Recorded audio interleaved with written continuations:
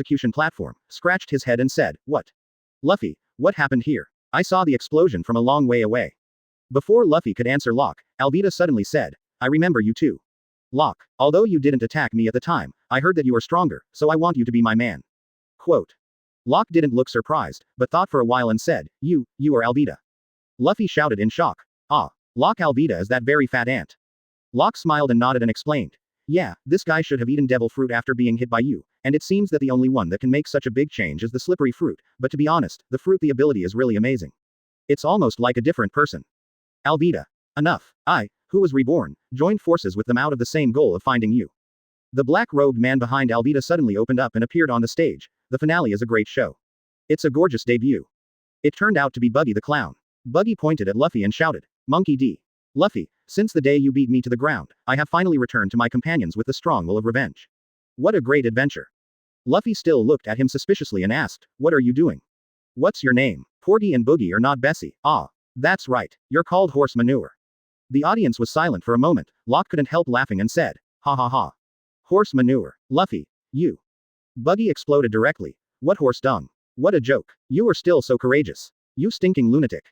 At this time, the people who discovered Buggy's identity had already started to panic and were about to escape, but Buggy asked his men to threaten them with guns not to move. Then Kabaji suddenly appeared behind Luffy, and directly used the execution platform to buckle Luffy on the platform. Luffy was only in doubt during this time. "Kabaji. Long time no see, rubber man, how is Roronoa Zoro?" Locke was already a little angry at this time, stepped forward and said, "I advise you to leave before I get angry."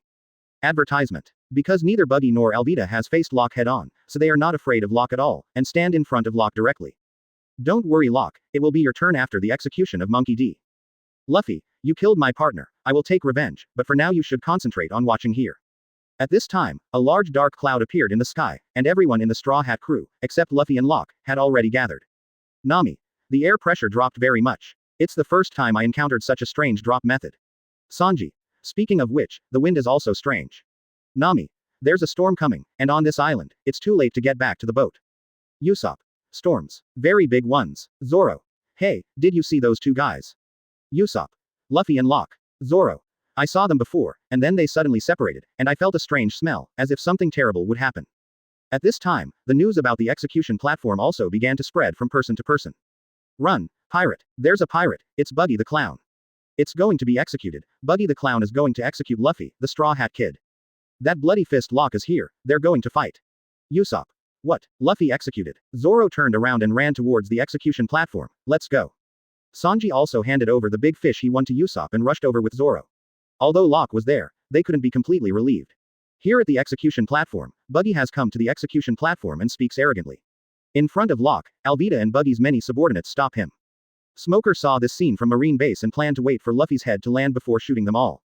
Chapter 34. The Smiling Man on the Execution Platform. Buggy. Ahahaha. The sinner, the pirate monkey D. Luffy, has dared to offend me for this crime, and he will be executed here magnificently. Let's make trouble. At this time, Luffy said with a smile on his face, it's the first time I've seen the execution. Buggy immediately yelled at him, you are going to be executed. Only then did Luffy's super long reflex arc react, and he shouted in surprise, are you kidding me? Is it me? At the last moment, Luffy suddenly shouted, I am the man who will become the One Piece. This sound made the audience quiet again, and the crowd felt that this person was too courageous to say such things in this town. At this time, Sanji and Zoro who rescued the scene finally arrived. Zoro. What do you look like? There is a limit to joking, Luffy. Sanji. If it's a sideshow, I'll be a part of it too. In short, just drive away these stinky pirates. Locke also came to the two of them and said, destroy that execution platform as quickly as possible. Oh, the battle broke out, and the three rushed to a large group of pirates, all of them harvested, but not fast because they were too many. At this moment, Buggy raised his knife and shouted, it's too late. Say goodbye to your captain. Ahahaha. Luffy suddenly said, Locke, Zoro, Sanji, Usopp, Nami, I'm sorry. I'm going to die. At the last sentence, Luffy showed a bright smile, which looked very much like the look of letting go before dying. Zoro and Sanji also panicked at this time. What stupid things are you talking about? Locke's expression suddenly became serious, his hands turned backwards at the same time, and powerful energy converged on both fists. Strength increase, strength that penetrates the body double explosion. Boom. Locke aimed at the execution platform and blasted it with both fists. The terrifying shock wave knocked all the people flying in front of him, and the execution platform collapsed in an instant. Immediately afterwards, there was another thunderbolt that fell directly to Luffy's position. The straw hat fell. Luffy got up from the ruins, picked up the straw hat and laughed loudly, ha ha ha ha. It turned out to be alive. Earn it. Advertisement. Everyone was dumbfounded, and those with stronger strength could observe that although Locke knocked down the execution platform with the last one, Buggy's knife was still on Luffy's neck. The moment he was about to touch it, a bolt of lightning fell from the sky, and Buggy was instantly scorched and fell to the ground. Luffy's rubber man does not conduct electricity, so he was fine. Everyone was just about to leave, when Smoker was dispatched, and a large number of Marines appeared from all directions and surrounded everyone, and the battle broke out here. Luffy still looked silly and excitedly said, it's spectacular, it's amazing. What's going on? Things seem to be terrible, it's amazing. Suddenly Zoro grabbed the guy under Luffy's neck from behind and jumped. Hey Luffy, there's no time to be excited here, run away. Sanji. If you don't get back on the ship soon, you'll never leave this island again, and you won't be able to go to the Great Voyage. Locke. There might be an accident on the Mary if it's later, so leave now. Luffy. What? That's bad, let's go. The four ran out from the crowd, and all the marine obstacles were easily resolved. At this moment, Smoker was thinking about a problem. Why did you laugh? Did he know he would be rescued? No, at that moment he really thought that his life was about to end. He smiled because he accepted death. A marine soldier behind Smoker said, Colonel, go catch the pirates. Smoker asked instead, hey, let me ask you, have you ever seen a pirate laughing on the execution platform? Soldier. How is that possible? No matter how powerful a big shot is, he will turn pale and die in despair the moment he dies. Smoker. But the man in the straw hat smiled. It's the same as the One Piece King Galdi. Luo Jia who smiled on the execution platform in this town 22 years ago. The soldier didn't know what to say at this time. Colonel. Smoker swallowed and asked, where did the straw hat go? Soldier. Yes, running to the beach. Smoker said as he walked out, the first unit should have blown up their ship. At this time, the soldier lowered his head and said, because of the sudden rain, all the gunpowder could not be ignited. They are coming back to reload. Smoker. What are you talking about? The wind is blowing westward, which is a favorable wind for their ship. Is it all by chance? It seems that God wants to help them survive. In the name of White Hunter Smoker, Colonel of the headquarters, I swear that I will never let that man leave this island. Smoker made a move, first came to the square of the execution platform, and wiped out the recovered Buggy group in an instant. This is where the power of the Logia fruit lies. Advertisement. People who don't know hockey, unless they have special restraint means, can't hurt Logia fruit ability users at all. The starting point is very high and the fruit is invincible in the early stage. The group of four who were still running on the road lost their way unknowingly due to the heavy rain. Zoro. Where the hell is it? By the sea. Luffy. It's raining too much, I can't tell the direction. Locke. Stupid, even if it wasn't raining you wouldn't know your way. Sanji. If this drags on, Mary and Ms. Nami will be in danger. Found it. A large number of Marines appeared behind the four and started chasing them crazily. Zoro couldn't help but said, these people are so annoying, do you want to stop and deal with them? Sanji. No, there's no time. Ah, who is that beauty? Zoro saw the woman's expression change in an instant. Locke understood instantly, and came directly to Zoro, threw him forward and shouted. I'll leave it to you, Zoro. The Marines in the back will also be entrusted to you. Zoro. Hey, Locke. UB asterisk asterisk asterisk asterisk asterisk D. Although Luffy and Sanji didn't know what was going on, Locke didn't have time to explain to them, so the three continued on their way without wasting time. Zoro stayed to fight this marine female swordsman who was related to him. The strength of the two is not at the same level at all, so don't worry about Zoro. Everyone continued on their way and finally saw the port, but there was already a man waiting there in advance. Smoker. I said, you can't go to the Great Route if you don't hit me. Luffy suddenly remembered and said with a smile, ah, if you don't tell me, I will almost forget. Smoker. Actually pretending to be mean to me, there is no need to continue, you have already stopped here, let the nonsense stop here. Locke stepped forward and said, leave it to me here, this guy is not an opponent who can win now. Luffy, Sanji, you go back to the boat first. Chapter 35. The Mighty Locke. Smoker. Locke, do you think you can stop me? Locke rubbed his wrist and said, who knows, it's also the first time I've fought against a Logia fruit-capable user, please give me your advice. Smoker. We're not competing. Yuluo's hands turned into white smoke, and a large amount of smoke surrounded Locke, and Locke was arrested in the next second. Then he slammed hard on the ground, and the moment Locke landed, the glove appeared, and the punch hit the ground, reducing the impact. Then Locke attacked in an instant, and Lingbo walked up to Smoker with a punch. As a result, Locke's fist directly penetrated Smoker's body. Locke frowned and said, what a nuisance. Smoker grabs Locke in smoke with one hand, and attacks with the other. White fist. The fist formed by the white smoke directly sent Locke flying to the wall, and still tightly controlled him. Locke struggled hard. But it didn't help at all. Smoker suddenly appeared half of his body from the smoke behind Locke, and then flew into the sky with Locke. In midair, Locke broke away from Smoker with a burst of strength, pointing his finger at him in a gun pose. Finger pistol changed to swarm shooting. Call out, call out, call out. For a moment, Smoker in front of Locke was directly attacked by the dense finger pistol, but it was still to no avail. Smoker recovered instantly and grabbed Locke's neck and said, it's useless. With your strength, you can't even enter the Great Route. Locke struggled and said, it's not your turn to say whether you can get in or not. Admiralty cover. Clang. A big golden clock appeared next to Locke, which directly shook Smoker away, and Smoker said, HMPH, you only know these little tricks, Bayman. Smoker's arm atomized again, and the smoke arm turned into a spiral smoke column and elongated. Locke dodged with lingering microsteps. But he couldn't get rid of it at all, and finally Locke rushed straight to Smoker, and Smoker saw Locke's behavior and said disdainfully, stupid. The body also began to atomize, ready to directly surround Locke and attack, and in an instant Locke was surrounded by white smoke again, just when Smoker was about to make a move. Advertisement. Locke suddenly put on a strange pose and shouted, 8 trigrams palms revolving heaven. Blue energy emerged from Locke's hands, and his body began to spin at high speed, forming a blue shield that directly bounced all Smoker's smoke back. Smoker looked at the scene in front of him differently. What is this? It can actually block my attack, White Snake. Smoker's hands were atomized again, and his fists rushed towards Locke's defense like 2 white pythons, but they were still bounced away. When Smoker was still surprised, Locke suddenly put away revolving heaven and appeared in front of Smoker, who was just about to atomize his body. Locke punched out. Strength through the body. Boom. The powerful impact knocked out the atomized Smoker. Although he didn't receive any damage, all the smoke gathered together and hit the wall. Smoker appeared again and said, it's useless, your attack has no effect on me, stop struggling. White Snake. Locke. Don't talk too soon. Logia fruit is not completely without weaknesses. Wave punch. Boom. The blue wave punch dissipates Smoker's attack, but Smoker follows the smoke to Locke and attacks again. Locke stomped a corner of the ground lightly at the right moment, then jumped up suddenly, and Smoker continued to chase. Locke charged back with his right fist in the air and shouted, strength increase, strength through the body double explosion. This is the most destructive move that Locke can use, and its strength is also very high. Of course, the deliberate punch is the strongest, but he needs a prerequisite to increase his power. That is, Locke is injured. The more serious the injury, the more powerful the deliberate punch will be, but if it is used directly, this combination is the most powerful. Boom. The powerful impact erupted, directly blasting Smoker and the ground down instantly, and Smoker was directly blasted into the deep pit under the ground by Locke. Smoker reappeared from the smoke and said angrily, damn it. If it was an ordinary person, he might have died in his hands long ago, but no matter how powerful your attack is, it is useless to me. Locke stood on the edge of the pothole and smiled, really, but I know a good way to restrain demon fruit power. Smoker stared in surprise at what Locke was holding, his weapon, the large 10-hand with the sea stone embedded in the top. Although it is a defensive weapon, it is enough to have sea stone. At this time, Smoker has panicked. Advertisement. He didn't know why Locke knew about the sea stone on his weapon, and Smoker started sweating, but his confidence was there. There's no way to throw in the towel just because of that, so the body fogs up to Locke again, his voice can be heard saying. Even if you get my 10 hands, can you hit me in the smoke? But the truth is, he was slapped in the face before he finished speaking. Locke's advanced fighting skills are not kidding with you, close combat. Don't say you are smoke, even if you are dust, as long as you make a shot, Locke can accurately lock the target, at the moment when Smoker and Smoke make a shot. Locke directly pressed Smoker to the ground with 10 hands, grabbed his neck with the other hand and laughed, Colonel Smoker, I won.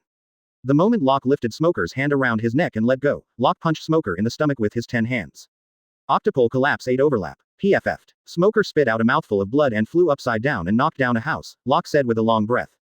It's finally resolved. I have to leave quickly and sign in. Congratulations on the successful sign-in, the reward has been issued. The next sign-in location. Warship Island. Reward. Dragon Wing. Before Locke could get excited, a strange gust of wind suddenly appeared inexplicably, blowing away all the marines and destroying all the cannons. Locke and Sanji Zoro Usopp all gathered together, and Nami's voice was heard when everyone was still in a daze. Luffy. Locke. Sanji looked at the location of the melee and said, if it's not fast, the ship will be washed away. Everyone hurried to the coast, only Luffy ran in the opposite direction, and everyone looked at Luffy suspiciously. Zoro's face changed. I have a bad feeling. Luffy. Rubber rubber, rocket. What? Chapter 36. The Mysterious Girl Abyss. With the screams of the crowd, all the crew were safely taken away by Luffy, and finally hit the sail, but they still managed to reach the target point. It was just a little too exciting. Locke got up and rubbed his head and said, ah, it hurts. Then he set his sights on a towering shore on the edge of the town of Rog, as he noticed a man who was responsible for the previous squall. Originally, he was supposed to help Luffy and the others leave here, but because of Locke, the trouble was solved without his help. At this time, on the top of the towering coast, a man in a green robe smiled and said, is there any reason to stop a man from setting sail? Aboard the Mary, Luffy. Haha, the boat wants to be overturned.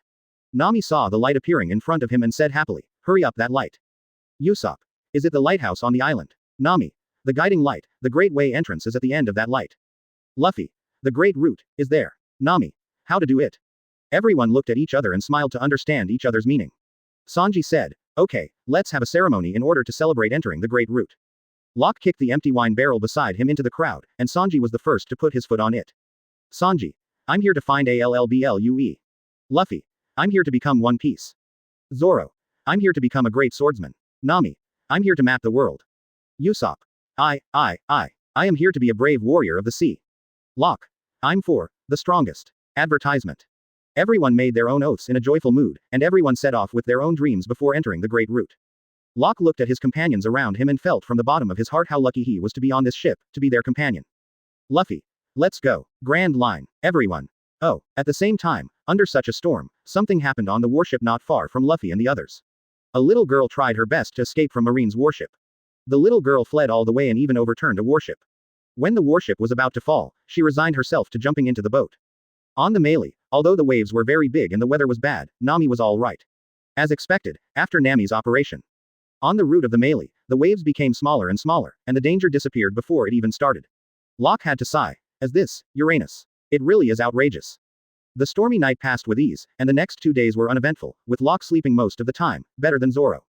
Locke, who had just fallen asleep this morning, was awakened by a loud noise, and when he opened his eyes, he saw that Luffy's arm had pulled something and was flying back.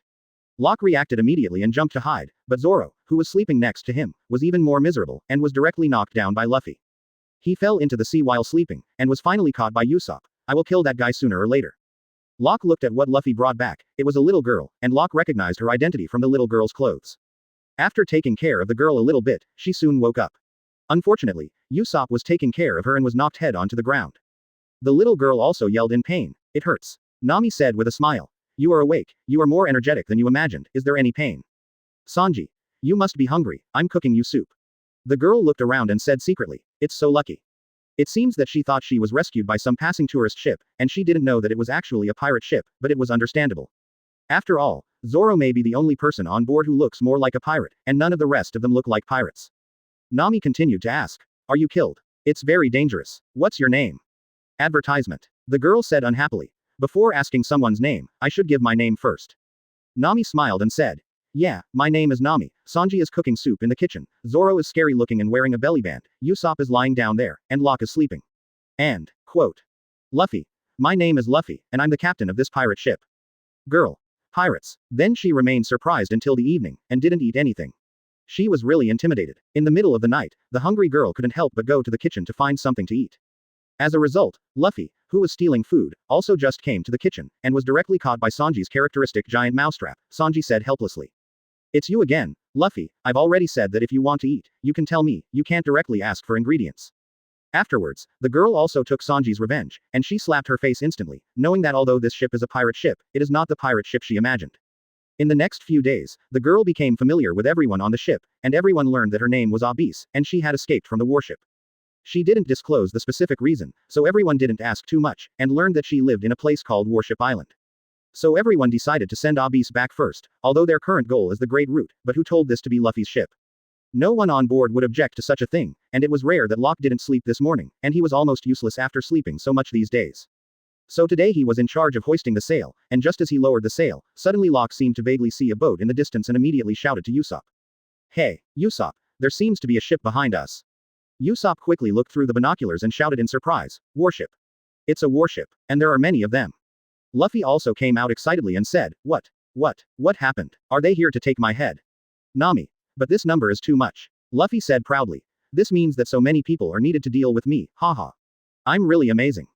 At this time, Abyss couldn't help but took 2 steps back in fear and said, that's the ship of the 8th branch. I escaped from those warships. What should I do? Chapter 37. Signing into Warship Island, 4th update today.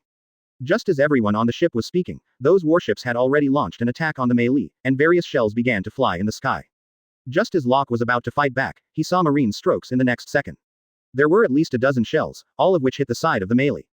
The closest one didn't touch the melee. Locke got up and said, what should I do? Kill it. Zoro also looked at Luffy inquiringly. Yeah. Luffy nodded and smiled. Okay, let's go.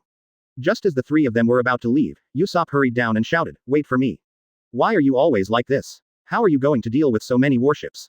Locke said calmly, go in. Usopp. Can it be solved by killing it? Luffy. I'll fix it. At this time Sanji asked Abyss to hide in the cabin below, but Abyss kept her eyes on the seagulls parked on the boat. After a while, Abyss suddenly said, it said that the wind is going to blow, and it is very strong. Nami immediately picked up the picture and looked at the sky and said, Zoro, turn the sail to the south. Usopp and Sanji are in charge of turning the rudder, full starboard. Move fast. Luffy and Locke looked at Nami in bewilderment and asked, what's wrong? Nami. A huge wind is coming in an instant, we have to ride the wind and escape. If we have a direct conflict with them, a few lives are not enough. Locke found a place to lie down indifferently. Luffy pouted and said, I don't care. Soon the wind came, and the Mary, which had adjusted its sail direction earlier, was directly driven by the huge wind to get rid of Marine very quickly, but their direction was a little dangerous. At this time, everyone hadn't realized it until after getting rid of Marine completely. Locke got up and looked around, scratching his head and said, Nami, where is this place? Why is the boat not moving? Nami was stunned for a few seconds by Locke's words, and then looked at the sails that there was no wind at all. The next second, Nami shouted in shock. Ah, it's over, we're running into the calm belt. Usopp. Seamless belt. What's that? Nami. Calm belt. It's a sea without wind. Advertisement. Luffy. Nami's strange power. Nami. Idiot. Locke suddenly said seriously, no, shush. Something seems to be coming.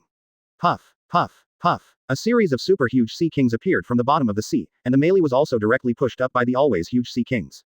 This time everyone was really shocked. Locke had never seen such a big sea kings before. He thought it was a big sea kings when he saw Mumu before. But the size of these sea kings is super exaggerated. It is said that the size of the super large sea kings is 10 times that of a warship. Now it seems that it is more than 10 times. In the panic of everyone, a huge frog accidentally discovered it.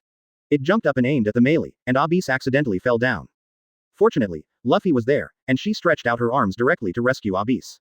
When she saw Luffy's ability, Abyss had a plan in her heart. Let Luffy take her to the nose of this huge sea kings under the boat, and pluck out one of his huge nose hairs directly. The sea kings cried out in pain, then sneezed violently and flew the melee out, after a turbulence like flying.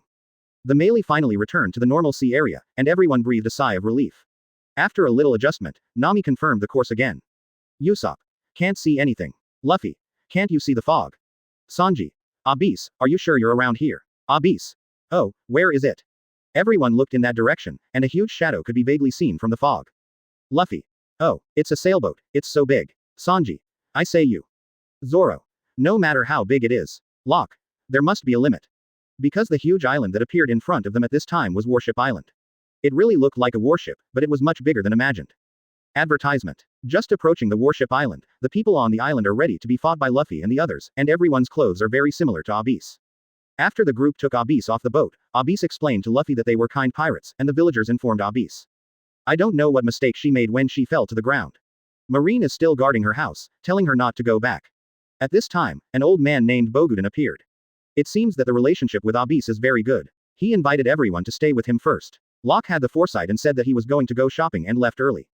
Locke knew that the old man was going to start telling stories by then, the day-to-night kind, so it was better for him not to. After leaving, Locke checked in first. Sign in. Congratulations on the successful sign in, the reward has been issued.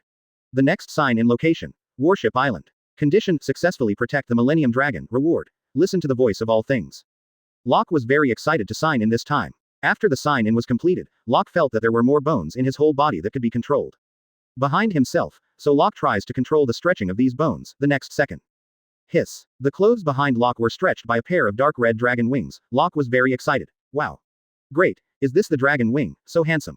Okay, now try to see if you can fly. Huh. Locke controlled the dragon wings behind him and began to wave, and soon Locke's feet were off the ground. Ah. This feeling is really great. Woohoo, it's taking off. Locke started flying around in the air, which was amazing. No wonder humans have always wanted to be like birds and fly freely in the air. After flying for a while, Locke felt that his physical strength could not hold up. It seems that the dragon wing consumes a lot of physical strength, but this disadvantage can be completely ignored. After that, Locke has been practicing flying in the deep mountains. Until late at night, he has gradually mastered some methods of using the dragon wings, and he has become more and more proficient. Suddenly Locke saw Abyss in the air. She was dragging a large bag of things in the night, and she was very conspicuous from the sky. Locke followed all the way. I saw Luffy and Nami again on the road, and they followed along the mark dragged by Abyss until Abyss entered a cave. Locke put away the dragon wings and slowly landed, just to fake a scene of meeting with Luffy Nami, and Nami grabbed Locke's ear when they met. I said you've been there all day. You're too cunning to leave us there to listen to that old man telling stories. Chapter 38. Millennium Dragon Rescue Plan. Locke hurriedly begged for mercy. I'm sorry, I accidentally walked into the mountains and got lost, it hurts Nami. Nami breathed a sigh of relief and didn't argue with Locke. The three quickly followed into the cave, and then saw the legendary 1,000-year-old dragon. Luffy was so excited that he went up to play around, but after he saw the eyes of the 1,000-year dragon, he put away his playful appearance and said, "Is that so, you want to go back to your hometown?" Abyss was startled, and Locke sighed in his heart. Is this listening to the voice of all things? It is indeed Luffy. Nami was still in shock at this time. APIs looked at the 1,000-year dragon and said to Luffy, "Master Dragon said that he is willing to make friends with you, and he said that he can see that you are a good person." But Abyss still has a doubt. Luffy, why do you know the wish of Master Long? Luffy got up and said with a smile, I feel it. Abyss. Feeling? Luffy asked back. It's you, why do you know so clearly? Abyss. No, Nami noticed it before. Could it be devil fruit? You ate devil fruit, right? Locke then said. If I'm not mistaken, it's whisper fruit, which is why you can hear animals talking. Nami. That's why you know the wind is coming. Abyss. Well, it was the seabirds who told me that I was able to know Master Long because of the fruit of whispering. After listening to Abyss tell what happened to her, she accidentally discovered the location of the dragon. After learning about its wish, Abyss wanted to help it return to its hometown. But the legendary Lost Island could not be found at all, so I planned to inquire with Marine, but I happened to meet Marine who was looking for the keel. They found that there was a dragon armor of a 1,000-year-old dragon on the necklace worn by Abyss, so they took Abyss away, and then Abyss escaped from the warship. Finally, I met Luffy and the others. After learning about the incident, Luffy decided to help the dragon go back, and he went to find the Lost Island. Naturally, both Nami and Locke agreed, and they just had nothing to say all night. Early the next morning, the three of them returned to Grandpa Bogudan's house and found that everyone had fallen asleep, including him himself, but he was still talking. Advertisement. The 2200 First Generation King. Nami was speechless. I really admire him, he is still talking. Luffy wanted to quickly tell them what he saw last night, so he woke up Usopp, and Usopp woke up both Zoro and Sanji. Everyone was complaining about what happened yesterday, and a panicked village name ran over and shouted, "No, it's not good. Grandpa Bogudan, where's Abyss?" Nami asked suspiciously, "What's wrong? Village name. You guys are pirates, right? Marine's fleet is starting to block the port." Nami was surprised. Could it be to catch Abyss? Usopp hasn't woken up yet. Why do you go to such lengths to catch a little girl? Nami immediately issued an order and said, "Everyone, follow me now, hurry up." Afterwards, Nami brought the rest of the people to the cave of the Millennium Dragon and introduced. This is the legendary Millennium Dragon that Grandpa Bogudan said. Luffy. How about it? It's amazing. Nami. It's not yours. Zoro. Near the Great Root, even this kind of thing will be there. Sanji. Even those sea kings, it's nothing. Usopp was frightened and stupid. Is it really, very docile? Nami didn't bother to get straight to the point. Marine's goal is the Millennium Dragon. What I want to tell you is to send the Millennium Dragon back to the Lost Island. After a while of discussion, only Usopp was afraid, and the rest of the people said that there was no problem, so they started to make preparations, first of all, to make a huge cart. Everyone started to act one after another, one or two all entered the jungle and began to hustle and bustle. Luffy. Rubber, Gatling.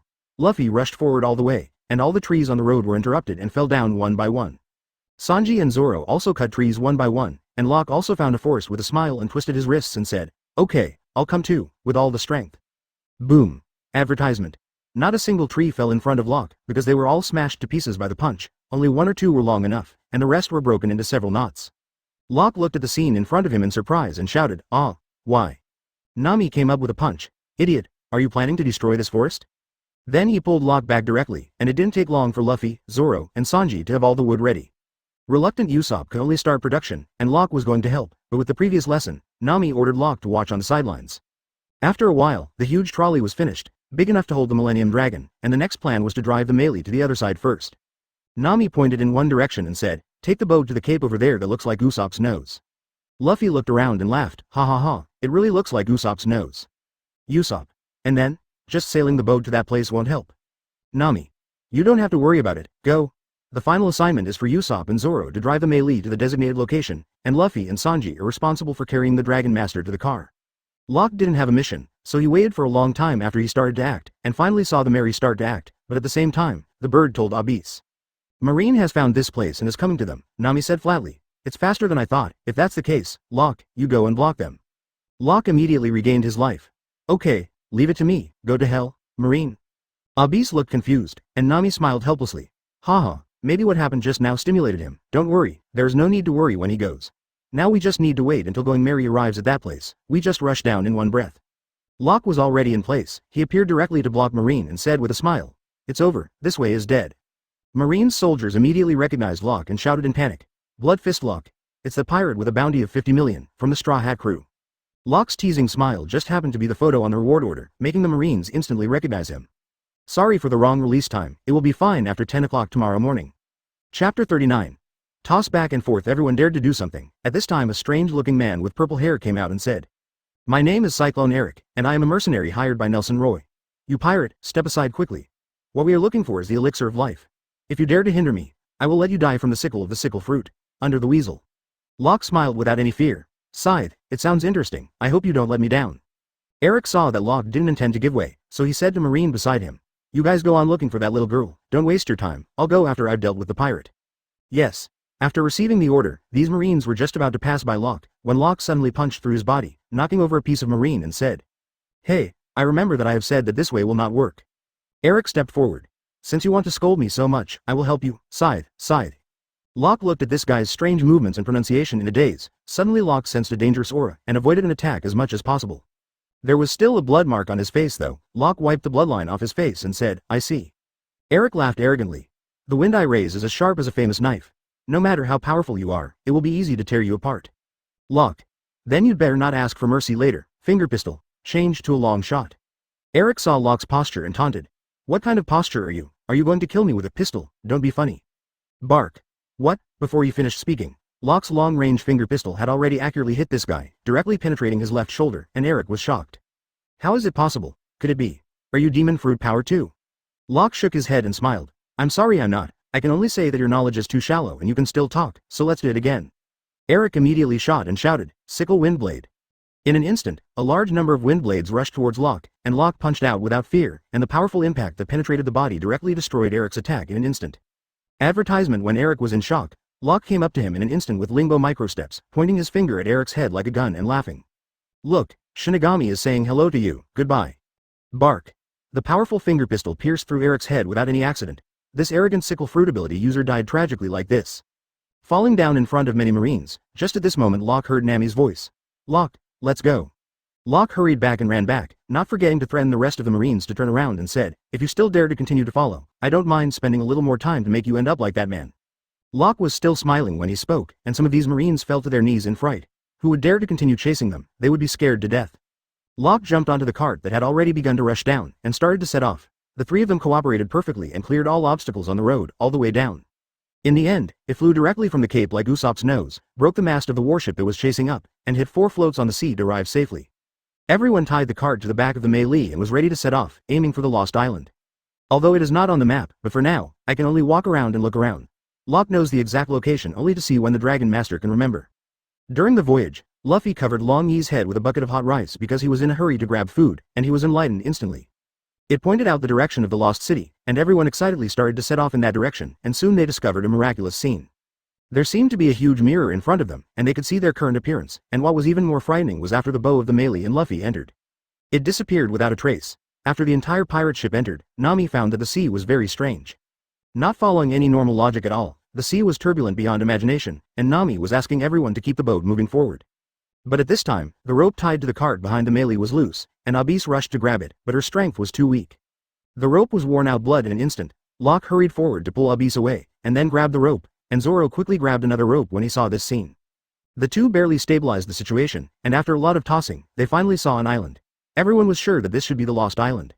But after arriving here, Master Long said that he didn't know, everyone could only go to the highest point of the island to have a look, so they pushed Master Long and began to go up the mountain. Advertisement along the way, they discovered a lot of strange things. From all signs, it seems that this place is like the place where human beings and dragons live together. But now it is in ruins, and after finally reaching the top, they found a strange one. After some speculation, everyone thought it was the dragon's lair. Just about to try to open the door, the ground collapsed, and everyone fell down.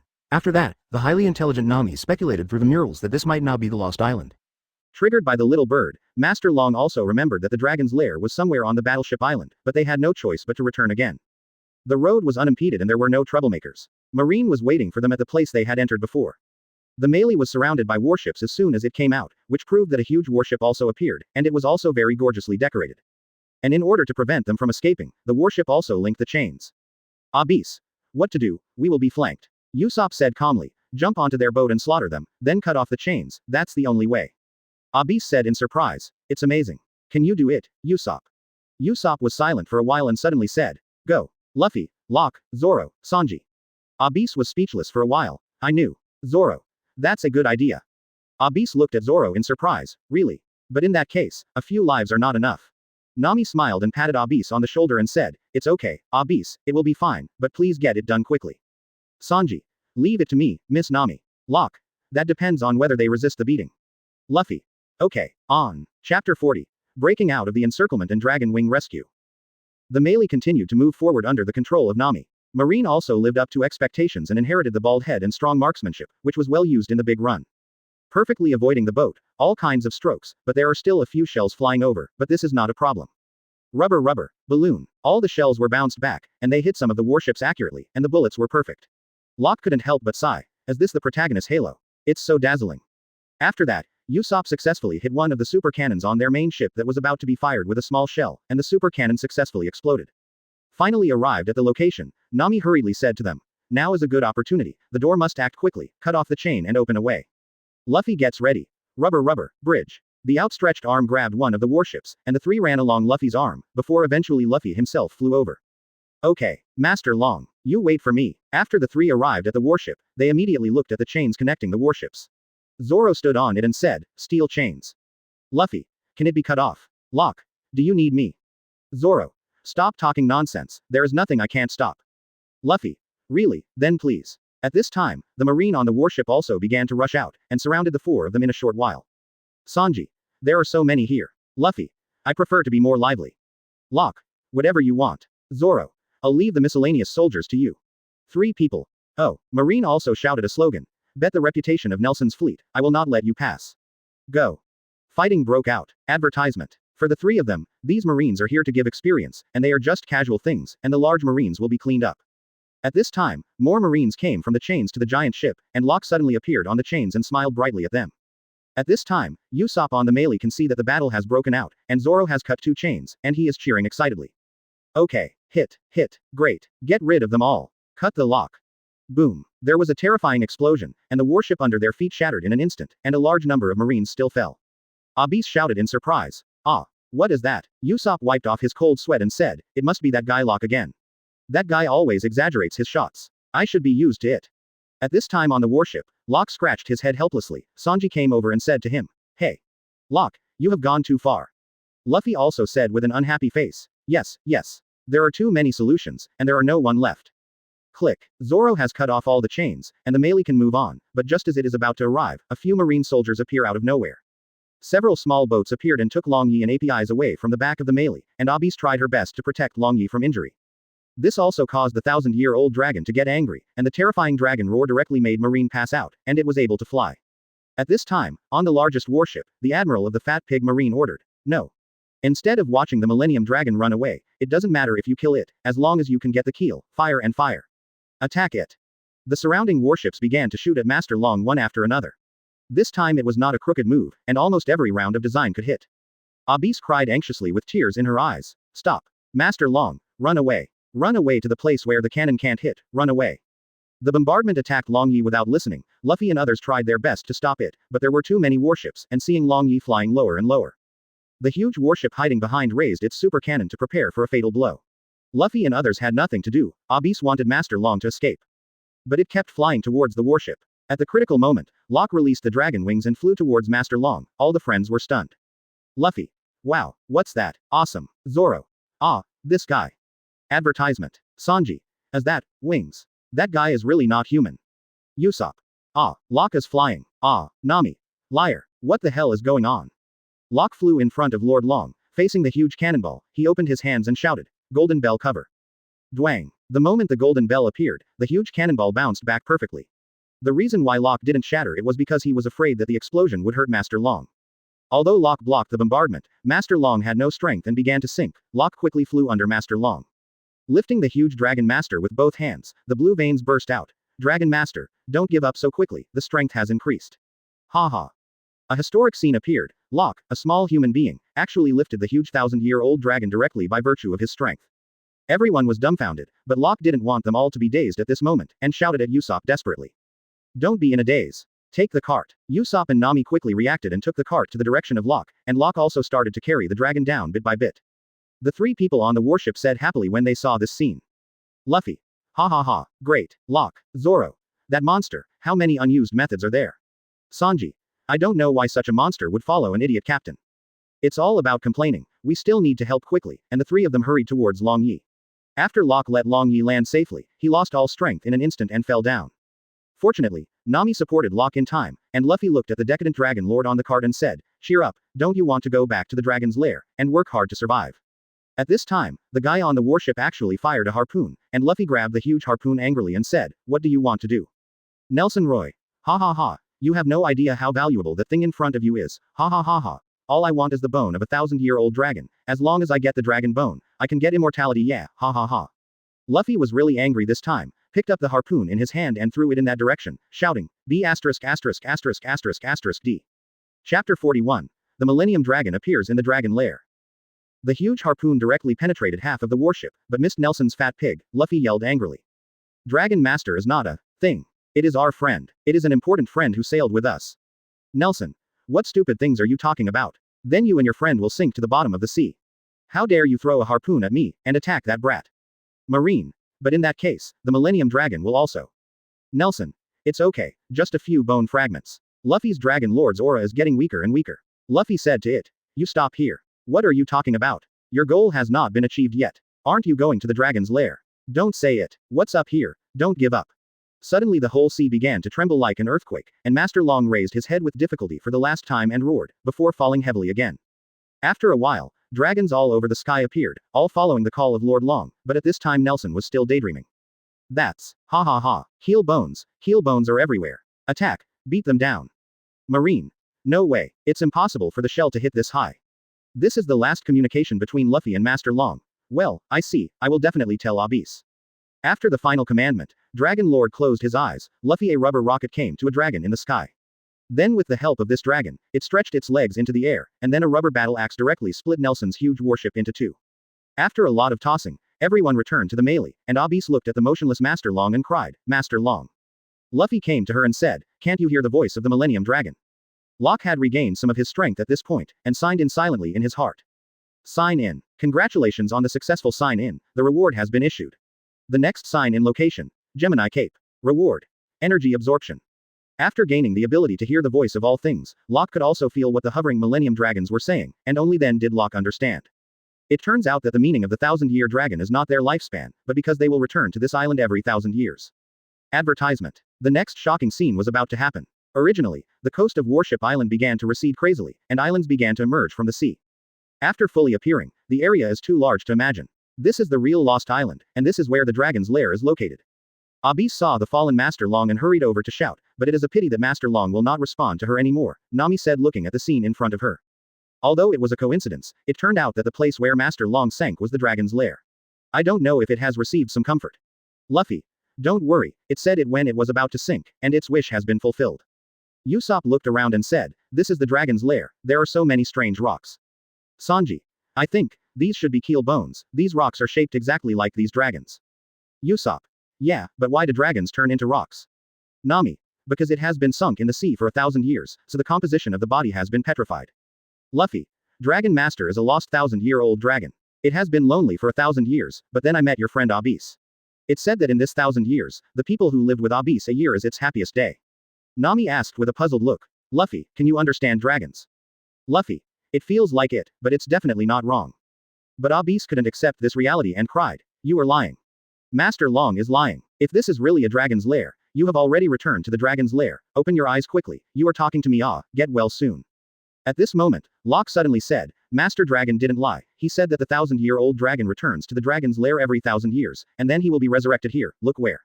Everyone's eyes saw a dragon egg, and the little dragon baby inside just broke out of its shell, and yelled at Abyss several times. No one knew what it meant, only that Abyss nodded frantically, and then returned to Luffy and the others with tears in her eyes. Usopp asked Locke suspiciously, Can you understand dragons too, Locke? Locke waved his hand and said, Feel it. Nami. I mean, Abyss, this is not only the cemetery of the 1,000-year-old dragon, it must also be a place where new life continues. Abyss. Thank you everyone, thank you for bringing Master Long back to the dragon's lair. I understand what kind of place this is, and I also understand the feeling that Master Long has always wanted to come back. What a magnificent place, it's not difficult to understand how the ancestors even built temples for them. Thank you everyone. Well, let's go to the village. The villagers must be very worried and very surprised. Advertisement. Luffy smiled and said, Okay. Let's get on the boat and get out of here. Oh, Luffy. I'm so hungry. Sanji, let's cook something. Sanji. Yeah, Luffy. I want meat. Usopp. I'm going to stir-fry vegetables with more bean sprouts. Locke. I want fried rice. Triple the amount. Too much consumption, so hungry. Usopp. That's right, Locke, why did you fly at that time? Locke. I'm so hungry. Usopp. Hey, don't change the subject. After returning to the village, everyone gathered together to prepare for the final farewell. Grandpa Boguden asked, How are you guys, do you want to try my specialty pork buns? Nami hurriedly said, Thank you, but I really have to use it, we have to hurry on the road, right? But Luffy said, Really? I really want to eat, bow. Clang. Before Luffy finished speaking, he was punched by Nami, and Sanji said, Just leave it to me. Boguden. Really, it's such a pity. Including the preparation stage, it only takes about 3 days to complete. During this time, I can still tell you the story of the Lost Island dynasty. Nami. You've already said it, so there's no need to. Everyone returned to the melee, bid farewell to Abyss and the villagers, and headed towards the Great Route again. Before leaving, Luffy also invited Abyss to be with her. But Abyss still decided to stay on the island. She planned to learn some traditional customs from Grandpa Boguden. Like the ancestors who had been guarding the 1,000-year-old dragons in the past, she also wanted to guard the dragon lair and these 1,000-year-old dragons from generation to generation. Chapter 42. Entering the Great Route. Haha. Nami. Hey, Locke, why are you still sleeping here? You are going to cross the red line soon, and you didn't listen to what I just said. Almost every day on the ship went like this, with Locke sleeping 8 out of 10 and drinking the rest of the time. Every time Nami called everyone over to discuss things, Locke never went. Seeing Nami's angry look, Locke stood up with difficulty, stretched his waist and said with a pat on the head. It's okay. It's useless for me to know those things. It's enough to have you. After teasing Nami with a little flattery, the anger disappeared in an instant, and he blushed and shouted to Locke, Wait a minute. Locke, I haven't finished yet. Locke woke up and looked around. Everyone was already busy. It was ridiculous to say that it was raining when it was raining just a second ago. Suddenly I heard Luffy's voice. Hey, I saw an incredible mountain. Everyone came out to watch immediately, and everyone was shocked when they saw Red Line's appearance. Usopp. Ju, so big. Nami. This is the Great Airway entrance. Luffy. Haha, that's Red Line. Locke raised his head and looked all the way up. Oh. The top is covered by clouds, you can't see the top at all. Usopp. Nami, where's the entrance? If you go on like this, you'll hit it. Nami was still observing, and suddenly Nami found a rock crack in the middle, and immediately shouted, Just keep going in this direction. Zoro took out his binoculars and observed in surprise, It's unbelievable, the sea really climbs mountains again. Nami. Must go through those Minato, or the ship will be smashed to pieces. The distance from Minato was getting closer and everyone was getting more and more nervous. Luffy looked outside and shouted anxiously, It's off. Go right. Go right. Go right. Sanji and Usopp worked hard to move the rudder, but because the current was too strong, they broke the rudder directly. Everyone was dumbfounded. Seeing that the melee was about to be installed, Locke quickly released the dragon wings and flew out, coming to the side of the melee approaching Minato. Advertisement. Pushing the boat with all his strength with both hands, Locke's veins suddenly popped up all over his body as soon as he started to use it. If the weight of the melee itself, Locke could push it with all his strength. But now with such a strong current, Locke will be crushed instantly if he relaxes even a little bit, and there is still hope that everyone will cheer for Locke. Locke looked back. That Minato could just be used as a PowerPoint, as long as the boat was pushed back in one breath. Find the right position. Locke puts his feet on the door. Strength boost. In an instant, the strength of the whole body skyrocketed again, and Locke directly kicked off Minato and abruptly pushed the melee back to the normal line. Everyone on the boat cheered. Great. Only Zoro noticed something was wrong. Locke didn't fly back, so he hurriedly shouted. Ah. Luffy, catch Locke. Only when Zoro shouted so did everyone realize that Luffy quickly stretched out his arms to catch Locke, who was falling, and finally managed to save him. Everyone surrounded Locke and looked at him anxiously. Locke suddenly raised his hand and patted his forehead and said, "It's okay, don't surround me anymore, I'm going to sleep for a while, Sanji will get ready for me." Before finishing speaking, Locke fell asleep, which was purely due to excessive power consumption, and everyone was relieved. The melee also began to climb up the mountain current, and Nami shouted excitedly, "Now we only need to rush to the top of the mountain in one breath." The system also magically beeped when Locke was sleeping. Host success will enter the Great Route, the sign-in system will be upgraded to version 2.0, and the upgrade will start. 1%. 5%. When Locke woke up again, except for the headache, he found that the outside world had changed and said in amazement, "Oh. Is this the Great Route? It really has changed a lot." All the companions shouted at him angrily, "Why on earth can you sleep so soundly?" Locke was still dazed, and after listening to a few people, he realized that they were swallowed by a whale just now, and everyone thought they were dead. As a result, he saw another world now, and there was a small house in front of him. Knowing what happened, Locke didn't panic at all. He sat down calmly and said, "Don't be nervous, maybe this whale is very kind." This sentence once again ushered in the eyes of everyone, Locke is not in the mood to care about the outside world now, his system breakthrough, he has not studied it carefully yet. Sign in. Congratulations on the successful sign in, the reward energy absorption has been issued. The next sign in location, Whiskey Peak. Reward. Speed increase. Advertisement. Panel. Name. Wolf D. Locke. Hockey. None. Devil Fruit. None. Talent. Advanced fighting skills. The overall ability is greatly improved in close combat, and various fighting moves can be instinctively used according to the combat situation. Tenacious Body. The body will be immune to the damage in a short period of time, and will feel double the pain if it has not recovered after a period of time. Murloc Advantage. Will not be affected in any way underwater, can be as sensitive and breathe freely as Murlocs, even after eating devil fruit will not be affected. Dragon Wings. With the wings of a dragon to gain the ability to fly freely, special moves need to be developed by yourself. Listen to the voice of all things. You can communicate with different kinds of creatures and even non-living things in language or consciousness. Attack moves. Bajabang can be fused deliberately. Punching Punch. Perfect. Finger Pistol Kai. Perfect. Wave Fist can be fused. Penetrating Strength. Perfect. Demon Strike. Perfect. Defensive moves. Golden Bell Cover. Perfect. 8 trigrams. Palms. Revolving Heaven. Perfect. Energy Absorption. Perfect. Movement moves. Lingbaoibu. Perfect. Restoration move. Breathing Technique. Perfect. Buff. Strength increase not enabled. Equipment. Edmund Alloy Gloves. Gloves made of extraterrestrial meteorite mixed with carbon alloy to form the hardest metal known to be indestructible. Number of check-ins. 18. There have been some minor adjustments to the sign-in and panel, but the most noteworthy thing is that a new function has been added to the system called integration. According to the introduction, Locke learned that the function of this function is to smelt moves that are lower than the current level. After smelting, you will get the biggest advantage of this move. You can use this biggest advantage to combine with any current move to produce stronger, new moves. It sounds quite good, and it is still combined at will. This wave of high degree of freedom Locke must be praised. Chapter 43. The Whale of Love Laboon. Locke can't wait to try it out, and now he has 2 moves in his panel that can be combined, Bajabang and Wavequan. The early stage of Bajabang did benefit Locke a lot, but as the abilities that emerged later became stronger, Locke's own strength became stronger and stronger. Now the power of his full strength punch under the strength increase has surpassed the 8-fold superposition of Bajabang, so he has already entered the elimination. As for the wave boxing Locke, I have to complain about it. It is really weak. Maybe it can hit some people who have no brains and can't hide in East Blue. Because the speed is too slow, and the release front is too long, Locke has never used it since the battle with Hawkeye was easily split in 2 by someone's sword energy. The picture that appeared in front of Locke now was a huge burning cauldron. With a thought of Locke, a phantom of Locke releasing Bajabang entered the cauldron. After the flame boils, a colorless ball of light appears, and Locke can check the information of this ball of light. It gives the move 8-fold superposition effect. Locke thought about it for a while, then threw in the Demon's Strike, which he had never used before, and fused with it. Not long after, a brand new move was born. Devil's Octet. After concentrating on Reiatsu with the left hand, the super powerful punch can be released up to 8 times in a row, and its power has decreased. After reading this, Locke understood the general meaning of this fusion function. The fun of free combination is really great, and Locke quickly melted the wave fist again. The information displayed by the colorless light ball is to give the move the wave power. Locke thought for a while and chose to integrate with Finger Pistol Kai, and soon another brand new trick was born. Fluctuating Finger Pistol.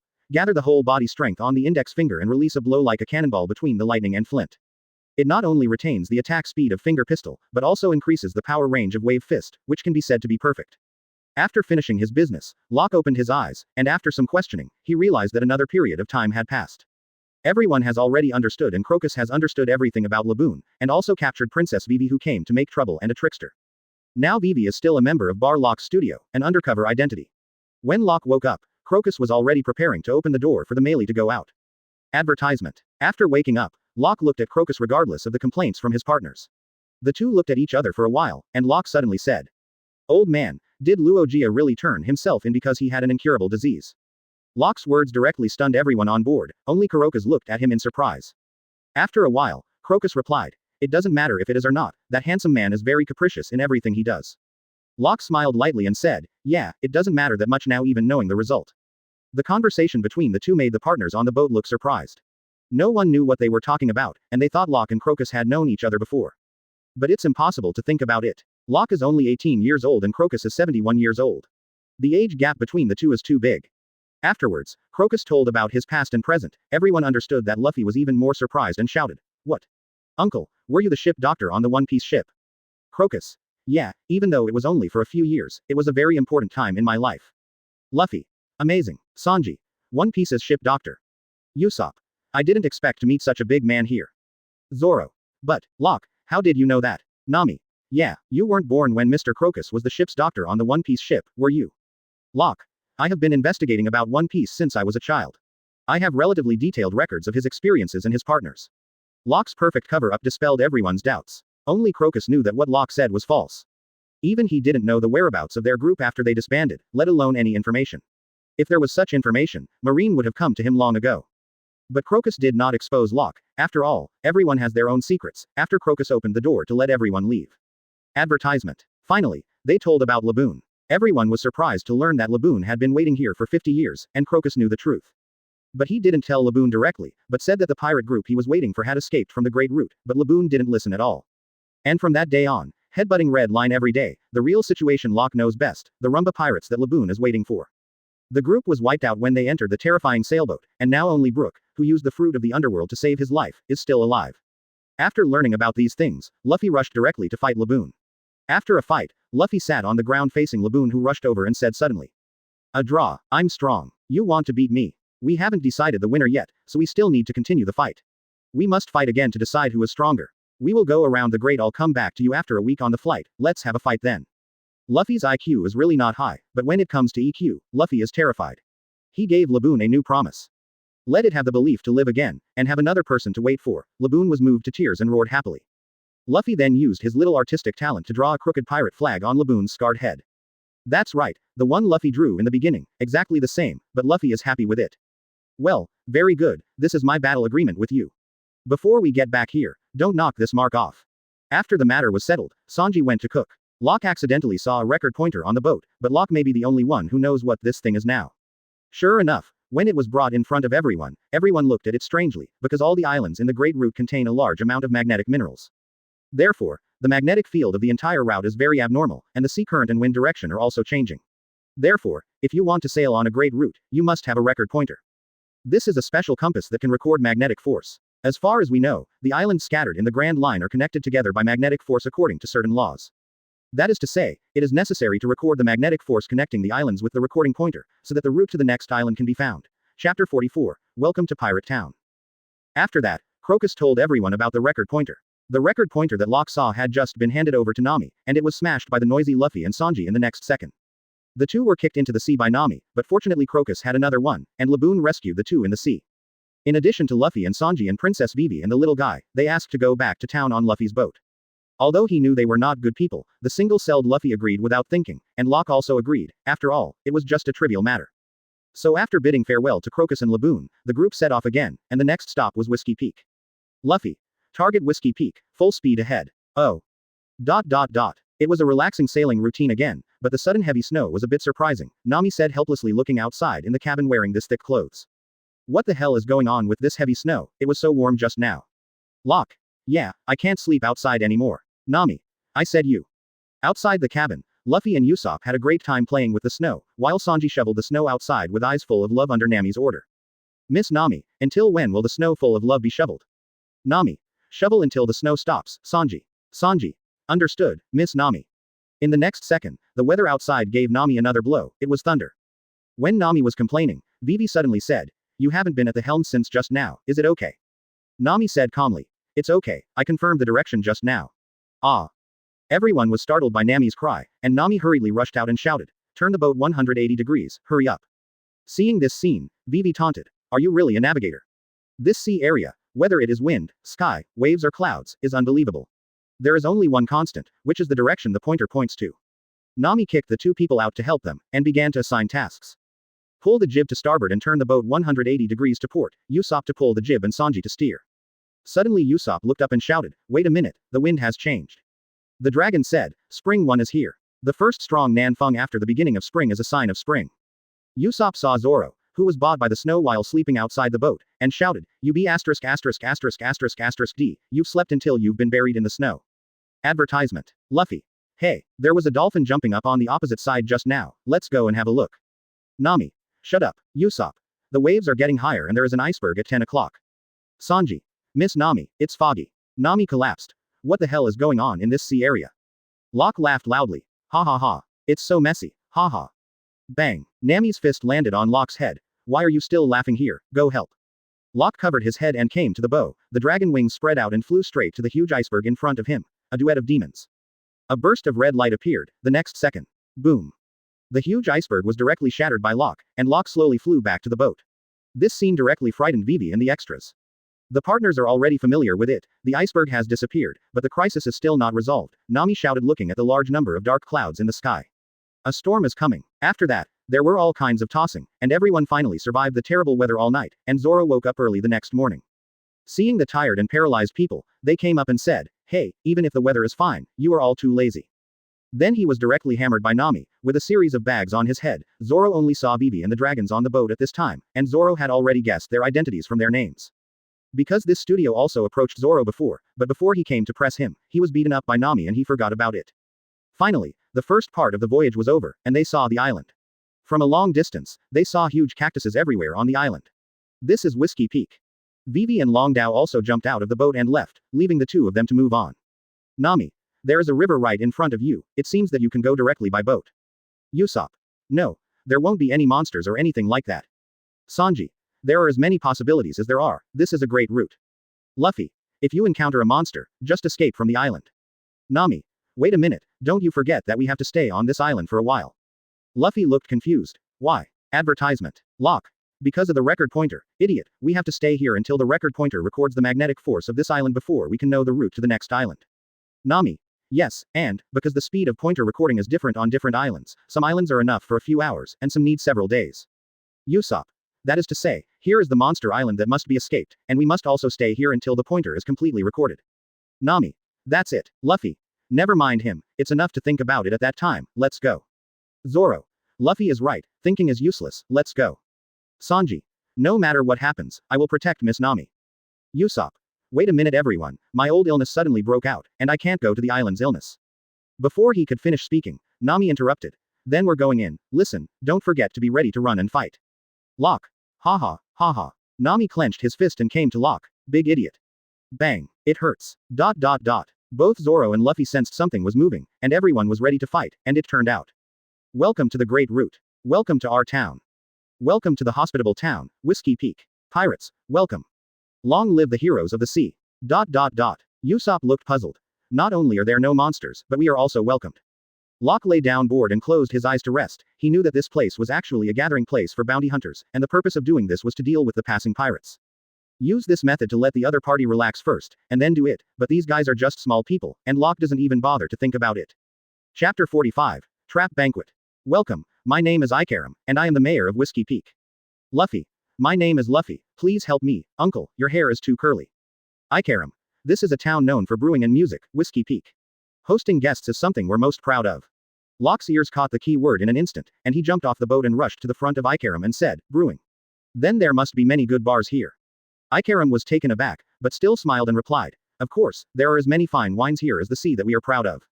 Then he turned to look at Luffy and the others and said, just use your adventure stories so far as an appetizer, and come and enjoy the banquet with me.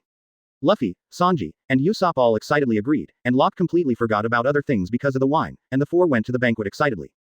Nami asked how long it would take for the island to record the pointer, but Ekolem didn't answer but said, put this kind of boring stuff aside and let them enjoy the banquet. During the banquet, Ikaram, come on, you're welcome to drink. Nami declined, no, the wine is unnecessary. Ikaram, don't worry, this is a special drink with the characteristics of the finest grapes used as the raw material of the finest wine. Although it tastes the same as wine, it does not contain alcohol.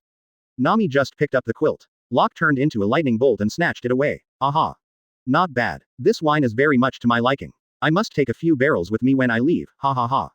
Nami looked at Locke helplessly and said, this guy, it's like a different person when he sees good wine. Zoro also smiled and said, ha ha ha, yes, if it weren't for Locke, I wouldn't have drunk so many types of wine. Ikaram. Come on. To celebrate the harvest, let's have a toast competition according to the convention. The rule of the game is to keep toasting, and the person who persists until the end is the winner. Nami still refused. I don't need it, I can't drink so much. Ikaram took out a bag of money and said, the championship reward is 100,000 Baileys. Advertisement. In an instant, Nami raised his glass and drank it down, shouting, one more glass. Zoro, go ask Locke to join us, make money, make money. Ah, that's amazing. It's the 10th cup. This lady is already on her 12th cup. The vice captain has already had his 20th cup. Wow, Mr. Captain has already eaten the meals of 20 people. The chef fainted. This little brother here is courting 20 girls at once. Ikaram. Haha, what a great night, it's great to see everyone so happy, ha ha ha. This kind of happiness lasted until late at night, when everyone was tired and fell asleep. Ekolem's voice came from the darkness. Finally tired from playing, are you asleep? I wish you all a sweet dream, and the cactus rock dancing under the moonlight tonight is also very beautiful. The real identity of this Ikaram is also a member of Baroque's studio, including the last person who had a drink with Nami before. This one is amazing, with pink hair and dark skin, a muscular body, and a girly voice, full of sense of disobedience. In addition to them, Vivi and the outsiders also came. Ikaram took out a reward order and said, look at this, I have investigated them a long time ago. 3 people. 30 million Baileys. Ikaram calmly took out another reward order, and this. It's stupid to judge a pirate's ability by appearance. 3 people. 50 million Baileys. Ikaram. If you kill them, the bounty will be reduced by 30%, because the government wants to execute them publicly. Go, capture them alive. Suddenly another voice appeared. I said, I'm sorry, can you let them sleep well, everyone is already very tired from sailing during the day. By the way, the beast we put on will not be affected by this. The wine is poured. Advertisement. The four looked at the roof. It was Zoro. He had seen through everything a long time ago. He felt that something was wrong from the very beginning and was on guard all the time. Suddenly, a voice came from behind them. It's such a headache. It's rare to come across such a good wine, and I'm not willing to do anything to you. The four turned around again in surprise, and saw Locke appearing behind them at some point with a bottle of wine in his hand. Ikaram said in surprise, impossible. Why are you fine? I clearly. Locke smiled and took another sip of his wine and said, did you put drugs in my wine? Didn't I say that? Have you ever drank strong alcohol? You know that one glass can make people sleep for 3 days. Well, the medicine used is the same as a joke. Zoro also opened his mouth and said, as a swordsman, you can't be killed by you careless idiots at any time. That's it, this is the lair of bounty hunters, specially for those who come here proudly, the pirates of the Great Root, they will be looted as soon as they come up, right? Locke also got up and flexed his wrists and said, there are about 100 bounty hunters here, you or I, Zoro. Zoro jumped down from the roof and said, let me do it. If you make too much noise, let me be your opponent, Locke Studio. In an instant, these guys shouted in shock, you be asterisk asterisk asterisk asterisk asterisk D. Why do you know the name of our company? Zoro. I used to work for you too. At that time, your company also wanted to dig in. Of course, I rejected it. The employees in the company don't know each other's origins at all, and they only call each other by code names. Of course, the so-called even the real identity of the boss is the most mysterious, just a criminal group loyal to carry out orders, Locke Studios. Ikaram. It really shocked me. Now that you know our secret, I can only kill you. Cactus Rock, there is another tombstone. Fighting broke out. Zoro's strength is easy to deal with these guys. Zoro, who has got a new knife and has not tried it, just shows his skills here. A large number of bounty hunters were cleaned up in a short while, and Locke never intervened from the beginning to the end. A few blind people wanted to attack Locke. Zoro also stopped them all, until an idiot pirate actually used a wine barrel to kill Zoro, watching the broken wine barrel fall on the ground and Locke exploded on the spot. How dare you waste my wine? 2IV Chapter 46, The Ultimate Boss of the Straw Hats. Zoro. Oh no. You idiot. Why are you attacking me with a wine barrel? That kind of thing is useless. The bounty hunter who was strangled by Zoro was dazed, not knowing the seriousness of the problem, but Locke, like Sanji, was the last person to want to see being wasted. But instead of food, it was a waste of wine. Angrily Locke spread his dragon wings and flew towards the guy Zoro was holding. Get out of Zoro! Zoro hurriedly threw the guy in his hands away. He didn't want to be affected. You must know that apart from Nami's leadership on the ship, the most annoying thing is Locke. Almost all of them except Nami have been beaten by Locke. Locke grabbed the guy who threw the wine barrel just now and flew into the air. Don't you like throwing things very much? Let me let you experience this feeling too. Then he threw the man into the air, and Locke's left arm suddenly turned into a red and white demon arm after a short condense. Duet of demons. Boom. Boom. The blow from the double explosive demon slammed into this person from top to bottom, and the next second, the ground began to crack and gradually began to collapse. The poor bounty hunter was gone, and all the bounty hunters on the ground were cleared. To be precise, the ground should be gone, and the ground under Locke has become a large collapsed ruin at this time. Not surprisingly, all the partners in the room were also woken up, and everyone except Nami was in a daze and didn't know what happened. Nami naturally pretended to be drunk before falling down. After all, how could little thieving cat be tricked by others? So she heard everything that happened outside. At this time, Vivi and Ikaram, who had escaped by chance, were already frightened by the scene just now. At the same time, they also saw the appearance of agents with a higher level than them. Mr. Five and Miss Valentine. The two hurriedly asked them to solve Zoro and Locke, but Mr. Five revealed other information. That is the true identity of Princess Vivi. Seeing that there is no way to hide it, Ikaram immediately appeared to protect Vivi. Advertisement. Ikaram's true identity is the captain of the Alabasta Guard, but in the face of the powerful strength of Mr. Five and Miss Valentine, Ikaram and Vivi are not rivals at all. Vivi's partner first performed a trick to give away the head, and then Ikaram was also seriously injured. However, at this moment Ikaram grabbed Zoro's foot and begged, Master Swordsman, seeing how powerful you are, I have a heartfelt request.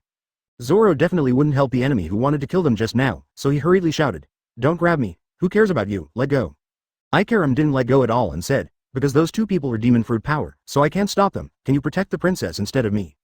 Vivi had already fled on Karoo at this time, and Mr. Five and Miss Valentine had already chased after him, and Ikaram was still begging Zoro. If you can safely send the princess to the distant eastern country Alabasta, you will definitely get a great reward, please. Save the princess. Zoro shouted at him differently. Stop joking, you still wanted to kill us until just now, let go. Suddenly Nami appeared and asked, as the great reward you just said true? I agree to your request, is it okay to reward me with 1 billion Baileys? Ikaram said in surprise, 10 billion Baileys, ahem. Nami came to Ikaram and said, then, can you reward us with 1 billion Baileys? Lord Guard, if you don't ask us for help, Lord Princess will definitely die.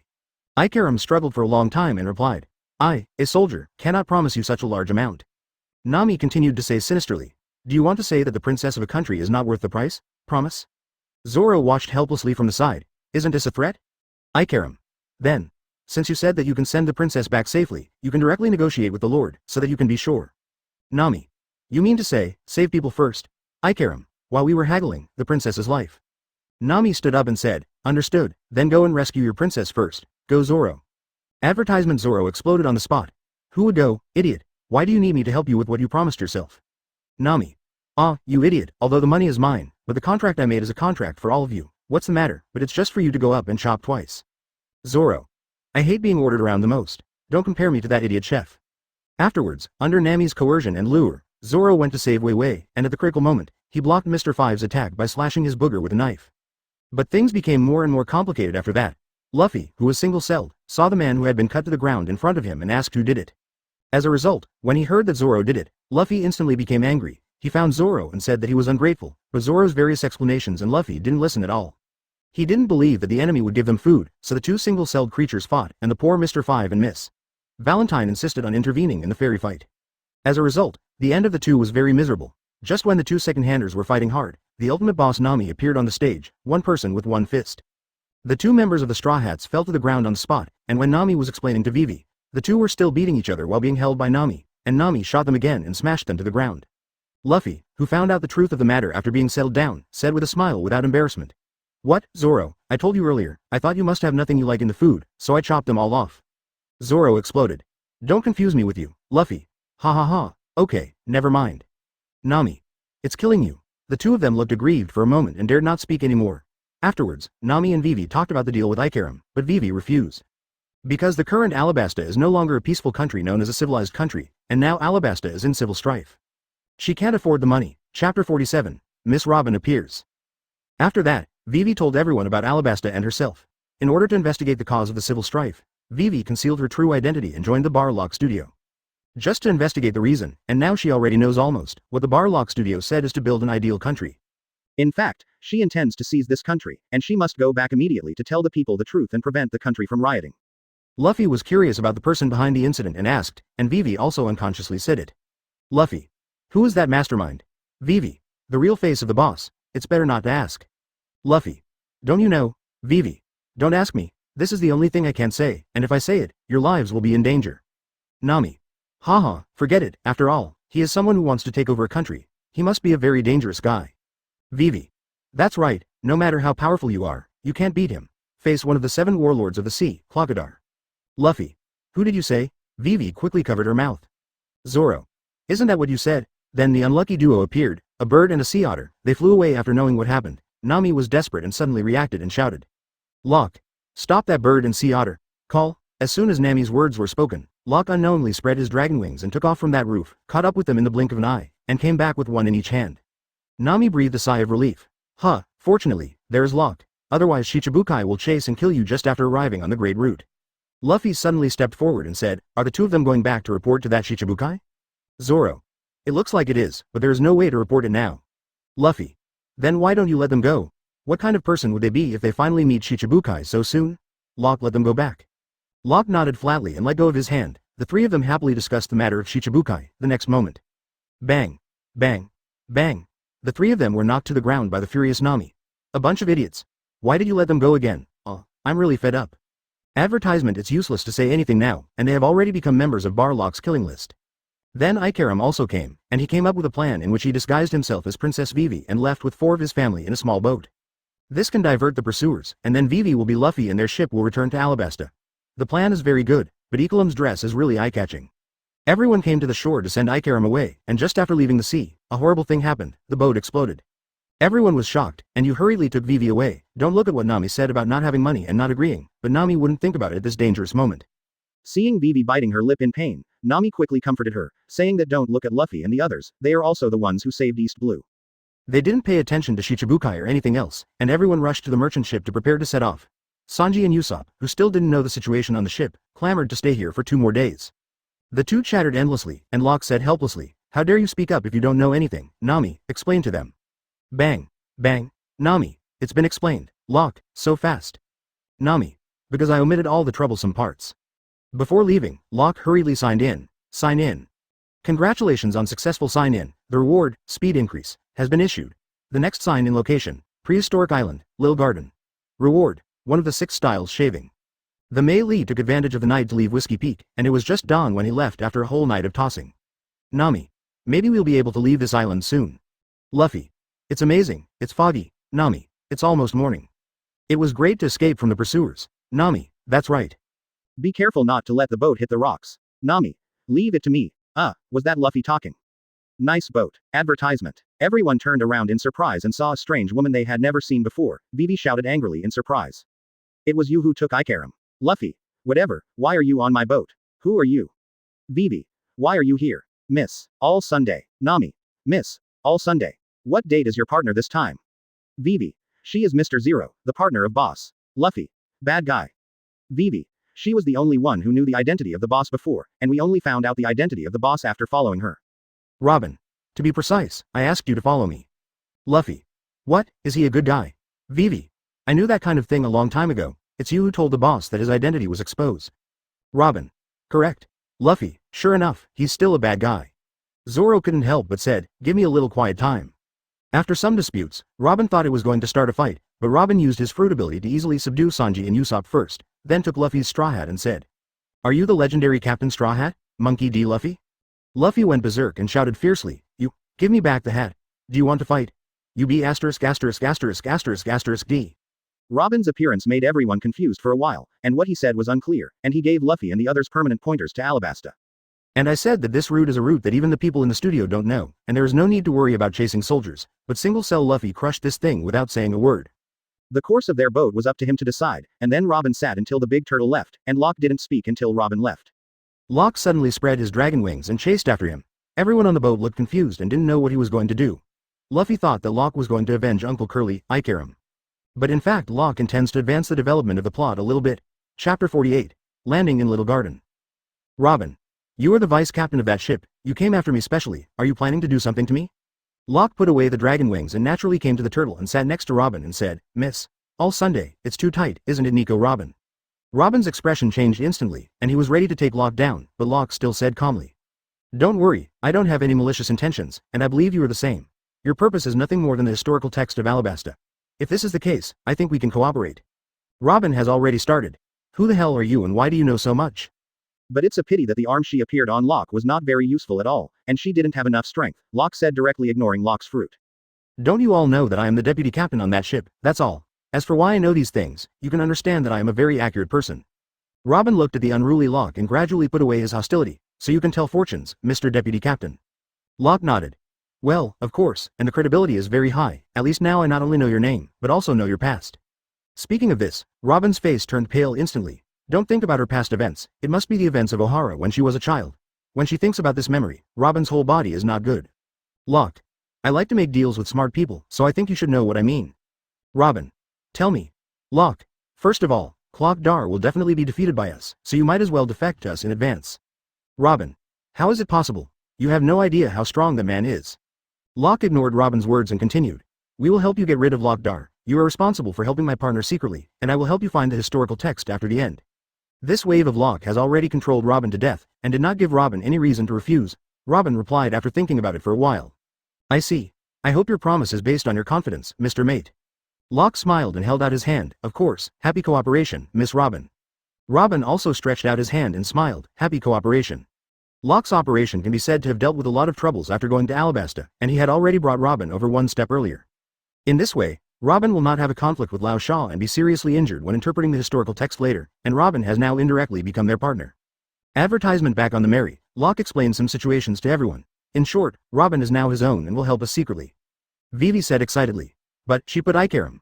Locke stepped forward and rubbed Vivi's head and said, "Don't worry, my lord princess, Ikaram is not dead, and the explosion was not done by Robin, on the contrary she saved Ikaram, after that you will see him." Vivi asked excitedly when he heard the news, "Really?" Nami asked suspiciously. "Why do you know Locke so clearly? You are not afraid that it is that woman who lied to you?" Luffy. "Sure enough, he's a good guy." Locke began to tell stories to everyone. "The lady just now, her full name is Nico Robin, and she was already offered a reward of 79 million Baileys when she was 8 years old." 8 years old, 79 million, is that a lie? Only frowning slightly as if thinking of something, Locke continued. "You may not know, read more history books, the Ohara incident 20 years ago." Vivi suddenly realized, could it be? She is the little girl who survived 20 years ago. Locke nodded, indicating that someone finally knew what she was talking about, and then asked Vivi to tell everyone these things. After listening to Vivi's story and Locke's evaluation of Robin, everyone's impression of Robin has changed dramatically. They all began to feel sorry for what happened to her, and suddenly Luffy said, "I think she is a good person, and I want her to be my partner." Nami. "Huh? Luffy, I haven't figured things out yet. Although that Miss Robin's background is very poor, don't forget that she is still an enemy now." Luffy. "But she's a good person, isn't she?" Nami. "So." The argument after that turned into Nami reasoning with Luffy. Luffy didn't stop at all, only the idea that Robin was a good guy was in his mind. After some discussion and squabbling, everyone still went to their next target first. Prehistoric Island is also called Little Garden, and Vivi also saw it on the way. The usual appearance on this ship made me wonder if she was on the wrong ship. No matter what they do, they can play together and have fun all the time. Finally on this day they saw the island. Advertisement. Luffy. "Is this the Little Garden?" Zoro. "How small is it?" Nami. "It doesn't look like a place as cute as the name." Usopp. "Yeah, this place is simply a secret place. Will there be any monsters?" Locke. "Don't worry, haven't you seen even the biggest monsters? There is nothing to be afraid of." Usopp. Otherwise, let's go to the next island without stopping." Nami. "But the magnetic force is not stored so quickly." Sanji. "And I have to replenish the food. I bought everything in the previous town, except that Locke brought a lot of barrels of wine. There is no food on board." Locke. "Huh? What? Got a drink?" Sanji. "No, idiot, if you let you drink it, you may get alcohol poisoning again, restrain yourself." Zoro. "I see an estuary there." Everyone immediately surrounded it, and sure enough, they saw a river mouth that was not too wide, and the Mei Li could just pass through it. Luffy. "If only there was a kebab shop." Zoro. "How could there be?" Luffy. "But didn't Sanji say to supplement the food?" Sanji. "I mean collecting materials, what the hell are you thinking? How can there be such a place here?" Locke. "If only there was a place to buy alcohol." Sanji. "Impossible. Two idiots." As the boat advanced all the way, everyone found an area and stopped temporarily. Luffy couldn't help it immediately, and asked Sanji to prepare for an adventure when he was about to set off. Vivi didn't know what he was thinking and wanted to go on an adventure with Luffy, so Sanji prepared a bento for the two of them and Karu's exclusive drink. Chapter 49. 100 Years Battle. Nami. Vivi. Why do you say such things? Vivi. Well, if I stay here, I feel like I'm going to be cranky, so let's go and relax before the magnetic recording is done. Nami. How can this work, let alone Luffy, this place is too dangerous for you. Vivi. Don't worry, Karu is still here. Karu was frightened and stood there with his mouth open. Nami said helplessly, it's already freaked out. After a while, Sanji came out of the kitchen. 2 pirate bentos, Karat's special drink, everything is ready. Seeing the back view of Luffy and Vivi leaving, Usopp and Nami said with emotion. Usopp. What a guts, Vivi. Nami. As expected of someone who infiltrated the enemy's interior. Zoro got off the boat and moved around a bit and said, then, idle is idle, I'll go for a walk too. Seeing this, Sanji hurried forward and said, hey, Zoro, wait a minute, there's not enough food, if you see an edible beast or something, catch one and bring it back. Zoro. Oh, I see, I'll catch prey that you won't be able to catch anyway. Sanji. Stop. Zoro. I can't pretend I didn't hear you. You say you can catch bigger prey than me? Zoro. Of course. Sanji. Let's have a hunting competition, listen up, let's compare the weight of the meat we hunt. Zoro. It should be how many tons it is. Sanji. Wait until the prey is caught before talking big. Zoro. HMPH. I wish for it. The two left in such a noisy way, and now only Nami and Usopp are left on the boat, and Locke is asleep. Nami. Everyone is like this, why are all these guys so virtuous? Usopp. I can understand your feelings, don't cry, I'm on your side. Luckily there's Locke on board. Advertisement. After a while, Locke was woken up by the sound of Nami flipping the book, got up in a daze and said, Nami, it's so noisy, what are you doing? Usopp on the side explained. Nami has been looking for books since just now, but it doesn't seem to be going well. Locke scratched his head and said, you're looking for books about the island. Nami turned around in surprise and asked, why do you know? Locke. You don't need to look for it, I know this place pretty well. Prehistoric Island is also called Lil Garden. Nami's expression changed instantly, Prehistoric Island, then. Locke. That's right, because the chaotic climate of the Grand Line makes all kinds of things possible, so the island still maintains the dinosaur era. Not only dinosaurs but also large beasts. Everything is very huge, it is completely like a giant's garden, therefore, it is also called Little Garden. Usopp. Dinosaurs. Locke suddenly smiled and said, actually, it's not just because it looks like a giant's garden. Before Locke finished speaking, there was a huge movement behind him, and Nami and Usopp's expressions stiffened immediately. The two screamed in unison. Ah, kababa, do you have any wine? A tall giant appeared here and spoke to the people on board. Nami and Usopp knelt on the boat with their eyes open and responded tremblingly. There's still a little bit. Where was Nami just going? Locke grabbed her and said to the giant who appeared in front of him, hey, isn't it rude to come up and ask for someone else's wine? Usopp quickly pulled Locke and said, ah, Locke, give it to him. That's a giant, a giant. Locke ignored Usopp and continued, whether it's a giant or whoever wants to touch my wine. Locke knew that this was one of the 2 warriors from Alabasta who had fought on the island for a century. The Red Ghost Brogy, who is also one of the captains of the original giant soldier pirates. Besides him, there's also a blue ogre Dory on the island who has the same identity as him.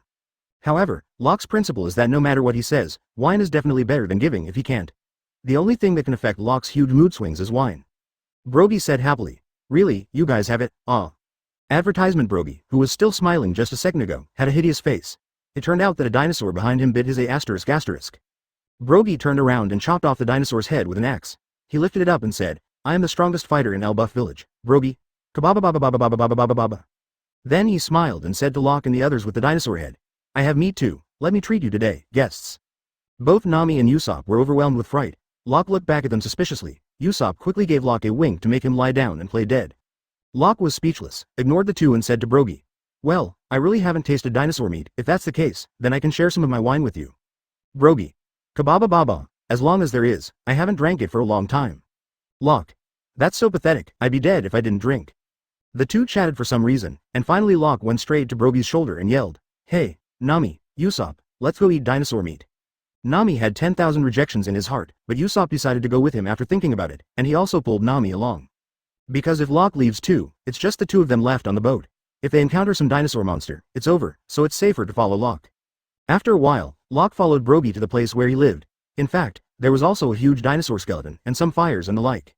After arriving, Brogy started to light a fire to grill the meat, and it was ready to eat. After a while, Locke took a huge piece of meat and gnawed it. Of course, he also brought the inventory on his own ship. Anyway, he can't drink recklessly, so this time he might as well take it all out and find an excuse to drink. Then it became a chat between Locke and Brogy. Locke. Try this. This is the rum I brought with me from Rog, and it was also the favorite drink of One Piece back then. Brogy. This? Aw, it's really enjoyable, I haven't had a drink for a long time. Locke. And this and this. This is my favorite drink now, I brought a good wine from Whiskey Peak before, try it.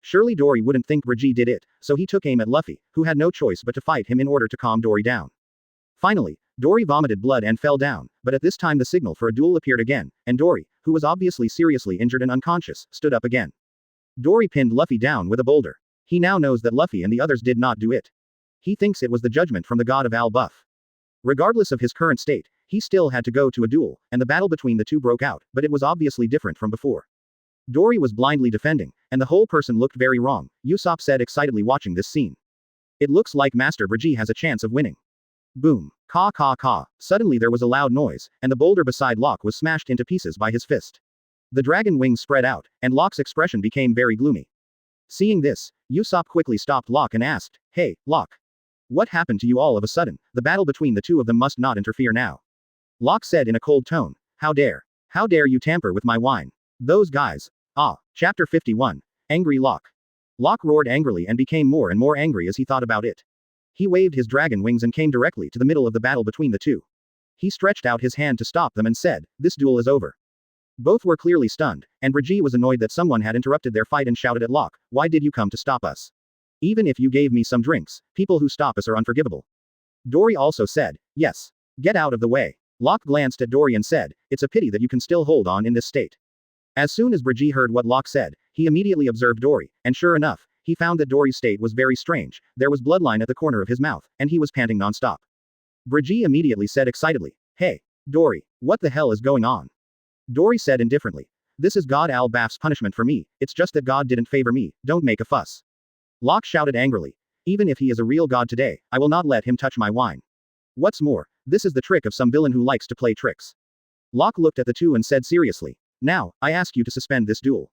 Since it is absolutely fair when you definitely want it, of course if you don't want to, I will knock them all down and can't stand up. It doesn't matter to me if you still have the strength to fight a duel." Dory shot directly at Locke and shouted, "Let's not interfere with our dueling outsiders." Locke dodged Dory's sword sideways, and then slammed the dragon wings, boosted by both speed and strength, and came in front of Dory in an instant. An uppercut hit Dory's jaw, knocking Dory to the ground, and Dory, who was already seriously injured, couldn't stand up immediately. At this time, as a good friend, Bridgie naturally couldn't be idle, and immediately shot Locke, and the huge axe was shot at Locke. An adamantium glove appeared on Locke's left hand, a powerful Reiatsu erupted, and his left arm turned into a red and white demon arm. The Devil's Octet. Locke faced the giant for the first time, and he definitely didn't dare to hold back, so he broke out with all his strength, and the terrifying impact directly sent Bridgie's axe flying. Locke's left arm also immediately lost consciousness, the giant's strength was too strong, and while Bridgie was still a little off balance, Locke flew in front of him in an instant. The adamantium alloy glove appeared on the right hand, and the strength increased through the body, and the right fist was released twice in a row.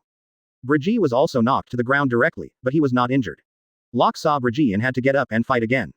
Advertisement. A little irritatedly shouted, "You can't wait for me to clean up those people who are making small moves behind your back. You can continue after you are done. You have to waste time here." Bridgie panted and said, "I didn't expect you to be so strong. It seems that the younger generation can grow to this level in 100 years, but since the battle has already begun, no matter who the opponent is, I won't stop. This is the honor of Al-Baf fighters." Locke. "Okay, since you insist on being so stupid, I can only let you lie down for a while, Bridgie." Bridgie threw his shield at Locke with all his strength, and Locke flew in the air calmly, seemingly not planning to dodge. Bridgie. "I won't hold back." Locke. "Not at all, energy absorption." Locke stretched out his right hand, and blue energy appeared in his hand, and Bridgie felt like he hit the sea with his full blow just now. It was dispelled in an instant, and Locke said to him in the next second, "Return the attack just now, go down, Bridgie." Boom. Suddenly a powerful force erupted from the blue energy in Locke's right hand, and Bridgie was instantly sent flying far away, hit a boulder and fell down. Locke also took a long breath. I finally got rid of these two deadheads. Next, that disgusting booger man, it's your turn." At this time, Luffy roared angrily with all his strength, Who the hell was it that moved his hands and feet during the giant's duel?" At this time, the forest was in chaos. Usopp and Nami, who were chased by the dinosaurs, got lost in the forest, leaving Usopp alone. Zoro also met Nami, and at this time the culprit in Luffy appeared. Mr. 5 and Miss Valentine dragged the seriously injured Karoo to Luffy. Usopp immediately asked, "Are you the ones who put the bomb in the wine?" Mr. 5. "Well, that's it, who are you? Are you on our list?" Miss Valentine. "Not here, but they must be their accomplices, let's get rid of it together." Usopp. "It was you who made the duel of giants." Luffy also struggled crazily and shouted, "Is it you? I'm going to blow you away." Usopp shot directly at the two, and Vivi shot angrily because of Karoo's serious injury. Advertisement. Peacock saw, "Kill the gunpowder star." According to the law of smoke and nothing, The two stood in the same place with nothing to do, and taunted. Do you want to defeat us with this level of attack? Suddenly, a voice from hell appeared behind them. Really? I have appeared, Booger Man. The two turned around in horror, and Locke grabbed their necks one by one with one hand and said with a terrifying aura, dare to do anything to my wine, have you figured out how to die? Usopp said in surprise. Locke, Master Bragi and the others. Locke, well, I've calmed them down, now, it's time to deal with the culprit. Mr. 5 finds the right opportunity, Booger explodes.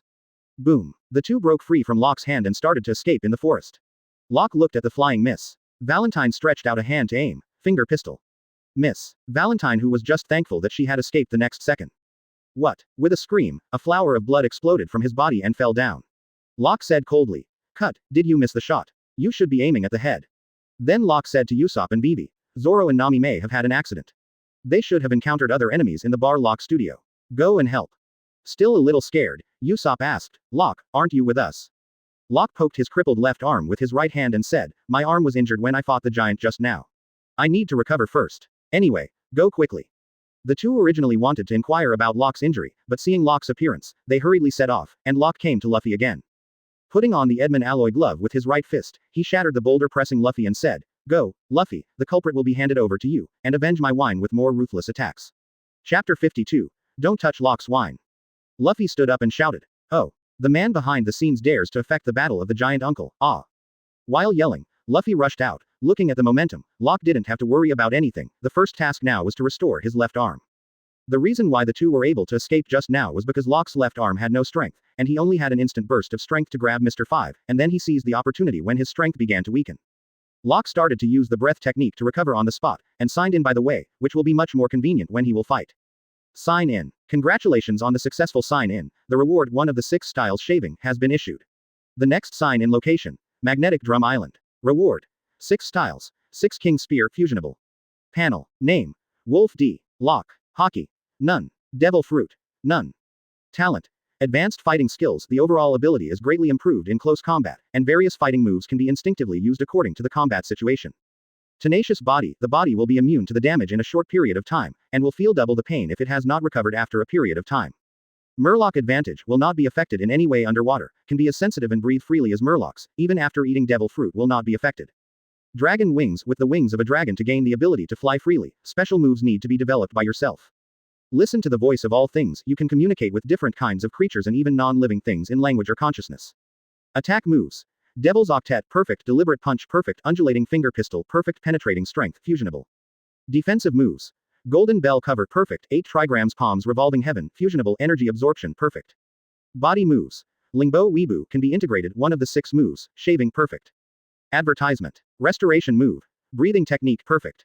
Buff. Strength Increase Not Enabled, Speed Increase Not Enabled. Equipment. Edmund alloy gloves, gloves made of extraterrestrial meteorite mixed with carbon alloy to form the hardest metal known to be indestructible. Number of check-ins, 20. Now Locke's panel has some more moves that can be merged, but he is not in a hurry now, he has already planned how to merge at a glance.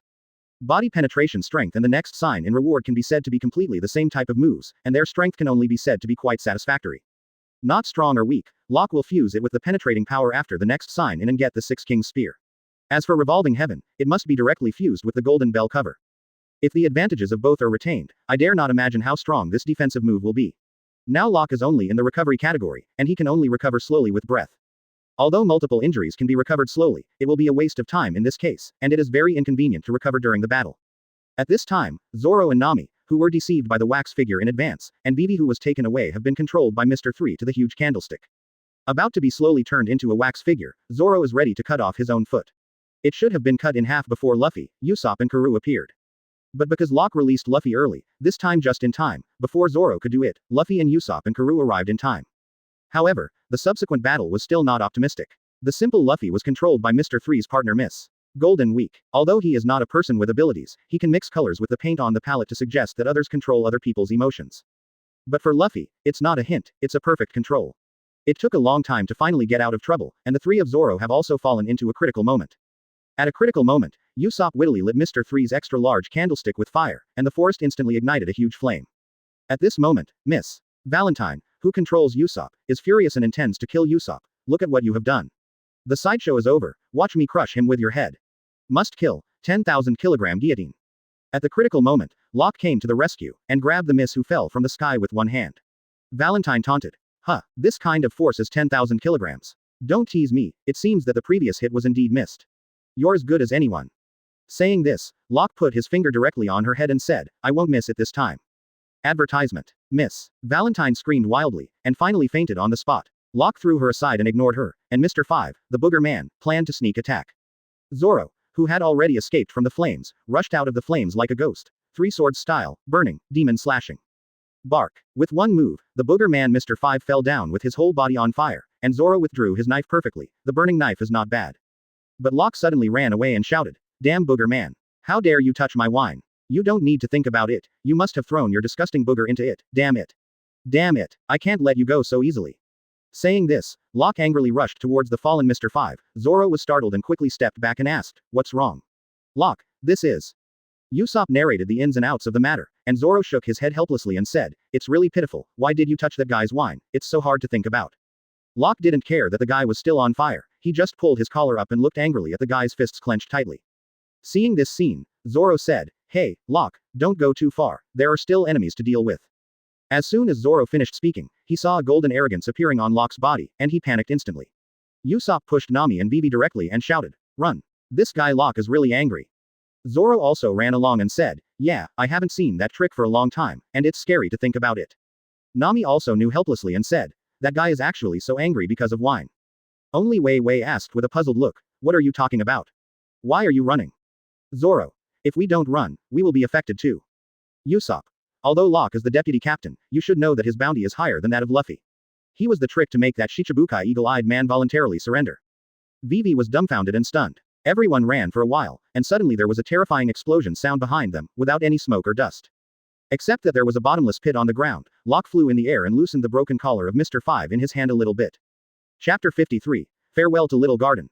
Sanji, who had not participated in the war at this time, accidentally entered the temporary base produced by Mr. 3, and just received a call from Mr. 0, that is, K. Lockdar. So Sanji cleverly concealed and disguised himself as Mr. 3 and reported to Lockdar's Straw Hat crew that everything had been solved, so that they didn't have to send people to hunt down. Lockdar said to send the ominous duo to confirm the status of the mission and send him permanent pointers to Alabasta. The ominous ones were a bird and a sea otter that Whiskey Peak Locke had let loose earlier, and they showed up right when Sanji was calling.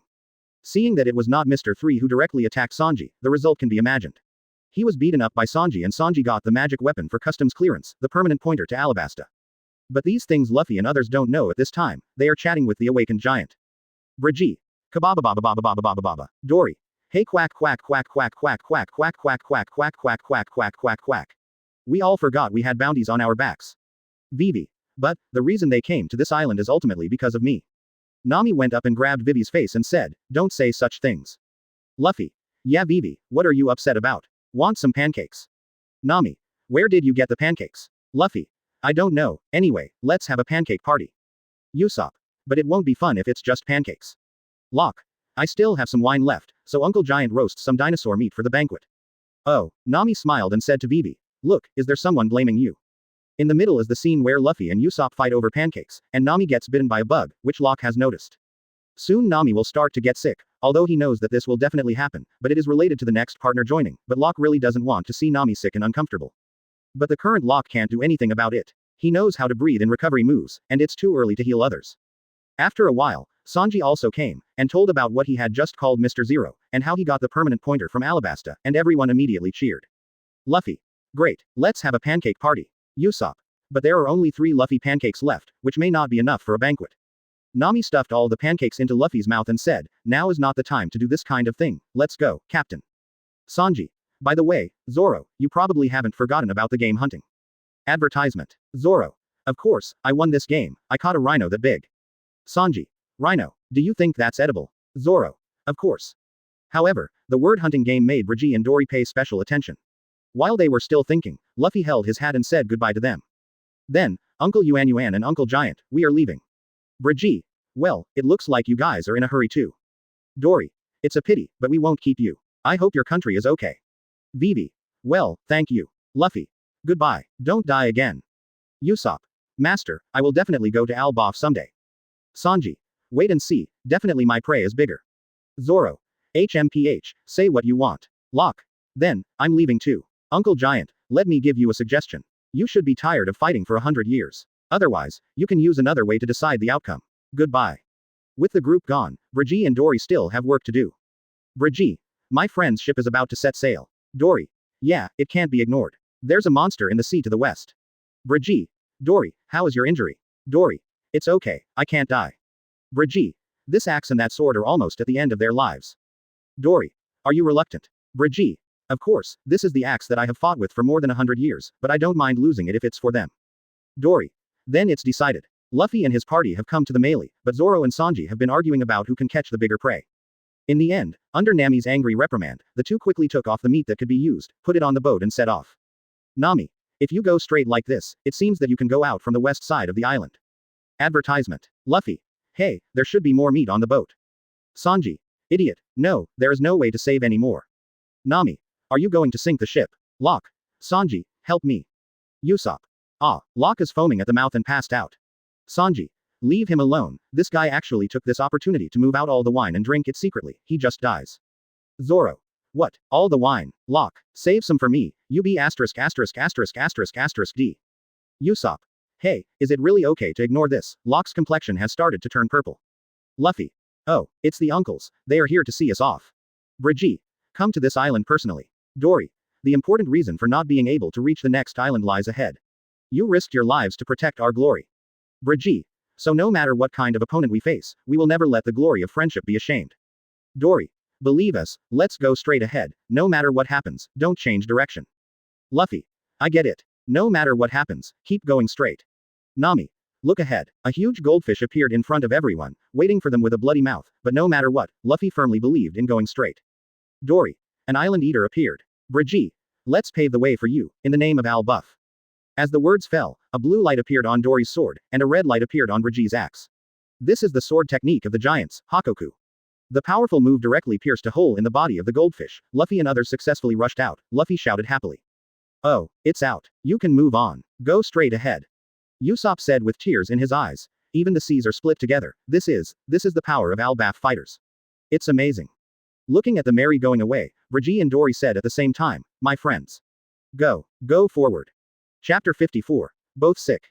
On the boat, Luffy and Usopp were hooking their shoulders and singing, having a great time, and Nami already felt that something was wrong with her state. So he took out the pointer and handed it to Vivi and said, I seem to be a little tired from all the tossing just now, Vivi, please help me look at the pointer. When Vivi sees the pointer, she will remember what Ikaram said to her before, the country can only be saved by Vivi, and she must not die. Seeing the serious Vivi, Nami immediately comforted him. Sanji also brought desserts from the kitchen to let Vivi relax a bit. Seeing the food, Luffy and others could not sit still, Sanji quickly shouted to them. Don't touch these, this is your kitchen that I specially prepared for Ms. Nami and Ms. Vivi. Nami just smiled and suddenly felt that his vision started to blur for some reason. Nami hurriedly said to Vivi. Vivi, I'm sorry, I have to go back to my room first. Vivi. It's okay Nami, you go back to the room first, I'll keep an eye on the heading. As a result, Nami fell to his knees as soon as he stood up. Vivi hurriedly stepped forward to check, and then shouted to everyone. Everyone, come quickly, something has happened, Nami has a high fever. Sanji immediately rushed out in shock. Miss Nami. Zoro, who was exercising at the side, also noticed another person who was wrong. He accidentally saw Crow leaning against the fence with a purple face, half of his body was about to fall. Hey, there seems to be something wrong with Locke. Zoro hurried forward to check, and found that Locke looked as if he had been poisoned, and he was unconscious, so he quickly carried him into the cabin. At this time, Nami and Locke were lying in the cabin with different symptoms, and they both looked like they were going to die, but there was no ship doctor on board. Everyone gathered together and was in a hurry. Sanji. Will Miss Nami die? What to do Miss Vivi? Vivi is concentrating on cooling down Nami and said, I am afraid it is because of the climate. The first difficulty that the sailors who come to the Great Route will encounter is the disease caused by the abnormal climate. No matter how famous and strong they are in that sea area, it is not uncommon for pirates to die suddenly due to this reason. Even if there is only a little symptom, it is easy to die if you are careless. Zoro. Where's Locke? This guy looks worse. Vivi stepped forward to check and said, it looks like a very serious alcohol poisoning. If it continues like this, I'm afraid it won't last for a few days. Is there anyone on this ship who knows a little bit of medical skills? Advertisement. Luffy and Usopp pointed at Vivi silently, and Luffy smiled heartily. But if you're sick, you'll be fine if you eat something, right Sanji? Sanji also wiped away his tears and said, well, I plan to make some food suitable for the sick first, but this is at most a patient care, not necessarily a cure. Suddenly Sanji began to sigh with emotion. During the sailing, I spent 100 times more thought on the meals for Ms. Nami and Vivi than when I cooked them for you. Fresh vegetables and meat, perfect nutritional combination. When it was about to break, it was eaten by you. Usopp. Hi, Luffy. Even so, it's delicious. Sanji. In short, as long as I am the cook on this ship, there will be no problem with daily nutritional intake, but if it is food for patients, there are many kinds of food. I have no way to judge what kind of food is needed for what kind of symptoms. Luffy. Then just eat them all. Sanji. It's because I don't have the strength to eat so much that I'm called a patient. Vivi took out the thermometer for Nami. 40 degrees. The temperature has risen again. Usopp. Anyway, there will definitely be a doctor after arriving in Alabasta. How long will it take to get to Vivi? Vivi was silent for a while and said, I don't know, but it will definitely not arrive within a week. Luffy asked suspiciously, is being sick so uncomfortable? Sanji and Usopp said at the same time, I don't know, I have never been sick. Vivi shouted in shock. What kind of monsters are you guys? You have a high fever of 40 degrees, and you can't neglect it at all. Locke's symptoms are even more serious. If you don't treat him in time, you may die at any time. At this time, everyone realized the seriousness of the matter and panicked. Luffy. Ah, will Locke die? Sanji. Miss Nami. Usopp. Ah, it's over. Ah, Vivi hurriedly asked them to be quiet, so as not to disturb Nami. Luffy hurriedly shouted, go to the doctor. Doctor. Advertisement. Suddenly Nami said, no, I have a newspaper in the drawer of my desk, right?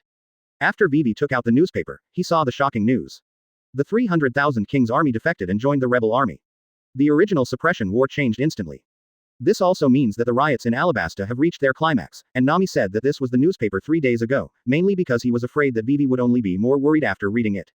The boat can only go so fast, so hiding, Nami said to Luffy, you get it, Luffy. Luffy. Well, anyway, the situation is very serious. Nami. It's great that you understand me. Usopp. But if you don't see a doctor for your illness. Nami. It's okay, the thermometer is just broken, how can a human's body temperature be 40 degrees? Zoro on the side silently took out the thermometer for Locke and said, this guy is 50 degrees. Everyone. What? Vivi quickly looked at Locke's symptoms and said, it's not good, Locke's condition is not as simple as I thought, and it seems that there are more serious deteriorations. Nami strenuously stood up and came to Locke's bed and punched him.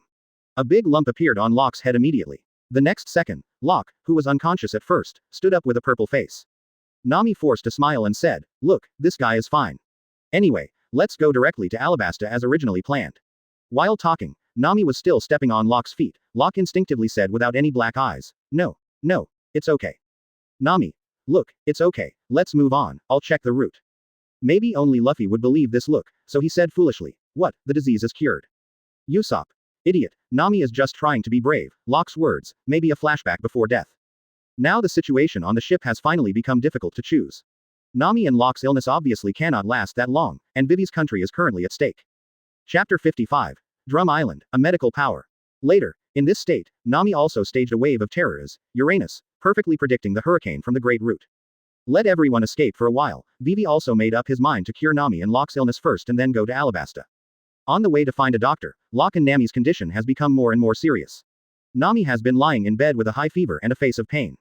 Locke is already half dead, and now lying on the bed like a dead man with purple body. If he is not breathing a little, he really thinks he is dead. I don't know how much time has passed. Locke has no idea what happened on the ship, and the next time he becomes conscious, he has already arrived at his destination. It was the system's sign in figure that woke him up. Locke opened his eyes with difficulty, and quickly wanted to use the breathing technique to recover in his mind. But now he can't move at all, let alone assume a meditation position, but Locke can only shout to everyone with all his strength. Come on someone. But because of his weakness, Locke's voice was too low to be heard, only Nami who was in the same room heard it, and Nami's condition was much better than Locke's. She was still able to stand up and walk, but Nami heard Locke's voice and hurriedly stood up and shouted outside, quick. Locke is awake. Everyone, you rushed into the cabin, and Vivi helped Nami to lie back on the bed, Luffy said to Locke with a smile. Locke, we've found the island, there's a doctor soon, you won't die. Locke said with difficulty, I'm afraid. I won't be able to last that long. Put me in a position. When I usually treat. It took too much effort to speak, and Locke couldn't understand at all, but Zoro, who understood Locke, understood what Locke meant immediately. Ask Luffy to help. Let's start. Put Locke in a meditation position. Locke quickly uses the breathing technique, and instantly some faint green light spots appear on Locke. Locke's breathing began to become normal, and the purple on his body began to fade a little bit. Everyone shouted happily when they saw this.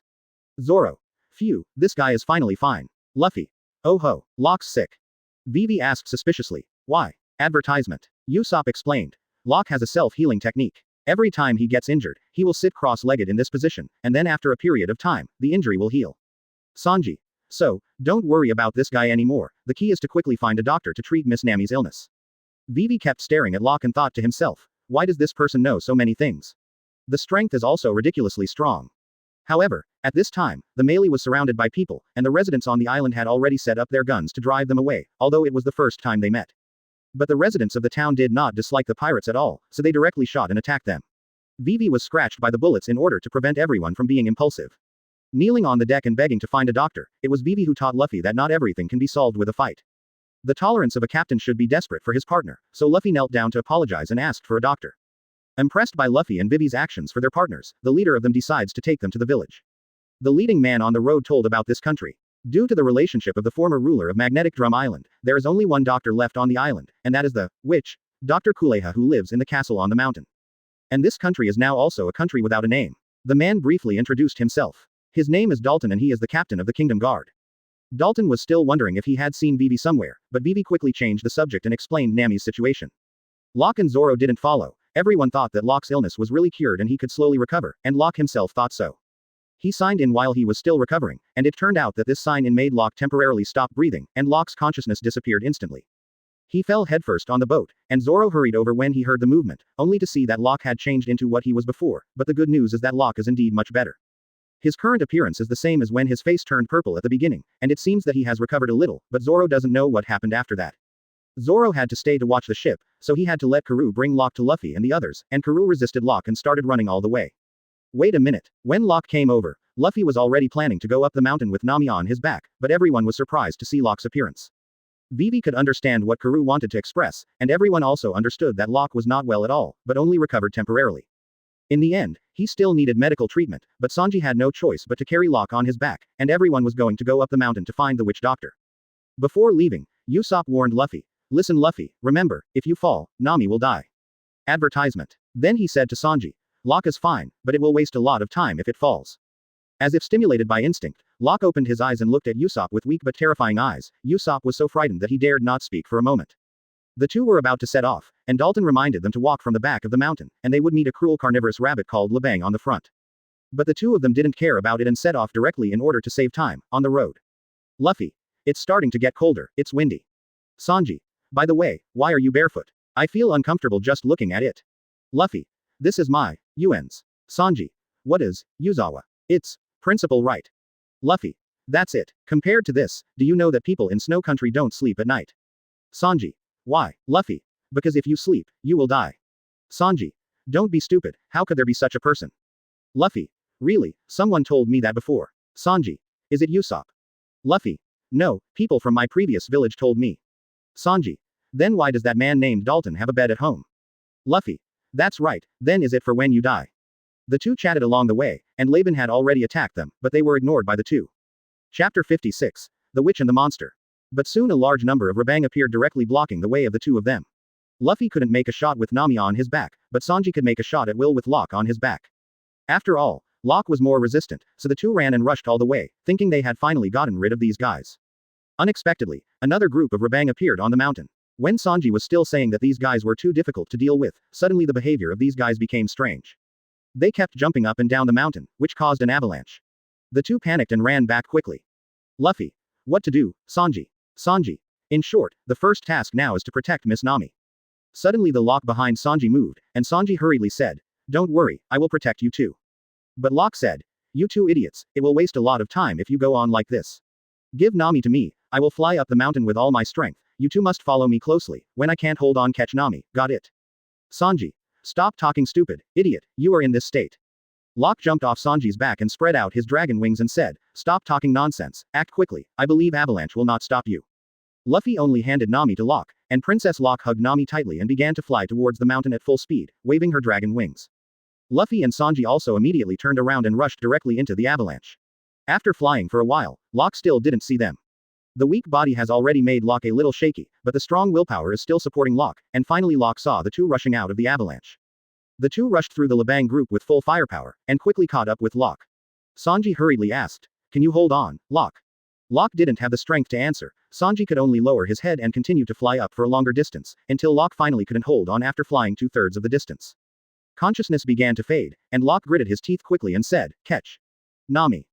Luffy quickly extended his arms to put Nami on his back again, and Locke felt that Nami was taken away by Luffy, and started to free fall directly. Advertisement. Sanji quickly grabbed Locke and cursed. You be asterisk asterisk asterisk asterisk asterisk D. You still have to be brave at this time. Hurry up, Luffy. This guy Locke may not last long. Luffy. Oh, go. The two began to climb with all their strength, and the last section of the distance was coming soon. The next time Locke became conscious, an unfamiliar voice came to his ears. Dr. Kurha has an antibody reaction. Yes, it is indeed the case. What is the reason? You can answer it. It's Kasha. That's right, it's Kaskia. You can watch this little girl. Locke felt his body regain some strength and sat up suddenly, while Chopper, who was dispensing him the medicine, was frightened. After being stunned for a while, he quickly ran to the door and hid, but he hid in the opposite direction. Locke looked around and thought, it's finally here, and the body has begun to recover. Locke looked at Chopper and complained, it's hidden upside down. Chopper was startled and quickly hid his body again and looked at Locke quietly. Locke smiled helplessly, it's too late to hide now. Chopper. It's so noisy. Human. And is your body recovered? Locke nodded and said, ah, thank you, doctor. Chopper froze in place. Doctor. B asterisk asterisk asterisk asterisk asterisk D. Even if you praise me so much, I won't be happy, idiot. Saying this, his body was already twisting happily. Locke was about to get out of bed to see Nami. Chopper hurried forward to stop him and said, no, although you have recovered a little now, you still need 5 days of treatment to fully recover. Locke said with a smile. It's okay, I have a way to recover myself. As long as I'm conscious, I'll be fine. How about the girl who came with us? Chopper still has a good impression of Locke. After all, he was praised as soon as he came up, and he was not surprised by Chopper's special appearance and ability to talk. Advertisement. The girl's fever has subsided, and now Dr. Kurha is taking care of her. Locke smiled and said, really, that's great, it's finally all right. Nami, I'd better take a look. As soon as Locke walked to the door, he heard Drive. Kurha explaining her cause to Nami. You were bitten by a bug called Kasha, which is a poisonous tick that lives in the hot and humid jungle. Once bitten by them, the bacteria will enter the body from the wound, and then it will be lurking for 5 days, making people feel unbearably painful. It will cause a high fever over 40 degrees and severe infection, myocarditis, arteritis, encephalitis. Judging from your wound, today is the 3rd day of your infection and your pain should be extraordinary. If you leave it alone, you will be relieved in 2 days. Nami. 2 days. Dr. Kurha. Ah, because you're going to die in 2 days. Nami was stunned, and Dr. Kurha continued. This disease is also called 5-day sickness. Although I heard that Kasha was extinct more than 100 years ago, I still have some antibiotics. It can come in handy. Where did you guys come from? Could it be that you are walking on the prehistoric island with your belly exposed? He, how could such a thing happen? Nami said that he didn't want to recall this, and suddenly Nami remembered that Locke hurriedly asked about his situation, which caused Dr. Kurha to complain again. What kind of monster is that kid? I have never seen such alcoholism in his eyes, plus no less than 10 kinds of inflammation, and his body is full of blood. He is no different from a dead person. But after a simple treatment, he is fine now. Never seen a monster like that. Locke heard it clearly outside the door, scratched his head helplessly, walked in and said to Dr. Kurha, thank you for your treatment. Dr. Kurha. Oh, you've woken up. Sure enough, I really doubt whether your body is human. Nami. Actually, I have always had doubts. Locke. Nami, how are you feeling now? Nami smiled and nodded. It's much better, thank you. At this point Luffy and Sanji woke up and were seduced by the walking Chopper, full of venison and food, and started running around chasing Chopper. Passing by, Locke and Nami saw that they were all right, said hello, and then started chasing Chopper all over the castle. After Nami inquired, she learned the identity of Chopper from Dr. Kurha, a blue-nosed reindeer who ate the human fruit. Chapter 57, Chopper the Talking Reindeer. The Straw Hat crew at the dinner table just satiated. Luffy suddenly stood up and slapped the table and said, please be my partner. Please, old lady. We need a ship doctor on board. Dr. Kurha. Luffy, is that your name? Luffy. Yeah. Dr. Kurha. Did you just call me old lady? Luffy. Yeah, it's done, old lady. Boom. Dr. Kurha. Go to hell. Pay attention to what you say. Dr. Kuleha kicked Luffy to the wall and said calmly, I'm still a young and beautiful person in my 30s. Sanji. Oh, what a powerful old woman. Boom. Another kick. Sanji also took off. Dr. Kurha continued. You said you want me to be a pirate. You can't say such stupid things. This is a waste of my youth. I have no respect for the sea interest. Unwilling to give up, Luffy crawled back and said with bloody nose, it's okay if you're not interested. Go take risks, old lady. While they were talking, the cute Chopper hid and observed Luffy and the others, and started chasing after being noticed by the two. Dr. Kurha couldn't take it anymore, and started chasing Luffy and Sanji with a knife. Locke sat down in front of Nami helplessly and said, it's so energetic, everyone. Nami also smiled. Yes, but what Luffy said is indeed right, we need a ship doctor very much now. Locke thought for a while and said, that old woman is definitely impossible. You can tell from her appearance that he really has no intention of going to sea, but... Nami looked at Locke curiously, and Locke continued, I think the blue-nosed reindeer is also very good. Nami immediately changed his face and punched Locke. Idiot. Don't find some strange creatures on board. Locke scratched his head, smiled and stood up. Okay, just talking, I'll go see how they are doing, you can rest here. Advertisement. Nami smiled and nodded. Locke just left. The door Luffy and the others escaped from was blown open by the wind. Nami felt cold and planned to get up and close the door. Chopper came out of nowhere and said, "Lie down well, you still have a fever." Nami. "It's okay, the fever seems to have almost subsided." Chopper looked around vigilantly and said, "Are you back? But it still doesn't work, because drive. Kurha's medicine is very effective, so the fever will go away soon, but the germs of Kaskia are still in your body. In the body, if you don't register antibiotics on time and take good care of yourself, you will definitely." Nami. "Thank you, you have been taking care of me." Chopper's classic blunt mouth. "It's so noisy. I don't need human praise, hee hee, stop joking, B asterisk asterisk asterisk asterisk asterisk D, stop talking, idiot, really." Nami also saw that Chopper is the type who doesn't hide his emotions, and then Chopper carefully asked Nami some questions.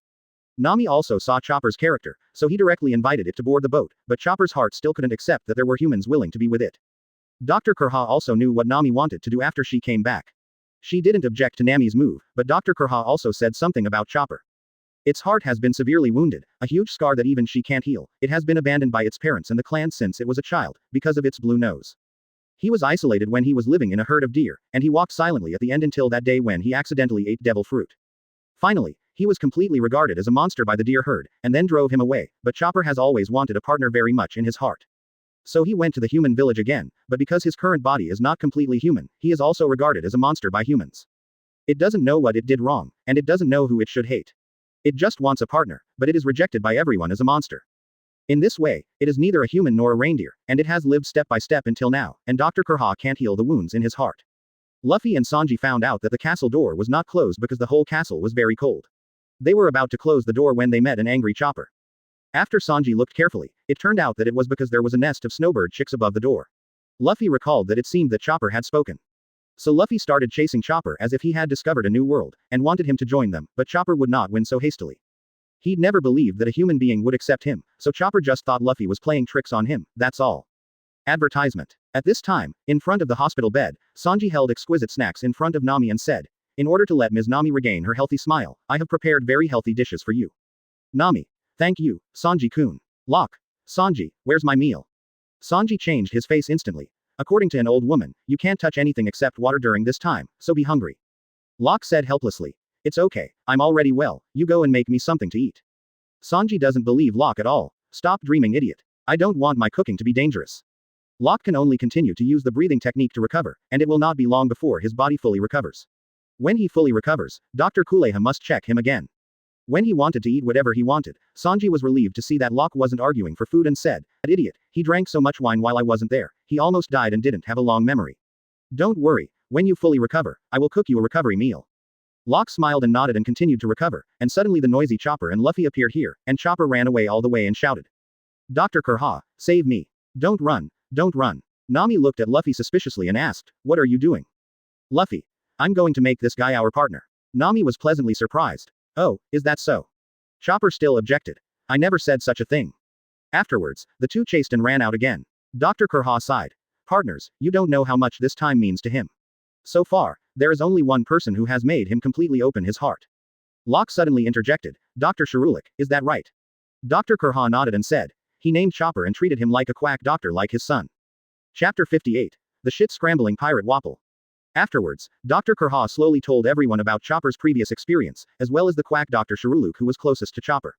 Although Locke has known these things for a long time, but every time he recalls them again, he can't help but shed tears of emotion. Hiruluk used to be a thief in a country far to the west, but he suffered from a serious heart attack. One day, he was deeply moved by seeing the sakura flowers blooming all over the mountains and fields, and he recovered from the disease. So he abandoned his identity as a thief, determined to use the skull to heal the Drum Kingdom, which was sick due to the tyranny of the current King Wapple. The encounter with Dr. Shiruluk made Chopper feel the warmth of the world for the first time. 1 year later, Chopper's injury had fully recovered, but Dr. Shiruluk found that he was terminally ill and his days were numbered. In order not to worry Chopper, he reluctantly drove him away. When Hiruruk sought medical treatment from the witch, Dr. Kurha on Magnetic Drum Island, Chopper secretly overheard their conversation and learned that Hiruruku had only 10 days to live. So Chopper began to travel across mountains and rivers to find the Amy Black mushroom that could cure diseases, but the Amy Black mushroom that Chopper found after untold hardships was actually a highly poisonous mushroom. Halulik knew that Chopper made a mistake, but in order to thank him for his kindness and not having the heart to let him down, he drank the soup made from Amy Black mushroom even though he knew it was a poisonous mushroom, which shortened his life instead. The original lifespan of less than 10 days was shortened to only half a day to live. After Shiruruk rushed to the castle, he found that the news of Dr. 20's illness was a trap set by King Wapol of the Drum Kingdom, but he was very happy that nothing major happened to the country, and he believed that he would be able to heal even if he died. Ailment of the country. At the last moment of his life, he yelled, "My life is really wonderful." Then he drank the bomb-equipped alcohol and committed suicide. Chopper, who was betting on everything at the time, was quite furious, so he rushed to Wapol's army to die with them, but was stopped by Dalton. Dalton, who is also kind-hearted, apologized to Chopper for what Wapol did, and expressed that he did not want to see anyone who died for the peace of the country like Harulik, so Chopper finally gave up on revenge for Harulik thought. After Harulik passed away, Chopper inherited his will, determined to become a panacea that can cure all diseases, and learned medical skills from Dr. Kurha. This is a memory that Locke will cry every time he sees it. Although he is listening to Dr. Kurha's narration now, Locke has seen the picture before. So I was very touched, and quickly wiped away tears in order not to let Nami and the others see it, but at this touching and serious moment, the shit-stirring stick came. Ah ha ha, the king is finally back. Well, the magnetic drum kingdom has been revived. Advertisement. Chopper rushed over and shouted, Dr. Kurha is not well, Wapol is back. Without saying a word, Luffy rushed out and punched the guy, but was caught by his men in time and did not fall. Because this guy appeared again and again to trouble them. When I went up the mountain before, I met these guys not long after I met Labang. Now that Luffy doesn't have to be patient anymore, Dr. Kurha asked suspiciously, Hey, young man, who are you? Luffy. Yes, they are just a few shit-stirring sticks, pirate shit-stirring sticks, eating my boat, and attacking my partners. I will never spare them. At this moment, Sanji and Locke also came out. Sanji, compared to this, don't you feel cold in wearing so little? Luffy was startled and said, Did that guy just say that he is the king? Sanji. Why are you surprised by this? Locke. Have you met that guy before? Sanji. Well, when you were sick, you attacked our boat, and you also blocked us when you went up the mountain. Locke's expression suddenly became gloomy. Oh, really? Luffy. Hey, it's so cold. Sanji. So I said it. Chopper. It's 50 degrees below zero. Wapol. The king is angry. Straw Hat Boy, I will chew you into a meat paste. Sanji. Can you wait a moment? Luffy is going to get the clothes. Wapol. So it's gone already. Advertisement. Chopper was a little confused at this moment and asked, I have something to ask. That person stretched his arm just now. Sanji replied flatly. Yeah, stretched, because he is a rubber man. Chopper. Then, what is that? Sanji showed a healing smile and said, It's a monster. But there is a more terrifying monster that is about to go crazy. Chopper glanced at Locke, who now had an unusually gloomy expression on his face, fists clenched tightly. Wapol. In other words, in this castle, that traitorous old woman and Straw Hat crew are all present. As long as they are all eliminated, there will be no one who dares to resist me in this country. First, I will deal with you, Drive. Kurha, you dare to live in this castle while I'm not around, you're so daring. How dare you raise a pirate flag? Dr. Kurha smiled and said, I have taken this castle as the tomb of Cerulean. Of course I have no interest in ruining the castle, but this reindeer insists on hanging the flag of Cerulean there. Wapol. Ahahaha, you mean the tomb, that stupid doctor's. Ahahaha, ahahaha, you dare to hang the flag of that rotten doctor on the holy castle of this king, burn it for me. Chopper was also angry, and directly transformed into a fighting form. That flag is the doctor's belief, so I will never let you take it away. Absolutely. Wapol. Ahahaha, don't hold back, let's go to the city and kill all the guys here. Just as Sanji was about to make a move, he suddenly felt the resentment emanating from Locke, and quickly pulled Chopper back and said, Come back, someone can't take it anymore. Chopper glanced at Locke, who was frightened by the aura exuding from him, and backed away from his original appearance. Locke walked to the front step by step and looked at them and said, Is it finally finished? Although I haven't met you, you have indirectly affected me, so you can all die. Wapol. Ahahaha, where are you arrogant brats? FK them all. Kill them. I'll see who can get past me. Yuluo Locke's dragon wings unfolded, and the powerful aura erupted with a sense of oppression of a dragon, which instantly frightened Wapol's hand so that he dared not take a step forward. Chapter 59. Crow is the monster. Locke stretched out his arms in a clenched fist position, transparent king spear. Boom. A terrifying shock burst from Locke's hands in an instant. This is a new trick created by the fusion of the strength of the body and the newly acquired Six King spear. The power was not just doubled, but directly increased the impact force dozens of times. The terrifying power directly shook away the snow piled up in front of Locke and the snowflakes falling in the air. Everyone except Wapol was also knocked off the cliff by Locke's move. This scene directly shocked Dr. Kuleha and Chopper from ear to ear. Although Sanji had never seen Locke's move, he had already guessed Locke's performance, so he just calmly lit a cigarette and said, Has that guy actually become stronger again? What a veritable monster. Chopper looked at Sanji and Locke meaningfully. It used to be very concerned about being treated as a monster by others, because it would be ostracized. But now after meeting Luffy and the others, Chopper suddenly felt that the word monster was not so harsh, and he didn't know why. Dr. Kurha. Who is that kid? Did the wings on his back eat devil fruit? Sanji shook his head and replied, No, that guy can suppress the existence of murlocs in the water, so he didn't eat devil fruit at all, and we don't know about the wings. Dr. Kuleha smiled. What a group of young people who are messing around. With such strength, no wonder they dare to rush around without a ship doctor. Wapple. Damn it, this king has never been injured like this before. I'm really angry. Let me show you. Munch Munch Fruit's ability, Tun Tun Factory. Ulua Wapple's body began to change. In fact, what he ate today was transformed into his own body, so Wapple's house appeared. Perhaps the only thing that is threatening is the two-barrel arms, Wapple said arrogantly after the transformation.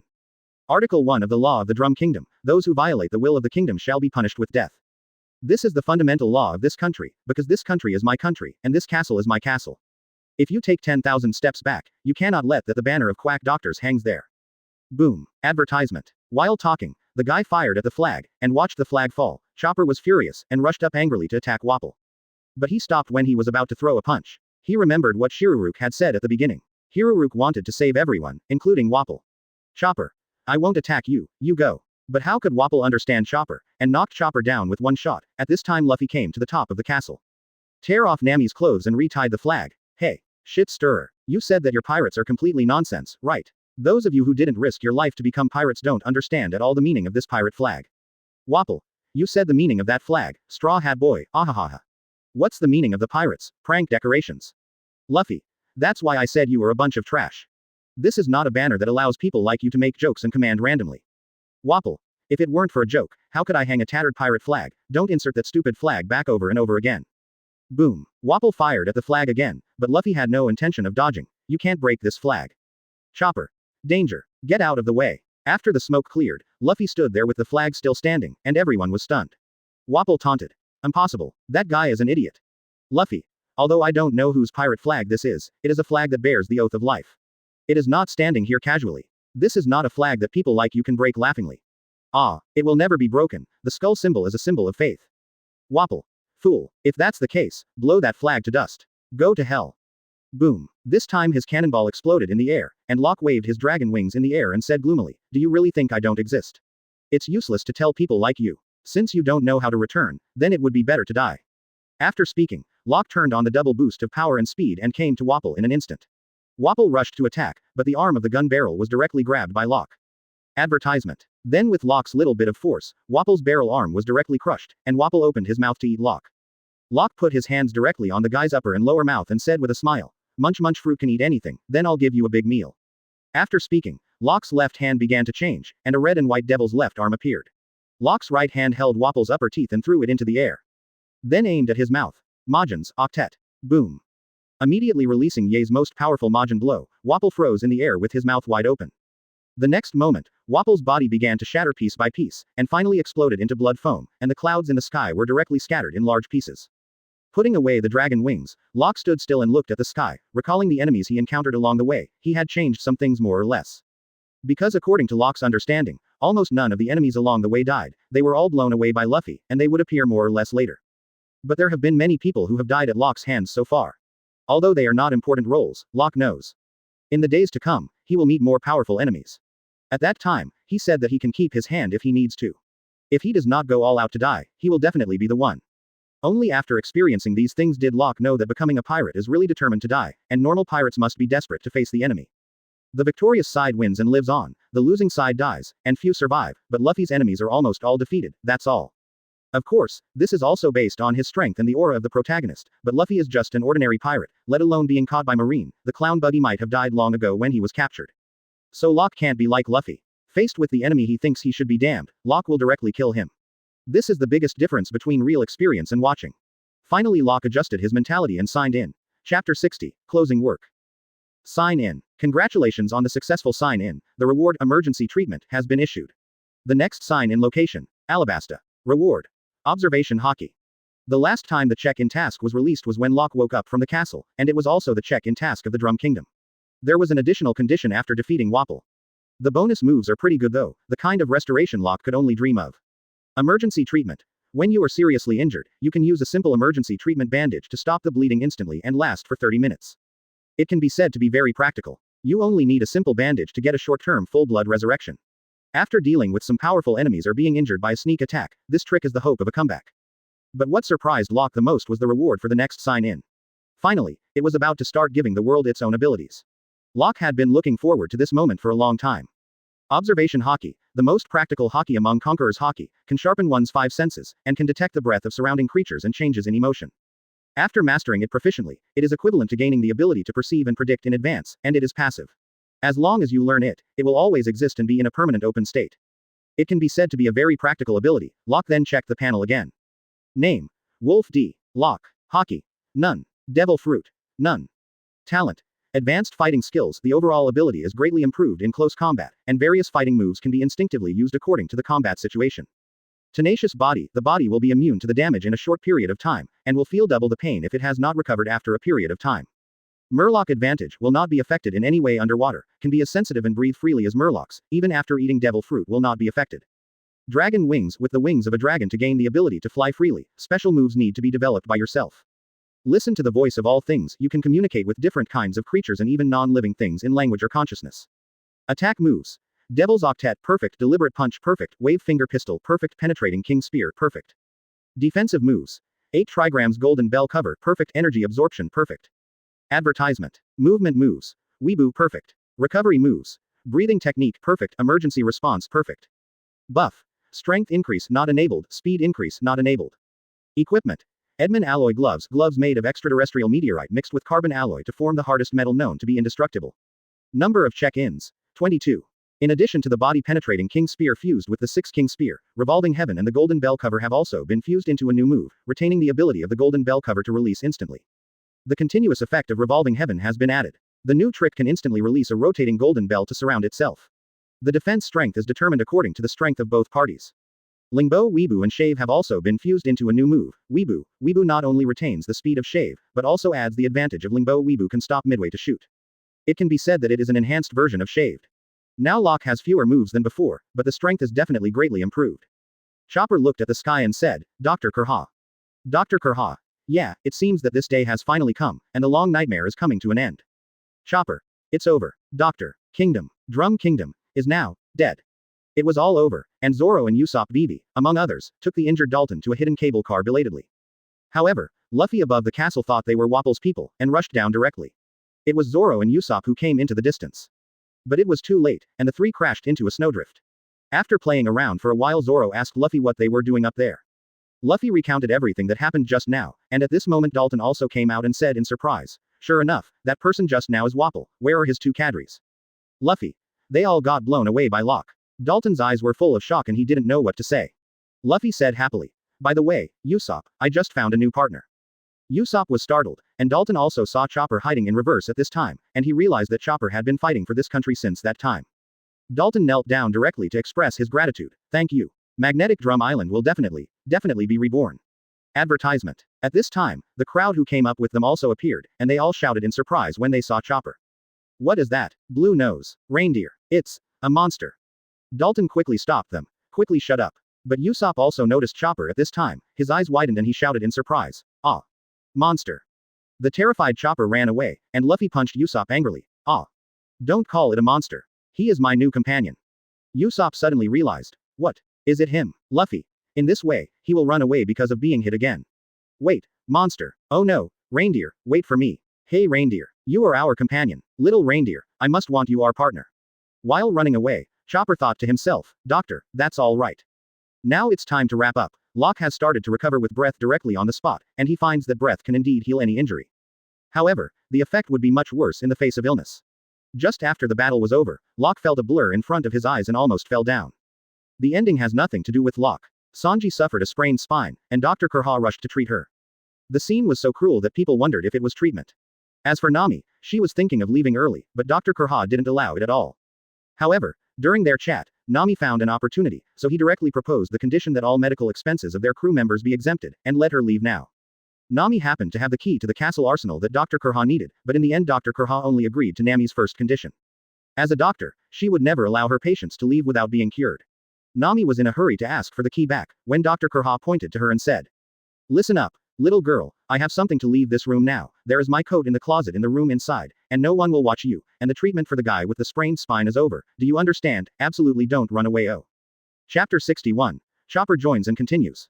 This hint can be said to be obvious and cannot be more obvious. Maybe everyone except Luffy can understand it, Nami said helplessly. It means let me put on my coat, take Sanji and run away now.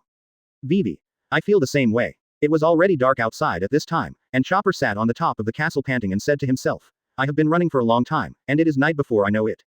I haven't heard any movement. It seems that they have already left. So it's alright, I'm actually still dreaming about leaving here. Is it a full moon tonight? Suddenly Luffy's voice came from the ground. Hey, reindeer, let's be pirates together. Usopp. Hey Luffy, you should give up, you've been looking for him for so long and he still hasn't come out. Zoro. He sure doesn't want to be a pirate. Luffy pointed at the two with a serious face and said, you guys are wrong to think that way, I want to take him away with me. Zoro shouted excitedly. So this is all your wishful thinking. Luffy continued to shout. Reindeer. Come out, reindeer. In fact, Chopper wanted to go in his heart, but he was struggling all the time. He always cared about himself. After struggling for a long time, Chopper still decided to make it clear to Luffy. After seeing Chopper, Luffy hurried forward. Reindeer. Come and be a pirate with us, number. Chopper. Impossible, Luffy. How can it be impossible? Being a pirate is very happy. Locke. Have no idea what you're trying to express. Chopper. Because I'm a reindeer. I have horns, hooves, and a blue nose. Of course, I really want to be a pirate, but I'm not a human being, I'm a monster. People like me can't be your partner, so I. Thank you very much, thank you for inviting me. I want to stay here, but let's see you again when you have a chance. Come here if you miss me. Suddenly Luffy interrupted Chopper. It's so long-winded. Let's go. Chopper's heart was touched directly, and the tears couldn't stop streaming down. Zoro couldn't help complaining. How can you invite others and call them long-winded? Chopper finally responded to Luffy with tears in his eyes. From now on, Straw Hat Crew has another partner again, who is still a very important ship doctor. Locke got up and came to Nami and asked, Nami, are you alright? Nami said with a smile. Don't worry, the condition is very good, and you don't have to worry about the recovery later. With Chopper, you can set off with confidence now. Advertisement. Luffy. Hey, let's say goodbye to the doctor's old woman and the acorn-like uncle. Nami. Stupid, let him and Dr. Kurha be alone for a while, the two of them have lived together for 6 years, and they will definitely cry when they part. Dr. Kurha is also very fierce on the outside, but he is very good man. Luffy. Is that so? Usopp. Then shall we leave like this? Nami. Of course, we will go down the mountain when Chopper comes, and then set sail immediately, so Vivi won't worry. Vivi. Well, as long as there is a doctor on board. Luffy also said in doubt. Doctor. He still doesn't know that Chopper is a doctor. He just thinks that Chopper is kind-hearted and funny, so he invites him on board. Everyone played and waited outside for a while, and suddenly there was a commotion in the castle, and soon Chopper rushed out pulling the sled. It just seemed a little flustered, because Dr. Kurha was chasing Chopper with various weapons behind him, and Chopper shouted quickly. Get on the sleds, everyone, we're going down the mountain. Everyone was surprised, only Locke jumped on the sled with a smile and shouted, what are you waiting for? Get in the car.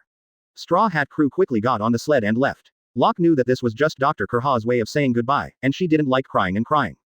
But after seeing Chopper leave, she couldn't help but shed tears, and the reason why she asked for the key to the arsenal before is now about to use it. Suddenly there was the sound of shelling in the direction of the castle, and everyone stopped and looked over. Locke can guarantee that this must be the most beautiful scene he has ever seen in 2 lifetimes combined, and the snowflakes flying all over the sky have all turned pink. The location of the castle seems to be directly blooming with a huge sakura flower tree, which can be said to be the best farewell gift for Chopper. Chopper was so moved that he stood there crying and shouting, but soon Chopper came back to his senses and continued to leave with the crowd. After they boarded the melee, they could still see pink snowflakes falling in the air, which was not too pretty. Luffy. Wow, Vivi. It's so beautiful. Advertisement. Zoro. Sakura flower. Usopp. I said, is Chopper alright? Nami. Just leave him alone now. Sanji. He's experiencing what it's like for a man to go on a journey now. Locke. Yeah, after all, it's the first time he's left a place he hasn't left since he was born. Chopper looked at Magnetic Drum Island in the distance and said to himself, I'm leaving, Dr. Shirulik, Dr. Kurha, and finally my adventure is about to begin. At this time, the crowd behind Chopper had already entered into a cheerful atmosphere. Luffy used his unique chopsticks to stick his nose into a funny face, which made everyone on the boat burst into laughter. Usopp smiled and turned to look at Chopper and shouted, Hey, Chopper, how long are you going to be in a daze? Come and drink. Sanji also stepped forward and pulled Chopper. Come here and sing together. Luffy took out the chopsticks and said, Come on, try sticking the chopsticks up your nose too.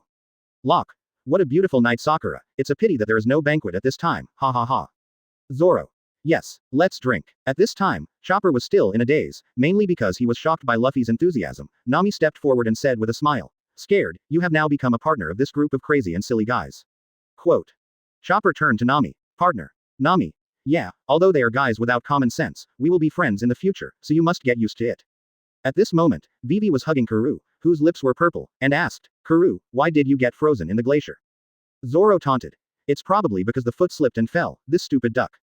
Chopper translated Karu's words and said, "It said that there was a man named Zoro swimming in the river, and he disappeared after swimming. Nami just punched him, and Zoro lost his temper and dared not speak." Chapter 62. A relaxing moment on the boat. Vivi. Chopper, can you understand Karu? Chopper. Yes, because I am an animal, of course I can understand what animals say. Nami. It's amazing, Chopper, not only the Grandmaster's medical skills, but also the ability to talk to animals. Chopper began to dance happily and said, "Idiot, even if you say that about me, I won't be happy, idiot." Luffy. You look happy. Zoro asked suspiciously. By the way, Nami, what about Grandmaster's medical skills? Nami explained. Chopper is a doctor. He is a super doctor who has inherited all the medical skills of Dr. Kurha. At this moment, Luffy, Zoro, Sanji, and Usopp all shouted in surprise, "What?" Zoro. Chopper, so you are a doctor. Sanji. I can't believe it. Luffy. Amazing. Usopp. Liar. Nami looked at the four of them helplessly and said, I can't stand you, so why did you invite Chopper on board? Luffy replied seriously. 7 transformations, interesting reindeer. Sanji. Emergency food. Chopper trembled in fright, and Zoro, who suddenly realized something was wrong, shouted at Locke. Ah. Locke, you drank all the wine. Sanji. What, you idiot, do you want to die again? There was a scene of laughter on the boat. Sanji and Zoro were arguing and fighting for some reason, and Vivi was feeding Karu who was frozen. Luffy was frantically looking for meat. Chopper silently inserted the chopsticks into his nose, and said like Luffy did before, it's the first time I feel so happy. Usopp quickly raised his glass and shouted, cheers to the new partner. Everyone raised their glasses. Cheers. Boom. Usopp. Locke's down again. Doctor. Chopper rushed over to treat Locke, who was foaming at the mouth and shouted with difficulty, cheers. Cheers. At this time, in the Drum Island castle, anxious villagers ran towards Dalton and shouted, Mr. Dalton. No, I forgot a very important thing. Look at this. Advertisement. Dalton received the 2 rewards and said in surprise, 30 million. 50 million. Dr. Kurha. Oh, isn't that a very powerful villain? After asking, I found out that a pirate who was chasing Blackbeard came here a few days ago and learned that Blackbeard had left. He took out these 2 reward orders and said that if he saw the man in the straw hat and told him, he would only wait for him in Alabasta for 10 days, and his name was Ace. But it's a pity that this person forgot about the news, so Luffy naturally didn't know about it, but they will still meet. During the subsequent voyage, Chopper also began to gradually integrate into everyone. Chopper. It's amazing. The sea is so vast. Luffy. Of course, pirates are going to take risks in this sea. Chopper. Really, pirates are really amazing. Suddenly a huge shadow in the sky directly covered the sun. Chopper shouted in surprise. What is that, Luffy? It's a seagull. Nami. There is no such thing as a seagull. Who knew that? Luffy directly waved and shouted, hey, seagull.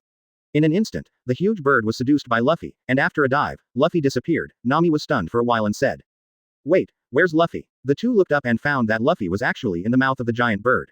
Nami hurriedly shouted, hey, don't be eaten. Chopper even shouted to everyone in panic, it's bad. Luffy was eaten. But at this time Zoro, Sanji, and Usopp were playing cards, and they still played cards calmly after hearing what Chopper said.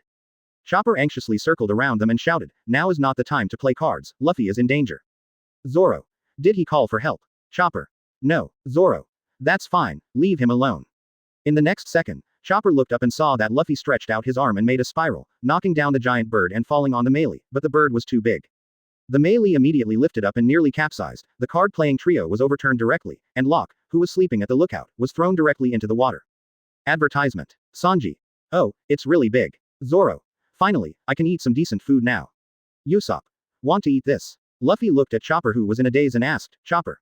What's wrong with you? Chopper moved his nose and blushed and said, the pirates are really powerful. Luffy.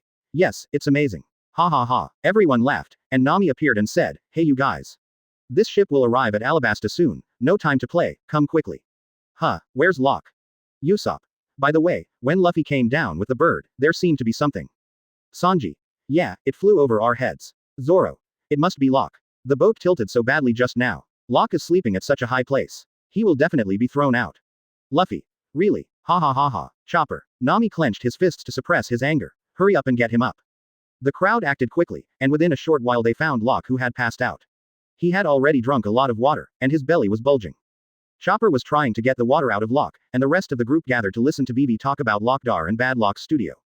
It also let Chopper understand their current purpose. Anyway, no matter what they say, Luffy will always understand. Just get rid of that Q*** Locke anyway.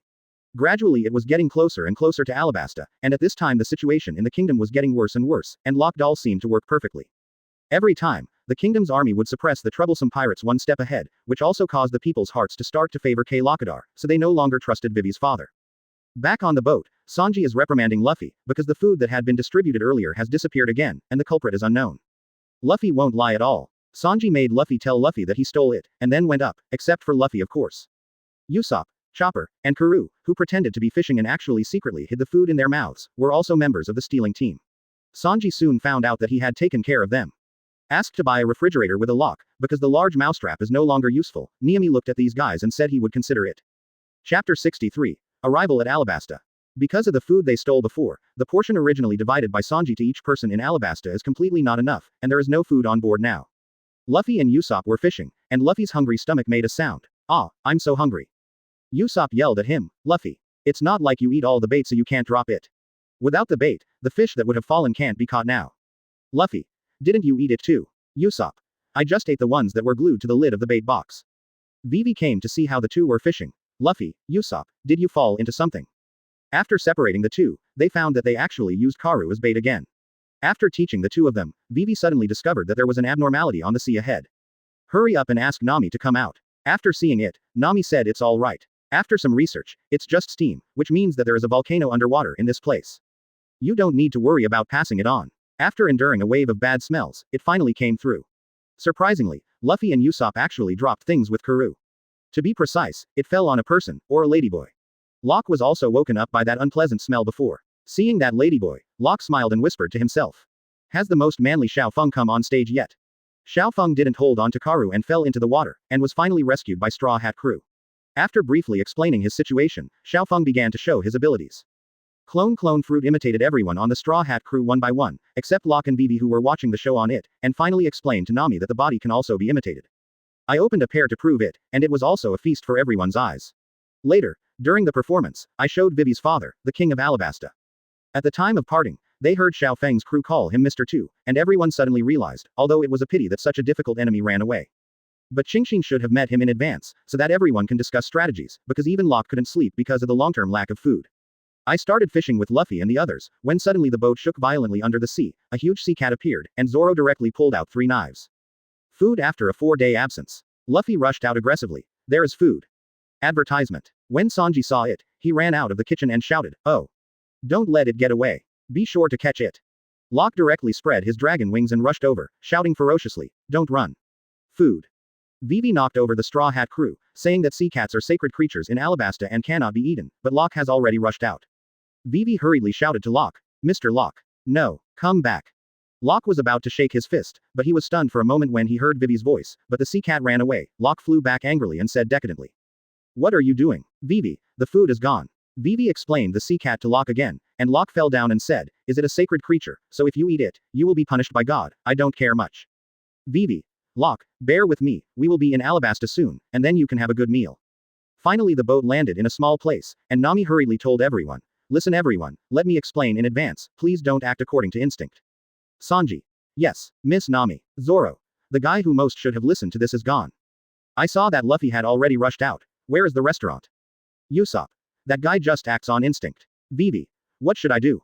Locke jumped off the boat and said, "Don't worry, just go find him in the busiest place, let's go." Locke set off directly towards the town alone, and hurried to sign in on the way. Sign in. Congratulations on the successful sign in. The reward observation hockey has been issued. The next sign in location. Al-Maru, the Green City. Reward. Toward the peacock. Nami said helplessly. Really, I really hope he can realize that he is a bounty criminal, especially in such a big country. Advertisement. Zoro. Leave him alone, there will always be a solution, anyway, let's go eat first. After speaking, Zoro and Chopper also planned to set off, but everyone found Mr. Three's boat beside them, and Vivi originally planned to stay on the boat and wait for them. Now they can only enter and hide in hiding. Here, Vivi mentioned the next target, Yuba, the stronghold of the rebel army. Vivi intends to go there first to stop the riots, but to reach Juba, he must cross the entire desert, so he must purchase enough food and water here. Because the faces of Sanji and Chopper were not exposed, the two of them went shopping together, but it was Luffy who shocked me the most. Even though he was in the town in front of him just now, Luffy just ran himself into the desert. This sense of direction can only be described as absolute. Locke will definitely not be like him. He has found the restaurant precisely and started to have a full meal. Chopper can't stand the smell of perfume. Sanji let him go to a place and wait. As a result, because it was too hot, Chopper accidentally got into someone else's carriage and was pulled away in order to find a cool place to stay, and accidentally entered the territory of the rebel army. But fortunately, Chopper can communicate with animals, and a camel rescued him. At this time, the lost Luffy ran to a dilapidated small house, thinking he could find food. As a result, they inadvertently burned the dance powder stored by a bad guy here. In the end, Luffy convinced people with virtue and learned something about Alabasta. Because of the perennial drought, water is very much needed here, so it has become people's hope to be able to produce future dancing powder, but this kind of powder is strictly prohibited by the world government, and if it is discovered, it will be punished. This villain just wants to use these dancing powder to make some money. Back at Straw Hat Crew, Chopper has successfully joined Sanji and returned with the purchases. Chopper has been knocked down by the perfume. Vivi really wants to save the country, but she knows that she is not strong enough, so she asks everyone to help her, and Nami and others will naturally not refuse.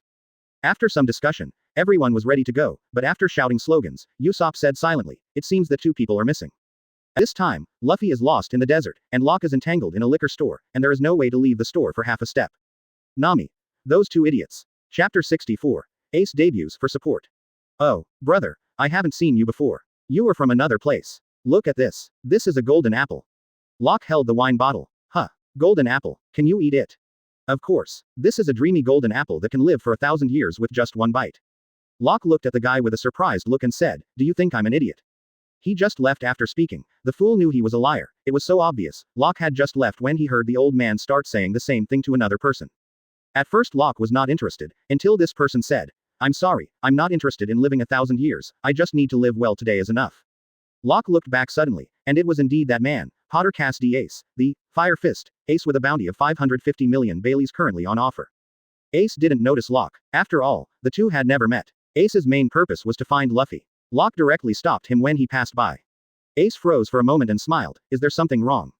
You must know that Ace's polite attitude is all for Luffy. If it is according to Ace's appearance when he was a child, he should have shot directly at this time. Locke smiled and stretched out his hand and said, "Hello, you are Ace, right? My name is Locke." Ace also smiled awkwardly when he heard it, and said, "Really, you are Locke?" "Hello, my name is Ace, and I am Luffy's big brother." "So you are already here, where is Luffy?" Locke also scratched his head and said, "Luffy rushed out to find the restaurant as soon as we got here, maybe he got lost, and I haven't seen him all this time." Ace. Ha ha ha, sure enough. Just as Locke was about to speak, suddenly a pretty figure rushed out and punched Locke to the ground. Nami shouted angrily. "Locke, do you know the seriousness of the matter now, and you still dare to run around?" Locke lay on the ground with the big bag on his head and said, "I'm sorry." At this time, the partners also came. Locke introduced Ace to everyone, and everyone was shocked. Luffy's big brother. While everyone was chatting, there was another group of people who had already started looking for Luffy and the others in Alabasta, and that was the group of Smoker who had come all the way from Rog Town. Ace parted with everyone and everyone began to look for Luffy here. At this time, Luffy, who was lost in the desert and was about to starve to death, was finally found. Advertisement. Following the smell all the way, I rushed straight into a restaurant, and hurried over to check when I heard the noise. When I came to a restaurant, I saw Luffy eating with his head buried.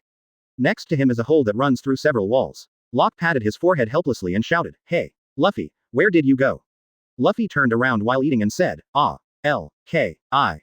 Locke turned his head back and said helplessly, "You should eat first." At this time, Smoker and Ace, who were hit by Luffy, also came back from the hole, and Ace was still saying, "Really, what B asterisk asterisk asterisk asterisk asterisk D made this happen here?" Walking back to the hotel and seeing Luffy's Ace excitedly yelling out a word, Smoker behind him pressed Ace's head and shouted, "Straw Hat Boy." Locke. Luffy just kept stuffing food into his mouth, remembering while eating. Luffy suddenly remembered who Smoker was, sprayed him with rice and shouted, "You were the smoky man at that time." Locke smiled from the side. "It's really not troublesome, I've chased you here, Smoker." Smoker stared at Locke fiercely. "Locke, I will never forget the shame you brought to me in this life. Capture it with nothing." Locke. "Why, it's a disgrace to be defeated by pirates, so you Marines are not good at thinking." Luffy stuffed all the food into his mouth in one breath and glanced at Locke. Locke understood that he couldn't make trouble here, so the two turned around and ran away with a tacit understanding. Smoker followed closely behind. Ace got up from the ground and hurried to catch up. Smoker was anxious and Marines started chasing Luffy and Locke in all directions. The city instantly became noisy. Zoro and others quickly hid. Zoro pushed everyone in and said, "Hide quickly." Marine. Usopp. It seems confusing. Sanji. It should be that some idiot pirate who doesn't know where is being hunted. The rest of the people suddenly thought of something and said in unison, "Idiot pirate." Then I heard the chasing Marine yell, "Stop. Straw Hat." Everyone was speechless for a while, and it happened that Luffy also saw the people who were hiding and shouted directly, "Oh, everyone is here."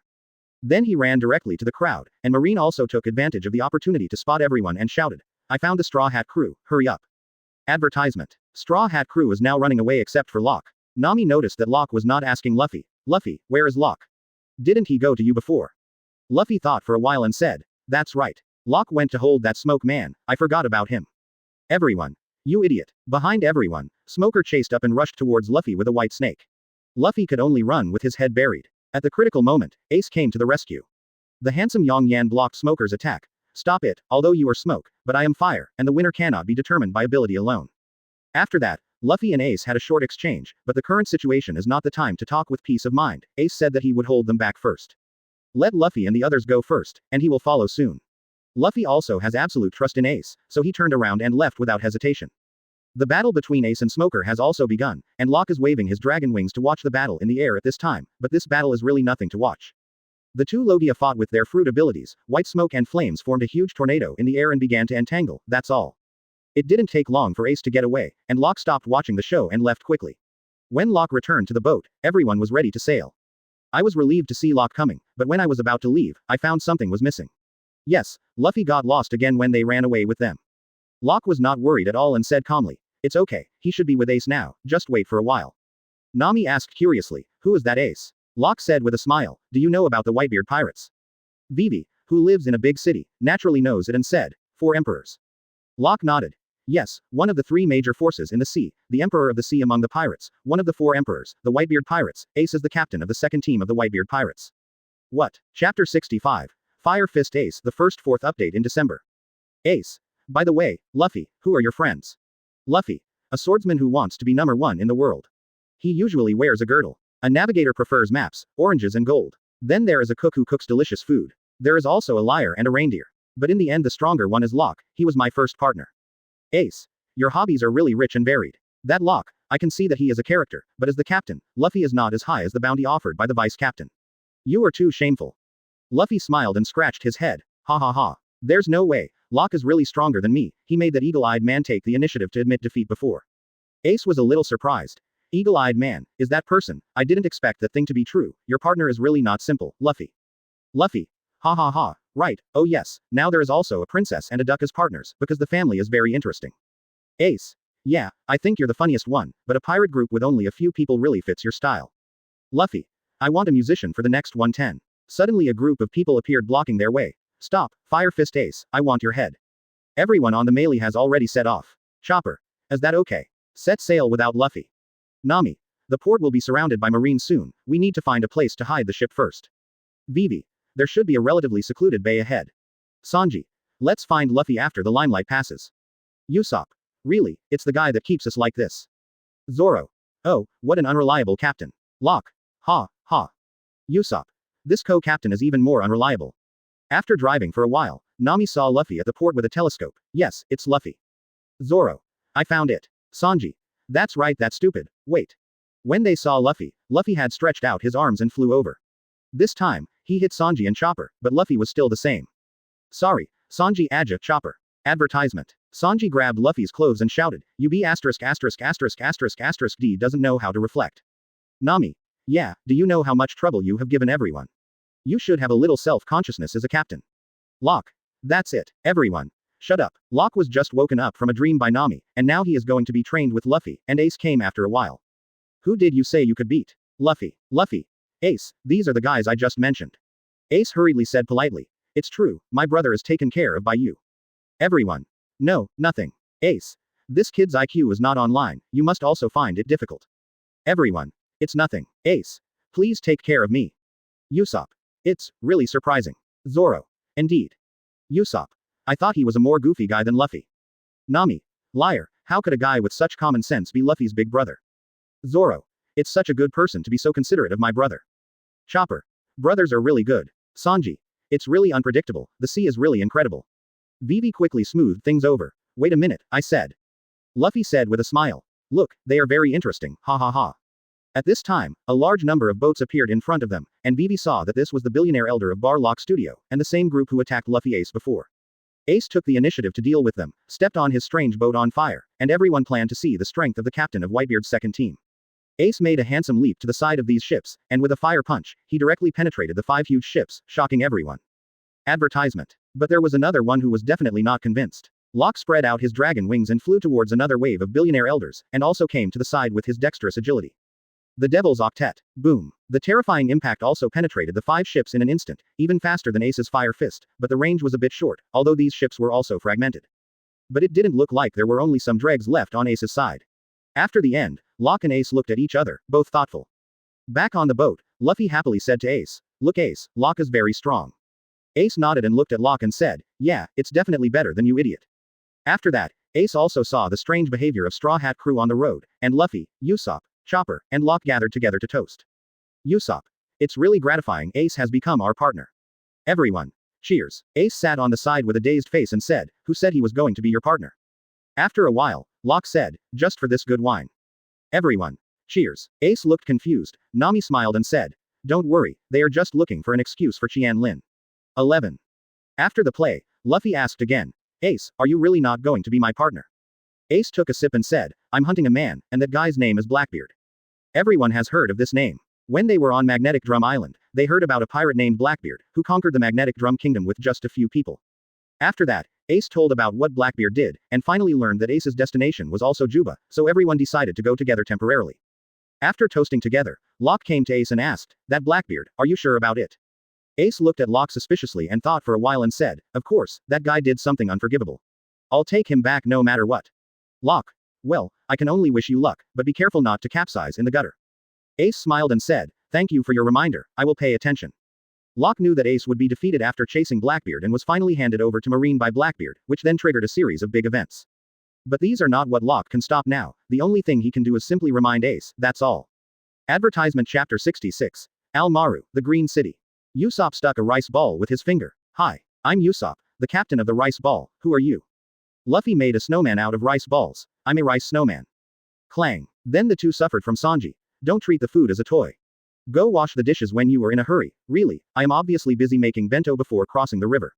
Ace smiled and asked, "Do you want me to help?" Sanji replied with a smile. "No, after all, you are a guest on the boat, so you should have a good rest." Turning to look at Luffy and Usopp Sanji, his face changed instantly again. "You two bastards don't use the bucket of rags to wash the dishes." Outside, Zoro was swinging a giant barbell to work out, and Chopper was lying in position, enjoying the wind that Zoro created with each swing. Vivi came out from the inside and asked Nami to stop here, she has something to do with Karoo, and Vivi wrote a letter. In the letter, all the things that she and Ikaram investigated about Baroque Studio and K. Lakadar are all detailed written clearly. Vivi wants Karoo to send the letter back, and Karoo promises to complete the task, knowing that this duck is very reliable. After Karoo set off, Ace said, "Although I know that Shichibukai, Locke, and Dar are in this country, but the pirates actually want to count the power. This joke is a bit too bad. The pirates want to go to a place to anchor and settle down. He shouldn't if you want to settle on the throne. There must be some other conspiracy behind this calculation." Locke looked at Ace and said nothing. Locke naturally knew that the conspiracy behind what Ace said was ancient weapon, but now the only Robin who can crack ancient weapon has already been instigated by Locke.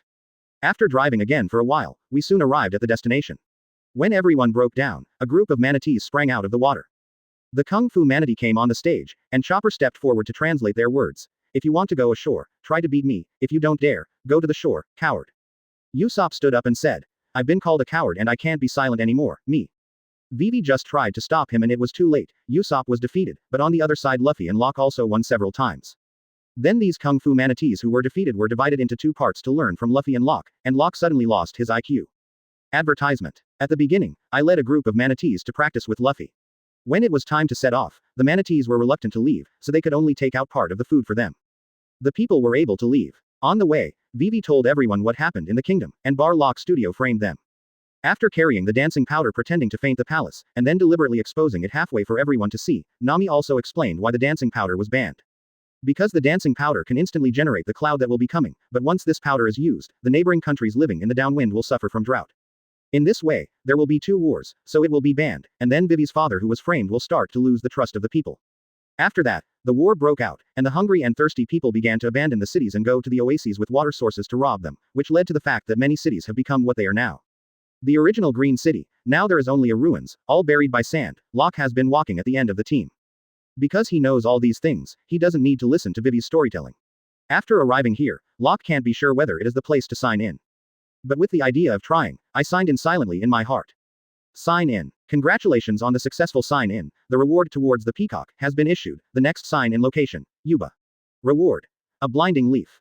Locke was pleasantly surprised. He didn't expect that this place was actually the check-in location, and the next check-in location didn't seem to be the last check-in location of Alabasta. This also proves that Locke can get a lot of new abilities and moves here. In the past, there were at most 2 check-in opportunities in each place, but it is really different when it comes to the Great Route. Locke opened his panel again to check. Name. Wolf D. Locke. Hockey. Observation Hockey. Devil Fruit. None. Talent. Advanced fighting skills. The full ability is greatly improved in close combat, and various fighting tricks can be used instinctively according to the combat situation. Tenacious Body. The damage to the body will be immune in a short time, and the pain will be doubled if it has not recovered after a period of time. Advertisement. 0. Seeking Flowers. Murloc Advantage will not be affected in any way underwater, can be as sensitive and breathe freely as Murlocs, even after eating devil fruit will not be affected. Dragon Wings. With Dragon Wings to gain free flight ability, special moves need to be developed by yourself. Listen to the voice of all things. You can communicate with different kinds of living things or even non-living things in language or consciousness. Attack moves. Devil's Octet perfect, Deliberate Punch perfect, Wave Finger Pistol perfect, Penetrating King Spear perfect, Toward Peacock perfect. Defensive moves. 8 trigrams Golden Bell Cover perfect, Energy Absorption perfect. Movement moves. Weebu perfect. Recovery moves. Breathing Technique perfect, Emergency Treatment perfect. Buff. Strength increase not enabled, Speed increase not enabled. Equipment. Edmund Alloy Gloves. Gloves made of extraterrestrial meteorite mixed with carbon alloy to form the hardest metal known to be indestructible. Number of check-ins. 24. The top 2 vacancies finally have something. Observation Hockey, and Locke hasn't felt it since he got it. Almost forgot about this, but yes, Locke hasn't fought seriously since coming to Alabasta.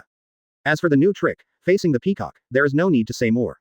The attack speed is so fast that it can rub against the air to create a lot of flames. It comes from Might Guy. However, Guy can only release this move when the 6th gate is fully open. Locke's normal speed is definitely not enough, and he needs to study the release conditions at that time. When Locke was thinking, everyone stopped suddenly. It turned out that there were strange voices coming from all directions. Locke said flatly, "It's okay, it's the wind." Ace also nodded and said, "There is no danger, it's just the wind blowing through the city and the sound of the ruined buildings reacting." After a while, a small desert tornado blew over, everyone covered their faces and closed their eyes. Suddenly Luffy and Locke seemed to feel something in the wind and sand. The ability to hear the voice of all things makes both feel the cry of righteousness from this abandoned oasis. Chapter 67. The Buried Desert Oasis. On the road, Straw Hat Crew still maintained its usual scene of rioting, and Ace was observing Luffy's partners along the way, but he cared most about Locke. Although Locke usually fights with his partners, but sometimes he is always alone, which is more mysterious and powerful. Ace couldn't help but wonder if Locke had any purpose with Luffy, because Ace felt that Locke was like himself. This may be the instinctive repulsion from similar strong people, but Ace is just guessing, and has no plans to do anything. In the middle of the night, Luffy, Usopp, Zoro, and Locke fell asleep with Chopper in their arms, because the temperature difference between day and night in the desert is terrible. It was extremely hot during the day, and extremely cold at night. During the day, Chopper was pulled by Zoro with a board. At night, everyone hugged him to keep warm and sleep.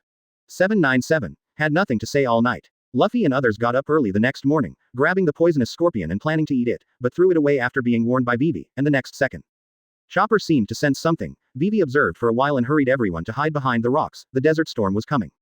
After the storm, everyone crawled out of the sand one by one, complained helplessly about the horror of the desert for a while, and was about to continue to set off. Suddenly realized that something was missing. Zoro suddenly realized, it's over. That guy Locke didn't seem to wake up in the morning. Everyone. What? At the same time, Locke just woke up but a mouthful of sand was poured into his mouth in an instant. Locke sat up suddenly. Bah. Bah. Ah. Where is this? The team on Luffy's side also had some problems. Nami and Vivi who rode the colored camel eyelashes were much faster than them and had already separated. Luffy had a big fuss because he had hallucinations from eating a cactus used to make psychedelic drugs halfway, and was finally solved by Chopper with an anesthetic injection. However, during this period of time, Ace kept walking with his head down, not paying attention to the surrounding things, so he also separated from them. In this way, more than half of Straw Hat Crew's team got lost. Locke helplessly walked aimlessly in the desert, even if he is not a road idiot, but in this kind of big desert with no signs. Advertisement. It is impossible for a person who has nothing and does not know the direction to go out, but there is nothing to do now. He didn't have any food or water on him, so if he used the dragon wings, it would only be a waste of energy. Afterwards, Locke walked in the desert for an unknown amount of time.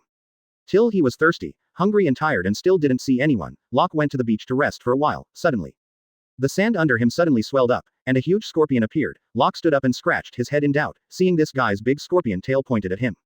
I advise you not to do this. But how could the scorpion listen to Locke's direct one tail and stab at Locke, Locke's knowledgeable use of the extreme one sideways to avoid the attack? Then, With quick eyesight and quick hands, he slammed down with a knife, and the scorpion tail needle was perfectly cut off by Locke in an instant, and the poor giant scorpion let out a cry of pain. When he was about to run away, Locke raised his fist and punched this guy on the head twice. You want to run after you've shot at me, go. Use me as a means of transportation for a while and I can let you go, otherwise. The giant scorpion quickly crawled out of the retracted body and let out a few screams. Locke didn't know why he felt that he could understand what this guy was saying. Where am I going, you ask? If you really have the ability, send me directly to Juba. After Locke finished speaking, the giant scorpion started on its way without hesitation, and Locke said in surprise, really, not bad, Scorpion, it seems that you are still useful. With the help of the giant scorpion, Locke quickly reached Yuba, even one step faster than Luffy and the others, but he found out after arriving. Yuba is not what they imagined, it is another oasis city destroyed by sandstorms, and only one old man is left in the ruins. A bony old man was shoveling the sand out bit by bit with a shovel, and he was the only one, Locke learned after some questioning. This man is called Dodo, who is Vivi's uncle and the father of the rebel leader Kosha. 11 years ago, his son Kosha, who was 12 years old, ran to the palace to make trouble. Because of this incident, the young Vivi and Kasadodo met. Although Locke's memory is not very deep, he can still remember it vaguely. This Uncle Dodo used to be a slightly fat and imposing man, but now he is a poor old man. Advertisement. Locke was going to wait for Luffy and the others here, so he signed in first by the way. Sign in. Congratulations on the successful sign in. The reward, 1 leaf barrier, has been issued. The next sign in location. Yudi. Reward. Seastone materials. Afterwards, Locke waited here for a while and finally saw Luffy and his party who came late, and Ace had bid farewell to them halfway. After seeing Locke, Luffy didn't know what to think. He thought that everything here was done by Locke, and went up to do it before Locke could speak. Fortunately, Nami tidied up, and Locke also told Vivi directly who this person is, after Dodo and Vivi recognized each other. Dodo also expressed his determination to believe in the king, no matter what happened, and told everyone that the rebels had moved their base. They are all in Kathlia now, and the camel eyelashes following Luffy and his party learned through Chopper's translation. Chopper was taken away unintentionally before, and the place he went to was Kathlia, which seemed to be a very close place. Now it has become very far away again. After discussing and deciding to rest for one night, we will continue on our way again. Although there are no people here now. But there are still many hotels that are well preserved. After working for so long, everyone can finally have a good sleep and rest with peace of mind. Luffy buried 1.0 with both hands and started to dig a hole. Locke also helped, and the two cleared out a large area of deep holes in a short time. But there was still not a drop of water. Luffy was so tired that he fell asleep, and Locke was sitting in place to rest. At this time Dodo stepped forward and said, "You should be very tired too, go and rest, it's amazing that you two can do this in such a short time." Locke. No, you're the one who is really good. One person insists on digging wells every day in this oasis that has been mostly buried in the desert. If it were me, I might not be able to do this kind of thing long ago. Dodo. Haha, no matter what, this is the city that the king entrusted to me. No matter what I say, I will not abandon it and leave. Yuzhong will not lose to Shasha. Locke said with a smile. Really? Then come on, uncle, I feel that I will see water soon. Chapter 68. Clear goals. The next day, Uncle Dodo brought a lot of water for everyone before leaving, because Locke continued digging after Luffy fell asleep last night. In the end, they actually saw the water, and Dodo handed over the precious Juba water to Luffy and the others' first batch. The group thanked them and continued on the road. Not long after he left, Luffy suddenly sat on the ground and refused to leave, and everyone was stunned after they realized it. Usopp pointed at Luffy and yelled, "Hey Luffy! What are you doing?" Nami and Vivi also asked in doubt, but Luffy suddenly said, "I quit." Just when everyone was wondering, Luke also said to the one next to Luffy, "I think Luffy is right." Usopp. Hey, Luffy, I don't have time to mess around with you at this time. Locke, why are you like Luffy? Sanji. That's right, we have to go back the way we came yesterday to Kathlia to stop the rebel army. If the millions of people in this country start any violent conflicts, the consequences will be disastrous. Saying this, Sanji went to pull Luffy up, but Luffy shook off Sanji and said, "Boring." When Sanji was furious, Luffy said to Vivi, "I'm going to fight Fly Lock Dar." Locke went on to say, "Even if you stop the rebel army, can you stop Clockadar? Even if we get to Kathlia, there is nothing to do in 09. Don't forget, everyone, we are pirates, so it's okay to think about it. It would be better to go." Vivi was about to say something. Locke interrupted and continued, "You hope that no one will be killed in the war, the people and all of us. Our enemy is Shichibukai. It is already related to a riot war involving millions of people. How dare you still? Don't you think it's naive to think that everyone is safe and sound?" Vivi's fists were already clenched by what Locke said. Nami hurriedly said, "I said Locke, you should also consider Vivi's mood a little bit." Vivi also looked angry and said to Locke, "Is there anything wrong? I don't want people to die. There is nothing wrong with falling to the ground." Luffy said, "Everyone is mortal. As pirates, we go to sea with the determination not to fear death." Vivi. Stop talking. I won't forgive you if I continue. What we have to do now is to prevent these things from happening. Obviously, the fault is not with the rebels, nor with the country or the people. Why must someone die? It's all Clock Doll's fault. Locke stepped forward and grabbed Vivi's clothes and said, then why would you bet your own life? You can see this country, what you should do, your life is not enough to bet on. Angrily, Vivi punched Locke down and rode on him, shouting, then what else can I gamble with? I don't have anything else to gamble with. Luffy was also angry at this time, pushed Vivi away and shouted, at least we should bet our lives. Aren't we partners?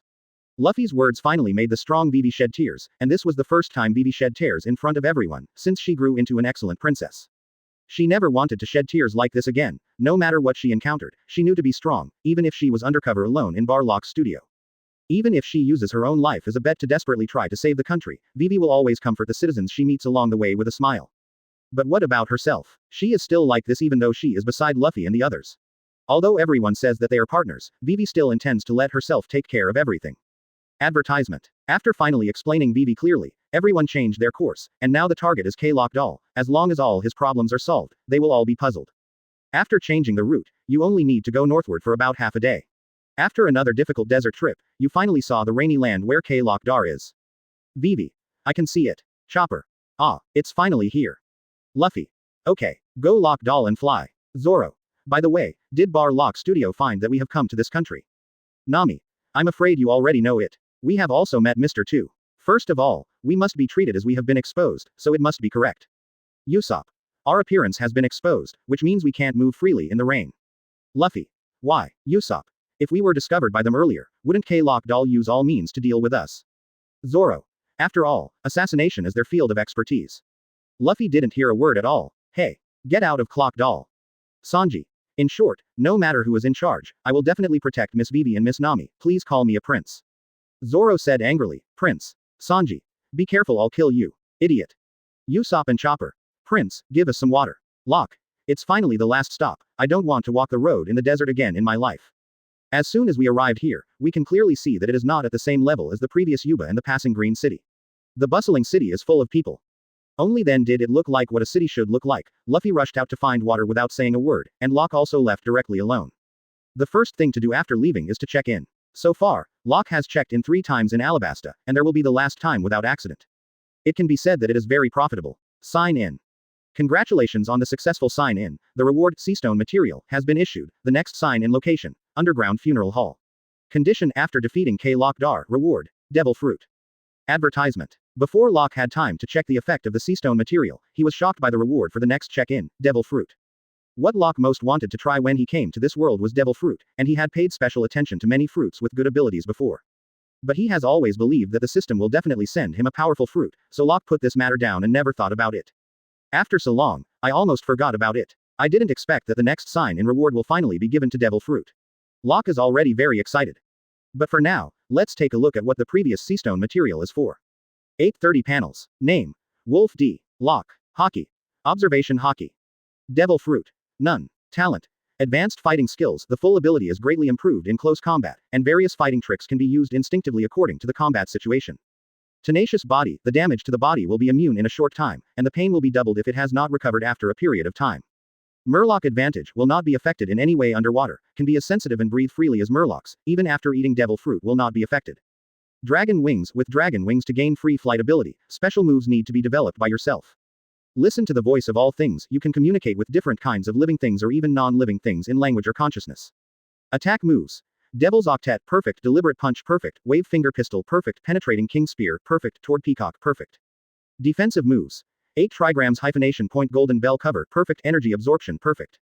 Movement moves. Weebu. Perfect. Recovery moves. Breathing Technique. Perfect. Emergency Treatment. Perfect. Special moves. 1 leaf obstacle. After locking a target and releasing it, the target will be forcibly attached to a state of blindness, which lasts for 1 hour. Buff. Strength increase not enabled. Speed increase not enabled. Equipment. Edmund Alloy Gloves. Gloves made of the hardest metal known to be indestructible by mixing meteorite components into carbon alloys. Seastone material can be fused. Number of check-ins. 26. Chapter 69. The riot begins. This is already very clear. The Seastone material does not need to be fused with the adamantium alloy glove, and it will be much more convenient to use it to deal with capable people later. It seems that the system has not planned to give him armament hockey, but it is correct to think about it carefully. The rewards Locke got from the system are all perfect. There is no need for Locke to go to special training in the future. Of course, the ability development of Longyi is another matter, which means that some moves can be used in conjunction with Longyi.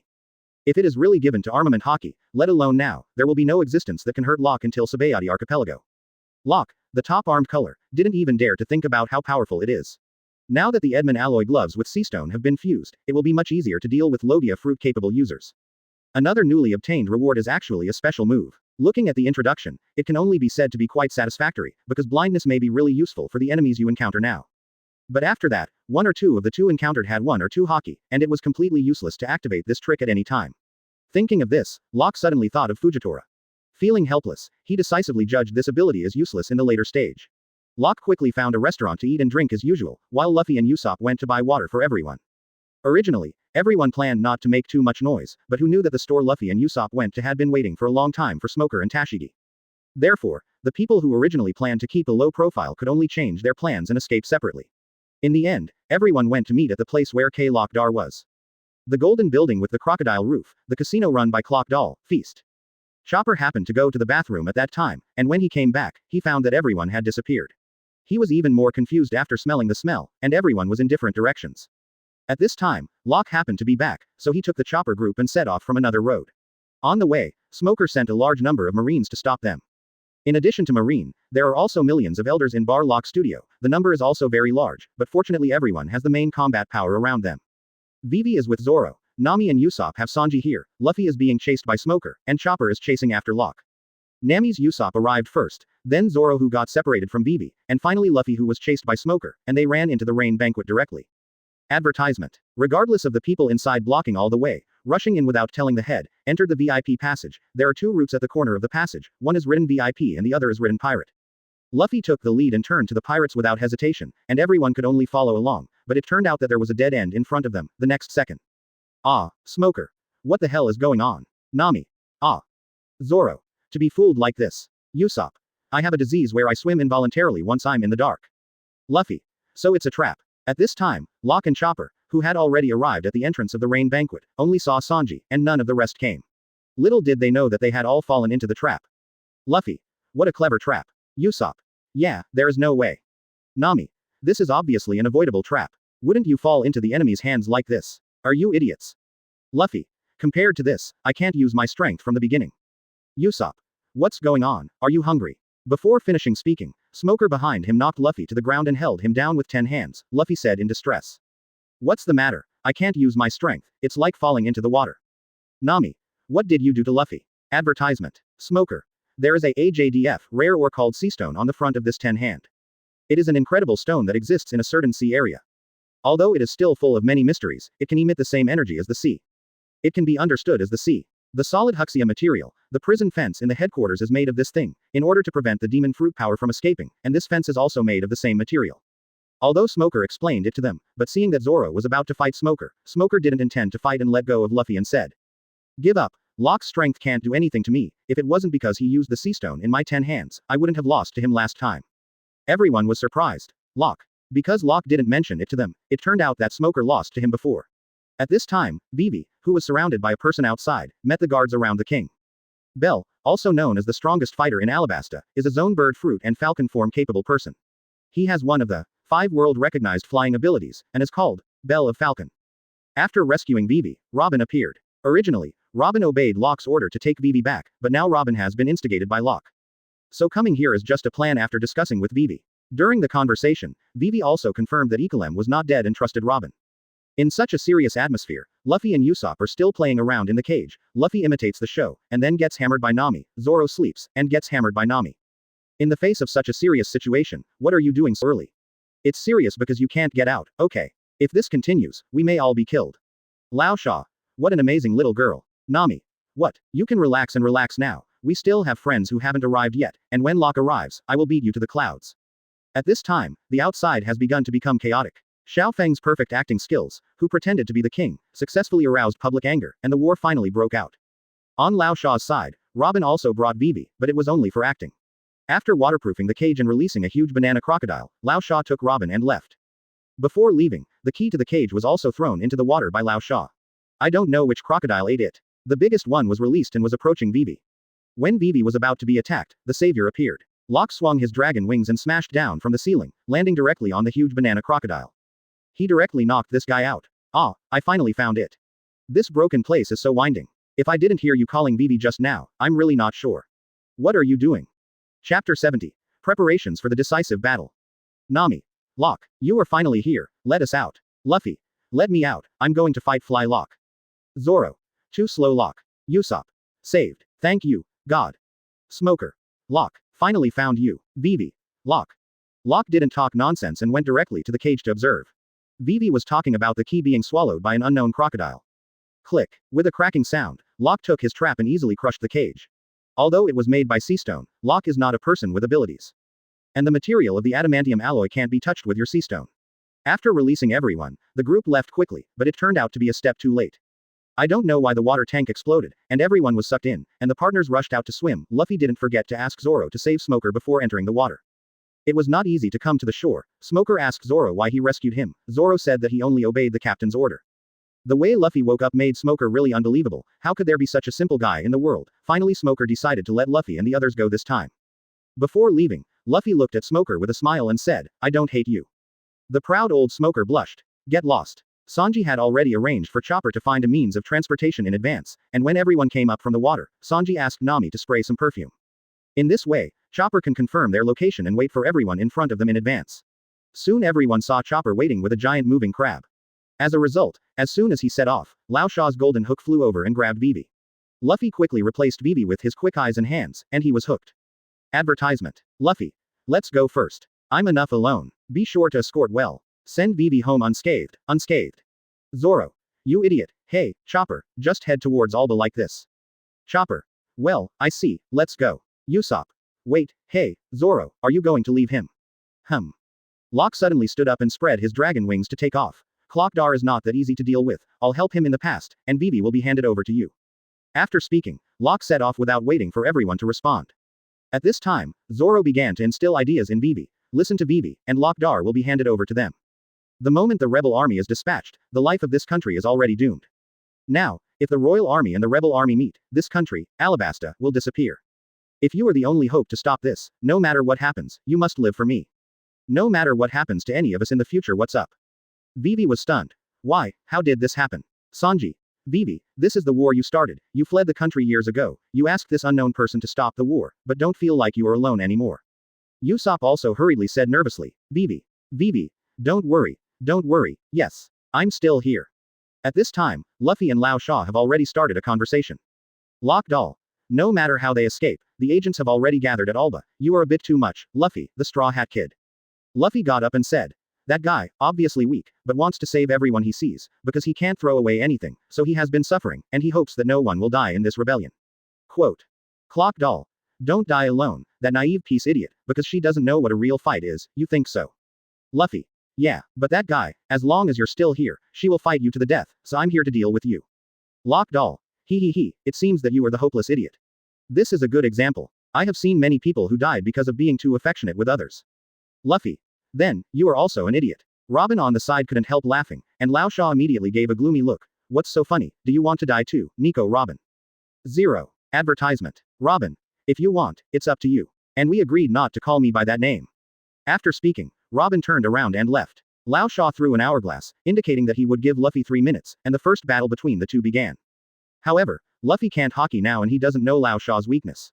There is no suspense in this battle. All the tricks of Luffy are ineffective against Lao Shaw.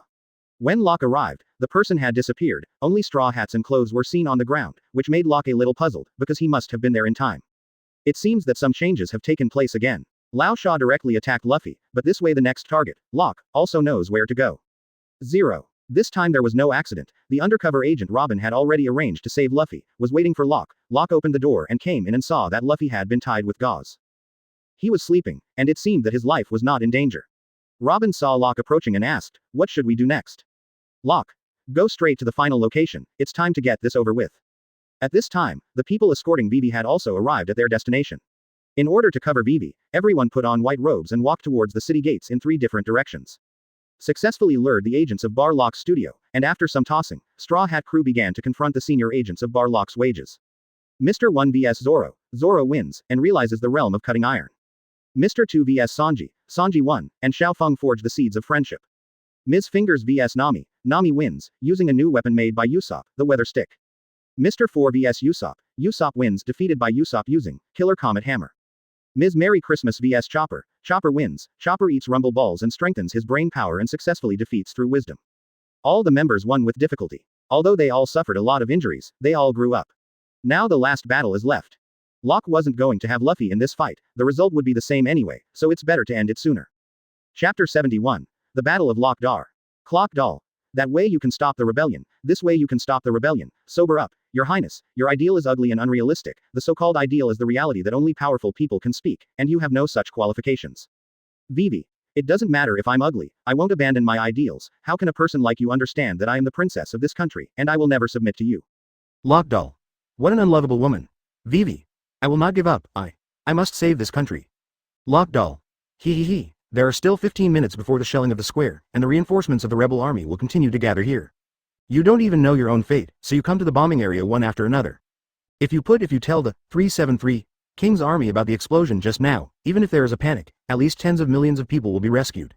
It is your naive idea of wanting to save everything, which will only make your favorite citizens we all got killed. Everyone was so ridiculous from start to finish. You can't save this country. Yuluo Laosha threw Vivi off the city wall. At the critical moment, Luffy rode a bird and rescued Vivi. After that, Luffy, who was carrying a bucket, fought Lao Shachan for the second round. Luffy, who was able to attack Lao Sha, performed very well in this battle, and finally spit a few water balls into the air to lay the groundwork. After being sucked dry by Lao Sha, the water polo fell and was successfully revived again, but at this time Lao Sha has already gone to the next location, which is his biggest conspiracy. In the underground burial hall, Robin and Lao Sha have come to the history text. Lao Sha asked Robin to interpret it, but Robin told Lao Sha that there is only the history of the kingdom. Nothing about Pluton was mentioned from the beginning to the end. As expected, Lao Sha was furious and directly attacked Robin, but this time there was another person here. Just when Lao Sha was about to make a move, Locke appeared, and punched Lao Sha's hooked left hand. Lao Sha. It's you, the guy who ruined my plan, Locke. Locke said with a smile. It's an honor, you can still remember my name, K. Locke Doll. Lao Sha. HMPH, one or two are trying to sabotage my plans for the past few years. My patience has been completely exhausted by you. Let me die. Erosion of reincarnation. Locke quickly let Robin grab him, and took her off to leave the area first, and put Robin in a safe position. Locke flew back to fight with Lao Sha. Lao Sha's whole body elementalized in the center of the quicksand and provocatively said, ha ha ha. Did you see, this is the difference between Shichibukai and you ordinary pirates, if you want to fight with me, you can't hurt at all to mine. Locke quietly put gloves on his hands and said with a smile, really, then don't hide. Yuluo Dragon Wings waved and quickly came to Lao Sha, and punched him in the face. Lao Sha was still smiling proudly. No. Advertisement. Boom. In the next second, before he finished speaking, he was sent flying by Locke's punch, and hit the wall directly. He was so shocked that he didn't know what to say. No. Impossible. How is it possible, is it? Locke smiled and touched his fists together and said, although I don't have water on me, my gloves have what you fear most. Lao Sha. Sea stone. It's impossible. Sea stone is such a rare material, it's impossible for your gloves to be full of it. Saying this, Lao Sha rushed towards Locke in disbelief, and rushed towards Locke with a move of arc-shaped sand dunes. Locke stretched out his fists and exploded with the king's spear. Boom. The powerful impact directly shattered Lao Sha's entire body, but the sand instantly overlapped in the air and came behind Locke, and the golden hook fell again. Locke's knowledge was activated, he turned around instantly and punched him, the power boost was activated, and Lao Sha was shocked again. Locke then launched an attack immediately, his finger like a gun, finger pistol. Call out. Just as Lao Sha's body was about to turn into elements, he suddenly found himself weak all over. It turned out that Locke grabbed him with one hand at some point. Undulating finger pistol shell-like attack directly hit Lao Sha's body. This time, Lao Sha spit out blood instantly, but Locke still held tightly to his hand. Lao Sha endured the pain with his right hand turned into sand, hit the desert sword, and attacked face to face. Locke was scratched before he could dodge in time. Lao Sha, who took the opportunity to escape, began to hide himself in the sand, manipulating the sand to attack Locke continuously, while Locke resisted the attack. He suddenly appeared from the ground and grabbed Locke's ankle and laughed, go to hell. As a result, Locke didn't feel nervous at all, smiled and looked down at Lao Sha and said, the same as for you. The old sofa moved the desert prison to absorb the water on Locke's body. Locke grabbed the old sand's head with his right hand, and raised his fist ignoring his absorption. Advertisement. Locke. This is the last. Lao Sha. Stop dreaming. Locke. Devils. Lao Sha. Sha Lan. Sensing the danger, Lao Sha immediately let go of Locke, and a small sandstorm appeared in Locke's hand and flung towards Locke, instantly magnifying his size 100 times. The entire city could see a huge sandstorm break through the sky, but Locke faced the huge sandstorm without a trace of tension, his eyes remained firm. The left hand has completely turned into the left arm of the devil, and the powerful power has been accumulated to the limit. Locke. Octet. Boom. The terrifying power shattered the huge sandstorm directly from the center, and everyone watched a red and white ability explode in the sandstorm. The terrifying energy directly blasted all the clouds above the city, and the huge sandstorm also dissipated on 5.4, and Lao Sha stood there in shock. The body kept backing away and suddenly shouted at Locke, "UB asterisk asterisk asterisk asterisk asterisk D." Seemingly gone berserk, Lao Sha rushed to Locke again, took off the shell of the golden hook, and inside was a poisonous hook full of holes. Locke immediately kept vigilant and couldn't be careless, directly took the initiative to make a move, using Shave to come behind Lao Sha and punch him. But Lao Sha already had a long memory, and before Locke came into contact with him, he instantly elementalized and turned into a piece of sand, which Locke did not expect. After turning into sand, Lao Sha actually jumped directly at Locke's eyes, and now Locke was careless, and his eyes were fascinated by the sand. Lao Sha also seized the opportunity to draw a perfect arc on Locke's back with his poisonous hook. P.Y. Chapter 72. The Painful Price. Transparent King Spear. Boom. Lao Sha. Haha, don't you understand? You are already dying, the venom has entered your wound, your body should be almost paralyzed, plus you can't see your eyes, you have no chance of winning. Locke gasped and stood there. Phew, do you really think these small problems can stop me? Then you underestimate me too much, I'll show you how little I care about these small injuries. A blinding leaf.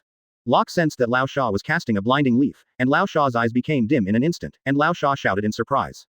Damn it, what the hell is it? I can't see it, how can there be such a method? UB asterisk asterisk asterisk asterisk asterisk D, then destroy all of this place. Bury 10 cases here. Desert Corner Yukui.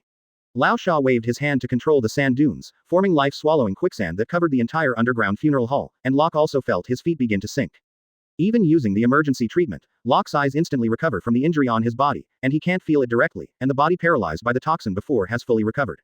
Locke rushed towards Locke immediately, and because of the huge movement, Lao Sha also felt that he had released many desert swords towards Locke by feeling.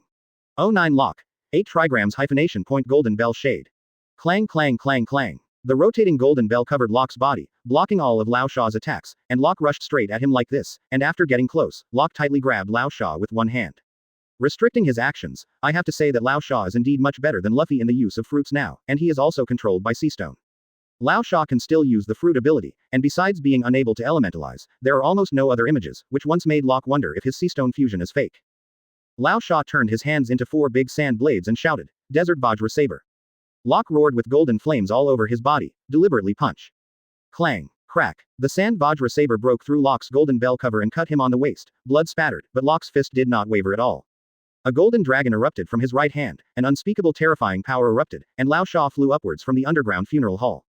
Flying to high altitude, the stamina began to explode. The terrifying power directly turned the entire underground burial hall into powder instantly, and the palace above was directly shattered and fell down. Advertisement. Lao Sha seemed to have exploded in the air, with blood gushing out from his whole body, and the whole person became one and his face was beyond recognition. Sanji. Hey, look at that, everyone. Clock doll. Sanji. Though I don't know why he came out of that kind of place. Usopp. That's right, this kind of thing has been known from the beginning, there is no way they will lose. Zoro. This kind of power, it must be Locke, I don't know how he is now. After Locke finished this punch, the effect of the emergency treatment also ended, and the pain and toxins of the body's injuries reached their peak in an instant. Looking at the ruins of the palace falling from above, Locke took a long breath. Phew. I won. I thought it would be an easy battle, but I was overthinking it. Locke already felt that he was hopeless. At this time, his partners were all in the square to prevent the bomb from exploding, and no one could save him. But Locke still forgot one person. Luffy, who was chasing Lao Sha, fell asleep halfway because of his injuries, and woke up just at this time. Together with Robin who has never left, the two reopened a light in front of Locke. Luffy. Locke. When Locke opened his eyes again, it was raining, and as the rain fell from the sky, the war was over. The restless crowd finally stopped under the persuasion of the rain. At this time, Ikaram also appeared with the child who had witnessed the truth. The injured Kosha also stood up and explained that all of this was designed by Locke, and everyone finally put down their weapons. Locke opened his eyes and felt the rain fall on his face and said, the taste of victory, cough cough. Chopper. Locke, you have to talk when you wake up. Your injury is too serious, and the toxin has spread all over your body. Locke. Thank you, Chopper, then I'll take care of you, I'm going to rest first. All the mates looked at Locke with smiles on their faces. Nami. Go to sleep, it's all over. Advertisement. After Locke fell asleep, Vivi and the kingdom were going to the plaza area to end. They originally wanted Luffy to join them, but as pirates, they yearn for freedom. They don't want to have anything to do with the country. They also found a hotel after Vivi left. Chopper said that. Locke is fine. Everyone fell down in unison. In fact, everyone couldn't hold on from the moment they defeated the enemy, but their consciousness let the body know what is more important. Now that everything is over, and the partner is not in danger, everyone's tense nerves instantly relaxed, and they fell asleep in a mess. Not long after, this war that was recorded in the annals of history, but definitely not a war worthy of praise, finally came to an end. In fact, there is a behind-the-scenes hero to end this war, and that is Smoker, who was rescued by Luffy and the others. After Smoker left, he contacted Hina from Marine at the same time, and found a boat for artificial rainfall, which made the rain fall over Alabasta. In Locke's conscious space. Ah, what kind of place is this? Am I dreaming? Speaking of which, what was I doing before? 447. By the way, I destroyed Lao Sha, and then got seriously injured, and then Chopper healed me, and then, by the way, what is this place? Mysterious voice. You seem to be in good spirits, host. Locke. Host. Are you, the system? Mysterious voice. Just as you imagined. Locke. It's great, my system can finally talk, it's great, and there will be one more person to chat with in the future. Mysterious voice. That's a pity, host, your thoughts may be ruined. Locke. Huh, mysterious voice. This is your consciousness space. There is only one reason why you came here, and that is that you are already dead. Locke. What? Mysterious voice. But don't worry, I have brought you back to life. Although your partner is very good at medicine, you may have underestimated how serious your injuries are. You have been dead since you closed your eyes in the underground funeral hall now, this is our first and last conversation, and I believe that with the host's IQ, he already understands what I mean. Locke remained silent, and the mysterious voice continued, but host, you can rest assured that my news will not affect the existence of the system. I am just the only humanity left by the system. This is your only chance to be reborn. I believe that after this time you will be vigilant a lot, your performance has been very good, so farewell to host. Chapter 73. The Power of Pirates. Locke was alone in a daze in the dark space of consciousness, of course he knew what those words meant before, his system could have become the same as Locke imagined. But because this time, it died instead of Locke. Although it was the first conversation, that voice was indeed the system that accompanied Locke all the time. This also made Locke fall into contemplation. In the past, he really thought of these things too simply, relying on the various trick abilities obtained by the system. Let Locke not be afraid when facing all kinds of powerful enemies, which led to Locke, who was still exercising at the beginning, now either sleeps or drinks all day long. Zoro has been sleeping less since the Little Garden incident, and has been exercising most of the time, and Locke has gradually fallen into self-blame. He knew that when he woke up, he had to change his current situation, and he couldn't be so careless anymore. It was enough to make such a mistake once. In the end, Locke signed in and received his devil fruit. Without any introduction, Locke thought about it and decided not to eat it temporarily, after all, the effect is unknown. Let's keep it for now. If next time we encounter such a strong enemy that we can't beat, Locke might be able to save his life or make a comeback if he eats it. At this time, at the Marine warship, Tashigi has returned with Locke Dar and several senior agents. Colonel Smoker, Miss Hina, Tashigi Cho-chan are back. Hina. Long time no see, Yinchi. Tashigi walked all the way. Miss Hina, hello. I'm a little tired, please allow me to take a rest. All the way to Smoker. Colonel Smoker, I'm back. Smoker. Well, thank you. I've heard about the Straw Hat crew. Tashigi. I'm very sorry. Not only did I help the pirates, but I also let them go when they couldn't fight back. As a Marine, I should feel shameful at this time. Smoker. Why do you have to apologize, isn't this your justice? Tashigi. No, I can only do this. Even if I know where the enemy is, I can only tell others about it. Even if I know the time of the bombardment, I can only help them. I have no justice to protect. Smoker. Not long ago, they were regarded as ordinary pirates by us, but they continued to gain fame and climbed up. If they didn't climb up in this sea area, they would die. They knew this truth very well. Death, who will decide who goes and who stays in this sea? Pipe. Quote. Tashigi passed Smoker all the way. I'm very sorry, I'm going to take a rest first. Suddenly Smoker took down the cigarette and said, stupid. Since you are so unwilling to cry, make me stronger. Behind him, Tashigi couldn't stop crying and shouted, I will. Smoker. If only you had the same backbone as her, it would be great. Hurry up and bring the prisoners. Yes. Advertisement. Colonel Smoker, there is a communication from headquarters. Naval headquarters. This is Naval headquarters, is this Colonel Smoker? Smoker. I was right. Naval headquarters. Regarding the crusade against Locke Dar, the upper echelons of the government have decided to award medals to you and Tashigi Sao. Smoker. Suppress. Hey, wait for me, we are not the ones who defeated Locke Dar, have you listened to my report? Naval headquarters. And it has been decided to upgrade the two of you to one level each, besides. Smoker. Hey, listen, the people who have been fighting with the Baroque studio led by Locke Dar until now are the Straw Hat crew. Tina on the side couldn't stand it anymore and said, useless Smoker, the government intends to cover up this matter. Do you think the government will deliberately conceal the fact that Alabasta's extinction crisis was actually saved by pirates? Naval headquarters. The two of you are therefore invited to attend the medal awarding ceremony. Smoker got angry. Are you kidding me? Hina has been persuading. Smoker, accept it quickly. If you disobey the upper management, do you know what will happen? Smoker. We captured Locke Dar. It's because my subordinates are crying because they can't do it. Hey, let me tell you, can you help me send a message to the old man at the top of the government? Naval headquarters. Huh, Smoker. Go to hell. Uluo Smoker hung up the phone. If Crow saw this scene, he would definitely give Smoker a compliment, he would be so handsome. A few days later, except for Locke, the injuries of the partners have almost recovered, and Sanji and Usopp went shopping in the street. Zoro finds a place where no one is around and trains with gauze all over his body. Now he needs to be able to master the strength he had when he defeated Mr. One at any time. Nami got a lot of useful books from the king, and Chopper discussed medical skills with the doctors in the kingdom, and was always praised very happily. Locke woke up again and sat up directly, looking around blankly, just about to speak. The pain from his body almost killed him. What? Then a scream instantly attracted everyone's attention, and they all gathered around. Chopper quickly let Locke lie down and said, "Idiot, who told you to sit up? The wounds on your body have just healed, and you just moved and they were all cracked." Luffy. Locke, you woke up. So slow, you slept 3 days longer than us. Nami. Idiot, you don't know how to be careful even if your body is already in this state, even if you are a monster, you can't do this. Advertisement. Sanji. Since you wake up, you should be able to eat.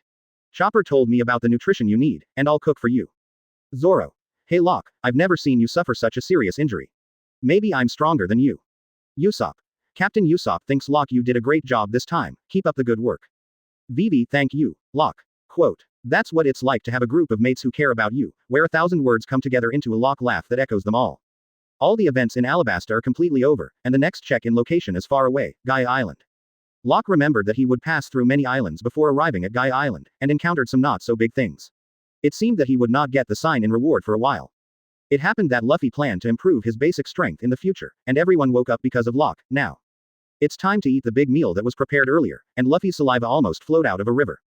Everyone gathers at the long table and starts feasting, but even Locke, who hasn't eaten in 3 days, can't match Luffy's ability to eat. Zoro looked at the rice on the plate. I have to eat quickly, ah. A rubber arm reached out and snatched away the meat from Zoro's plate, and the next second the fish from Usopp's plate was gone. Usopp stepped on the table angrily and shouted, "Hey Luffy! You just took something from my plate." Luffy covered his overstuffed mouth and shook his head frantically, throwing the food that was about to overflow everywhere. Nami punched 10 times and shouted, "Don't spill it." Chopper was sucking the noodles on the plate with all his strength, looking at Sanji helplessly. Hey Chopper, you don't have to be in such a hurry to eat. Vivi quickly persuaded with a smile. There are still a lot of admiration. With his mouth full of food, Luffy kept saying something to Vivi's father. XXXXXXXX sucks XXXXXXX. But I could understand every word from the beginning to the end, except that the meat in my mouth fell off in the middle, and I could hear 2 words clearly, and then stuffed them in the moment and continued to speak to him not knowing what to say.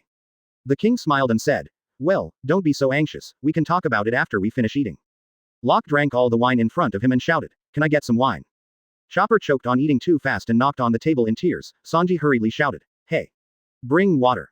The atmosphere at the dinner table also became more and more interesting, and they began to play happily without knowing it. The soldiers who were serious around were also deeply affected and all laughed. This is the power star of the pirates. Chapter 74. The eve of parting forth. In the middle of the night, Ikaram's voice suddenly came from the peaceful palace. Ah. Straw Hat Crew. Are they all gone? In the desert, the Straw Hat Crew wearing this white robe has secretly ridden away on Karoo's kind. Zoro. It's so refreshing. Usopp. Ah, is it finally time to say goodbye to Alabasta? Hey Luffy, how long are you going to eat? With a chicken leg stuffed in his mouth, Luffy said, Alabasta's food is really great, Sanji will make it for me next time. Sanji. Well, I am also very interested, and I have already ordered the recipe in advance. Locke.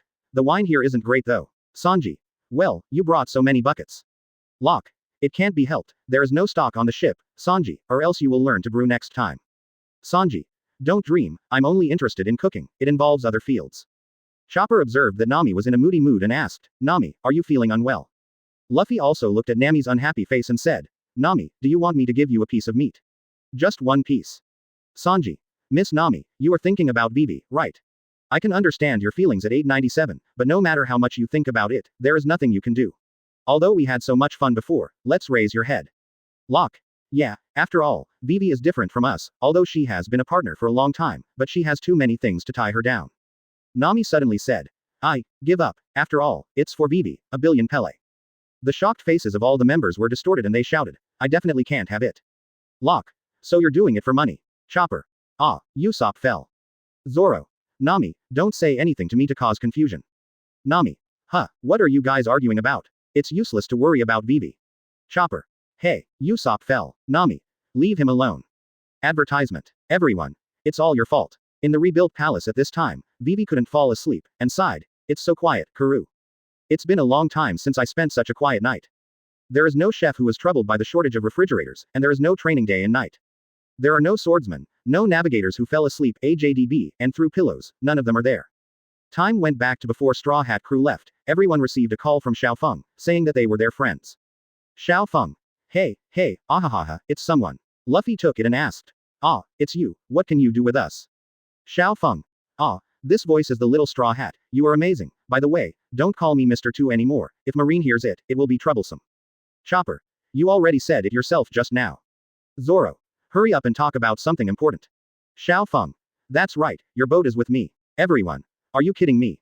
Xiao Feng. Don't get me wrong, we're not friends, ahaha. Fly.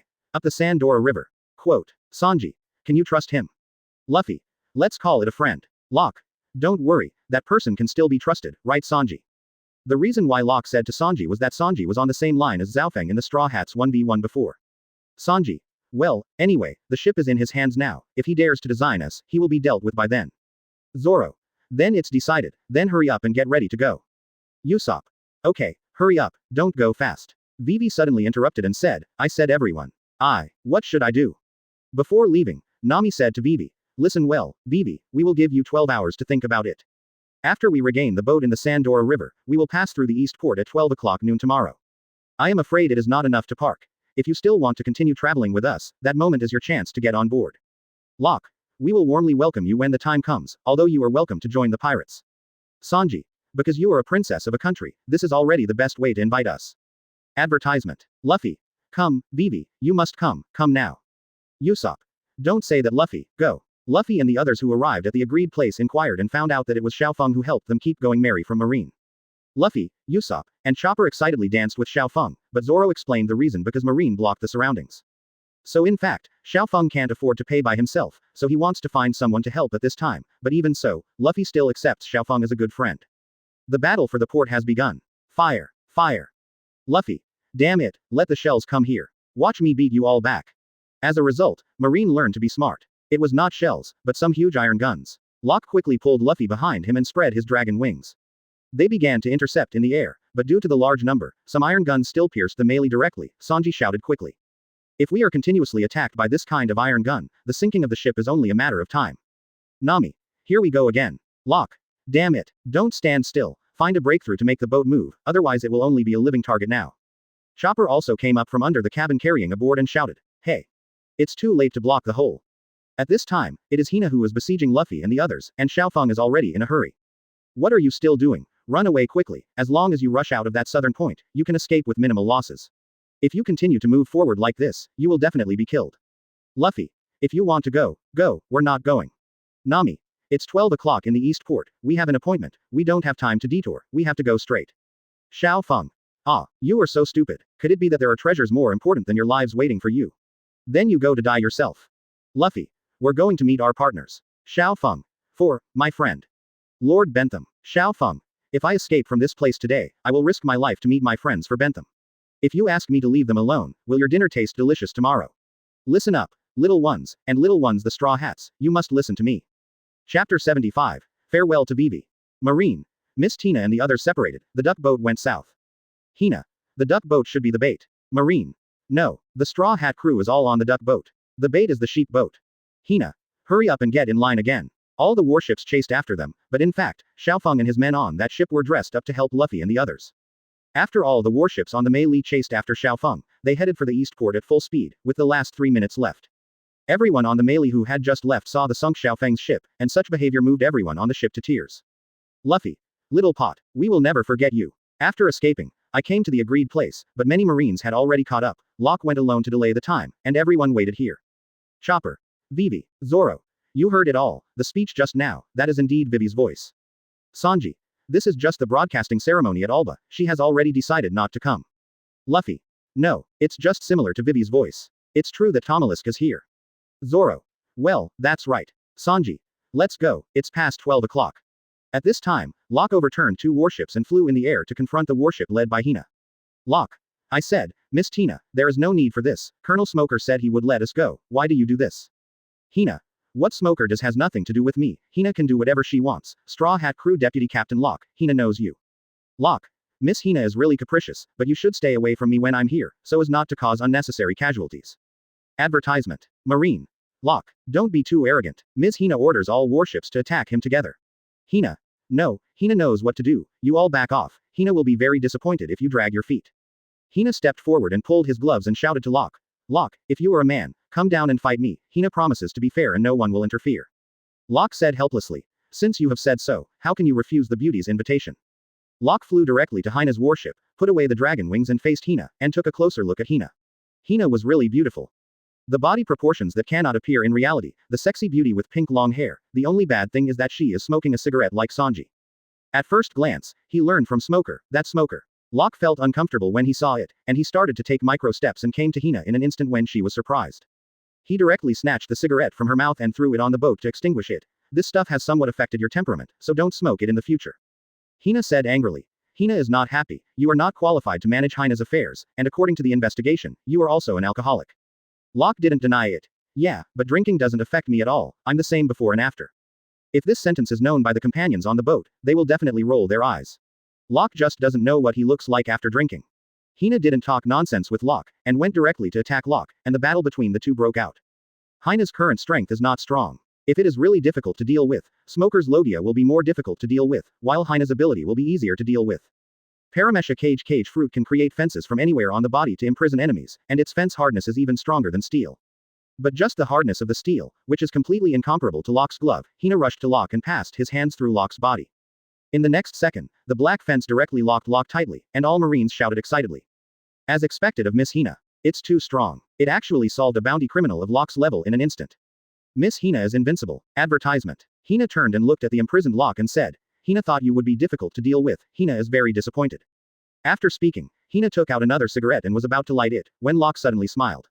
Exclamation mark. Zero. Seeking flowers. There was a shattering sound, and the fence on Locke's body was easily crushed by Locke with his gloves on. He came to Hina again in an instant, and still snatched the cigarette from her mouth and dropped it. And also confiscated all the remaining cigarettes from Hina's chest. Hina felt insulted, and blushed and started attacking Locke crazily. But just now Locke was hit just to test the extent of the fence. Now with Locke's micro steps, Hina can't trap him at all. But Hina was obviously a little frustrated, and used her ability to attack frantically, and finally Locke stood in front of her intact. And the Marines on Hina's boat were all trapped by the fence, and there was a lot of mourning around. Locke chuckled and said, Don't get excited, Miss Hina. I don't mean anything. I said this thing is not good. It's for your own good. The time is almost up. I will play with you next time. Goodbye. Zero. After speaking, Locke spread out the dragon wings and flew back to the melee. Hina looked at Locke's back and shouted, Locke. Hina will definitely catch you. Locke naturally didn't hear it, and there was no special reason why Locke treated Hina like this. The main reason was that he thought she was pretty, so he couldn't help but want to tease her. After Locke rushed back to the Mary, he was just in time for the final scene. Vivi. Although I want to stay here, if we meet again one day, can you call me a partner? Luffy was about to answer Vivi. Locke quickly flew down and held Luffy. Nami immediately said, You can't answer her. Marine has noticed Vivi. If they have evidence that Vivi has a relationship with us, Vivi will become a sinner. Locke. Yeah, so let's say goodbye silently. In the end, everyone also raised the arms that had been marked as partners on the boat, leaving an indelible back view, and bid farewell to Vivi and Alabasta. Because Luffy said at the beginning, no matter what happens in the future, the mark on the left hand is the memory of the partner. So everyone has already responded to Vivi with actions, and Vivi and Karoo who saw this scene also raised their arms with marks. Luffy. Let's fly, Chapter 76. Robin's incomplete joining. Hina. Yes, only one ship was sunk, the ship of an agent of Baroque workshop called Bentham, and one. Smoker. Let them escape. Hina. I didn't expect that I would fall into that kind of trap, and that man named Chloe. Smoker. After all, escaping is their specialty, Crow. You fought him, it looks like you lost. Suddenly a pirate broke free and rushed towards Hina with a knife. Marine shouted. Miss Hina is in danger.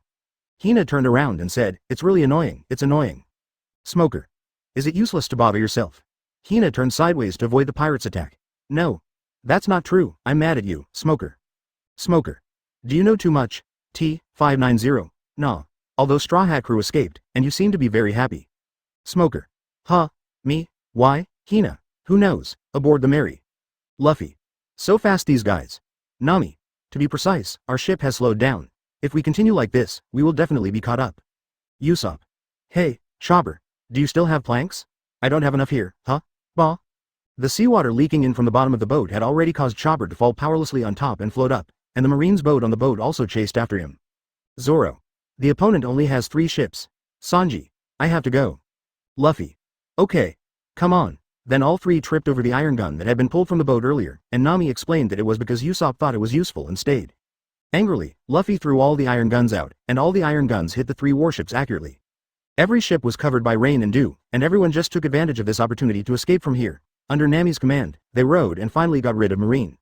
Advertisement after safety. Zoro looked at the empty sea behind him and wiped off his sweat, and said, that group of Marines won't be chasing after them anymore. Everyone. Zoro. Didn't we escape? Everyone. Zoro. I said, what do you mean by your feeble answer? Everyone. It's so lonely, Zoro. Don't make me cry, since you are so indistinct to separate from her, just take her with you. Chopper. Savage. Nami. The worst. Sanji. Green algae head. Luffy. 3 swords style. Usopp. Wait a minute, Luffy's 3 sword style is not a bad word. Luffy. 4 blades. Usopp. Adding a knife is not the same. Locke walked out of the cabin with Robin at this moment. Robin. It seems to have finally left the island. Zoro. Wait a minute. Why are you on the boat too? Locke. Is that weird? Robin was our undercover agent at Lockdale from the beginning. Luffy. Yeah, she saved me, she's a good person. Because of Locke's previous explanation, everyone on board has accepted Robin's joining, but they didn't put their heart and soul into it like the rest of the partners. After all, we haven't set out to officially join the plot yet, and now it can be regarded as the assessment period, but these don't matter to Luffy, he treats everyone like this. There is no difference between good and evil in the eyes of simplicity, so after Robin joined, everyone continued to the next goal, this time on the voyage. The Locke who was sleeping or drinking on the boat was gone, and it became the Locke who was training all the time. Advertisement Locke alone set aside a space in the cabin of the Mary for training, all of which were some simple puppets he had researched with his puppet knowledge in Usopp. They will perform simple movements and attacks. Although they are not threatening, they are sufficient in number. Afterwards, Locke also changed the hands of these dolls into sharp blades through improvement. It is used to practice against himself, and this is to train his own knowledge and reaction ability and combat awareness, and the redundant moves Locke will not use. In the beginning, Locke was almost hacked to death by these puppets because of too many of them. He exploded his tricks excitedly, and blasted a big hole in the side of the melee. I was told by Usopp for a long time, and then Locke remembered that no matter what happens, you can't use moves, and the whole city relies on your reflexes and fighting awareness. Although Zoro is also very interested in this, he is still doing his own strength training. This kind of training is not suitable for him. If he only uses Zoro will be in danger. A tornado melee might be gone. After a journey, everyone finally arrived at the next island. Everyone except Robin got off the boat and came to the island. Sanji found some fruits that are suitable for storage, so Nami asked Sanji to find some ingredients. The remaining people Nami took out 5 wooden sticks and said, the person who draws 4 short sticks is responsible for collecting this one day today, and the one who draws the longest stick is responsible for staying on the boat. Zoro was the first to be unconvinced. Why do you order us to do such a thing without authorization? Nami also said with a helpless face, yes, it is logical that Liching is assigned by the captain. At this time, Luffy held 4 short picks and said, oh, each one is short. Usopp already. Why do you smoke 4 by yourself? Luffy. Isn't the one who draws the most wins? Nami suppressed his anger and said, do you think there is a captain who can call the shots on this ship? Everyone watched Luffy wave his hand in unison, no. Luffy smiled disapprovingly, ha, so I'm really good. After redrawing lots, Chopper got the longest one and had to stay to watch the house, and the remaining 5.1 people set off to pick the fruit that Sanji found on the island. Locke immediately came to Chopper with bad intentions. I said, Chopper, staying on the boat is very boring. You must also want to go to the island for adventure with everyone, the adventure of pirates, or else, I will replace you stay on board, and you go on an adventure with everyone. Chopper said excitedly, really, thank you Locke. Dwang. Locke. There was an extra bag on Locke's head, and Nami walked while carrying Locke's clothes. Don't pay attention to him, Chopper. This guy just wants to stay on the boat and drink secretly, and I will leave the task of watching the boat to you. Chopper. So that's it, Locke. You can't drink anymore. Your intake has exceeded the limit these days. Don't worry Nami, I will take a good look at the boat. Chapter 77. Slightly increased reward for the rest of the day. Chopper also began to accept Robin, and the two went to collect water together, and Chopper told Robin his previous stories. Luffy and the monkey had a lot of fun, Usopp was lazy, and the two of them didn't pick any fruit, and Zoro picked a big basket full of a tornado. Locke was even more outrageous. He did not know where to snatch the wine made from animals. Not only did he beat everyone up, but he also took away all the wine. It was already midnight when everyone found him. Locke was drunk and tied to a log by a group of monkeys for barbecue. Everyone rushed to save him. Chopper translated the words of the monkeys, and after learning about the situation, Nami woke up the sleeping Locke abruptly, and Locke said with doubts all over his face swollen. Where's my wine? Nami. How dare you mention this, how stupid you are. Zoro. Why does the deputy captain on this ship feel even more unreliable than the captain? Except for what happened to Locke and the monkey, nothing else happened on this island. The next day, after everyone gathered enough, they left directly. Back on the boat, Zoro is doing handstand push-ups with one finger above the flagpole, while Luffy, Chopper, and Usopp are fishing. Robin is reading a book, Nami is observing the route, Sanji is making snacks, Luo Shu is training inside. Shi Chong went to Luffy to catch a strange conk, and everyone stopped what they were doing and gathered around. After some inquiries, I learned that this guy is called Les Lois, and he is an organizer called Little Ladybug Mail Order. This guy is quite powerful. Buy everything, toys, kitchen utensils, skincare products, and all kinds of messy things. Originally, Nami took a fancy to something called Millennium Paper. While bargaining, this person accidentally learned of Luffy's name, knew that he was on a pirate ship, and ran away without saying a word. What was introduced before is also left on the ship. Because of the previous incident in Alabasta, everyone is still unaware that their bounties have changed. However, there are only Luffy, Locke, the newly joined Robin and Zoro who was offered a reward for the first time. The current rewards are respectively: Straw Hat Kid, Luffy, bounty, 100 million Baileys. Advertisement, Dragon Fist, Locke, bounty, 150 million Baileys. Pirate Hunter, Zoro, bounty, 60 million Baileys. Son of the Devil, Nico Robin, bounty, 79 million Baileys. Among them, Locke's title has changed, mainly because of the dragon wings that Locke showed later, and Luo Jian's bounty is still a photo of her when she was a child. Because Robin is now on Straw Hat Crew's boat, the news has not spread, and the rest is that Zoro has a bounty of 60 million Baileys, and Luffy has risen to 100 million Baileys. It's a pity that he still didn't surpass Locke. After Nami got the Millennium Paper, he shut himself in the cabin to draw the chart. Sanji asked everyone to clean up outside, but Zoro refused to accept and the two prepared to fight, while the rest of them watched the show, just when they were about to fight. Nami, who was imaged by the two, came out and knocked them down with one punch. Didn't I tell you to be quiet? Locke, who watched, couldn't help but clapped his hands and sighed. It's really terrible, Nami. Afterwards, the boat continued to restore the calmness of the past, and on the way, first met a marine trainee chef who had the same dream as Sanji. Sanji sneaked into Marine's warship and taught the boy a lesson, making him cook marine curry that everyone was satisfied with.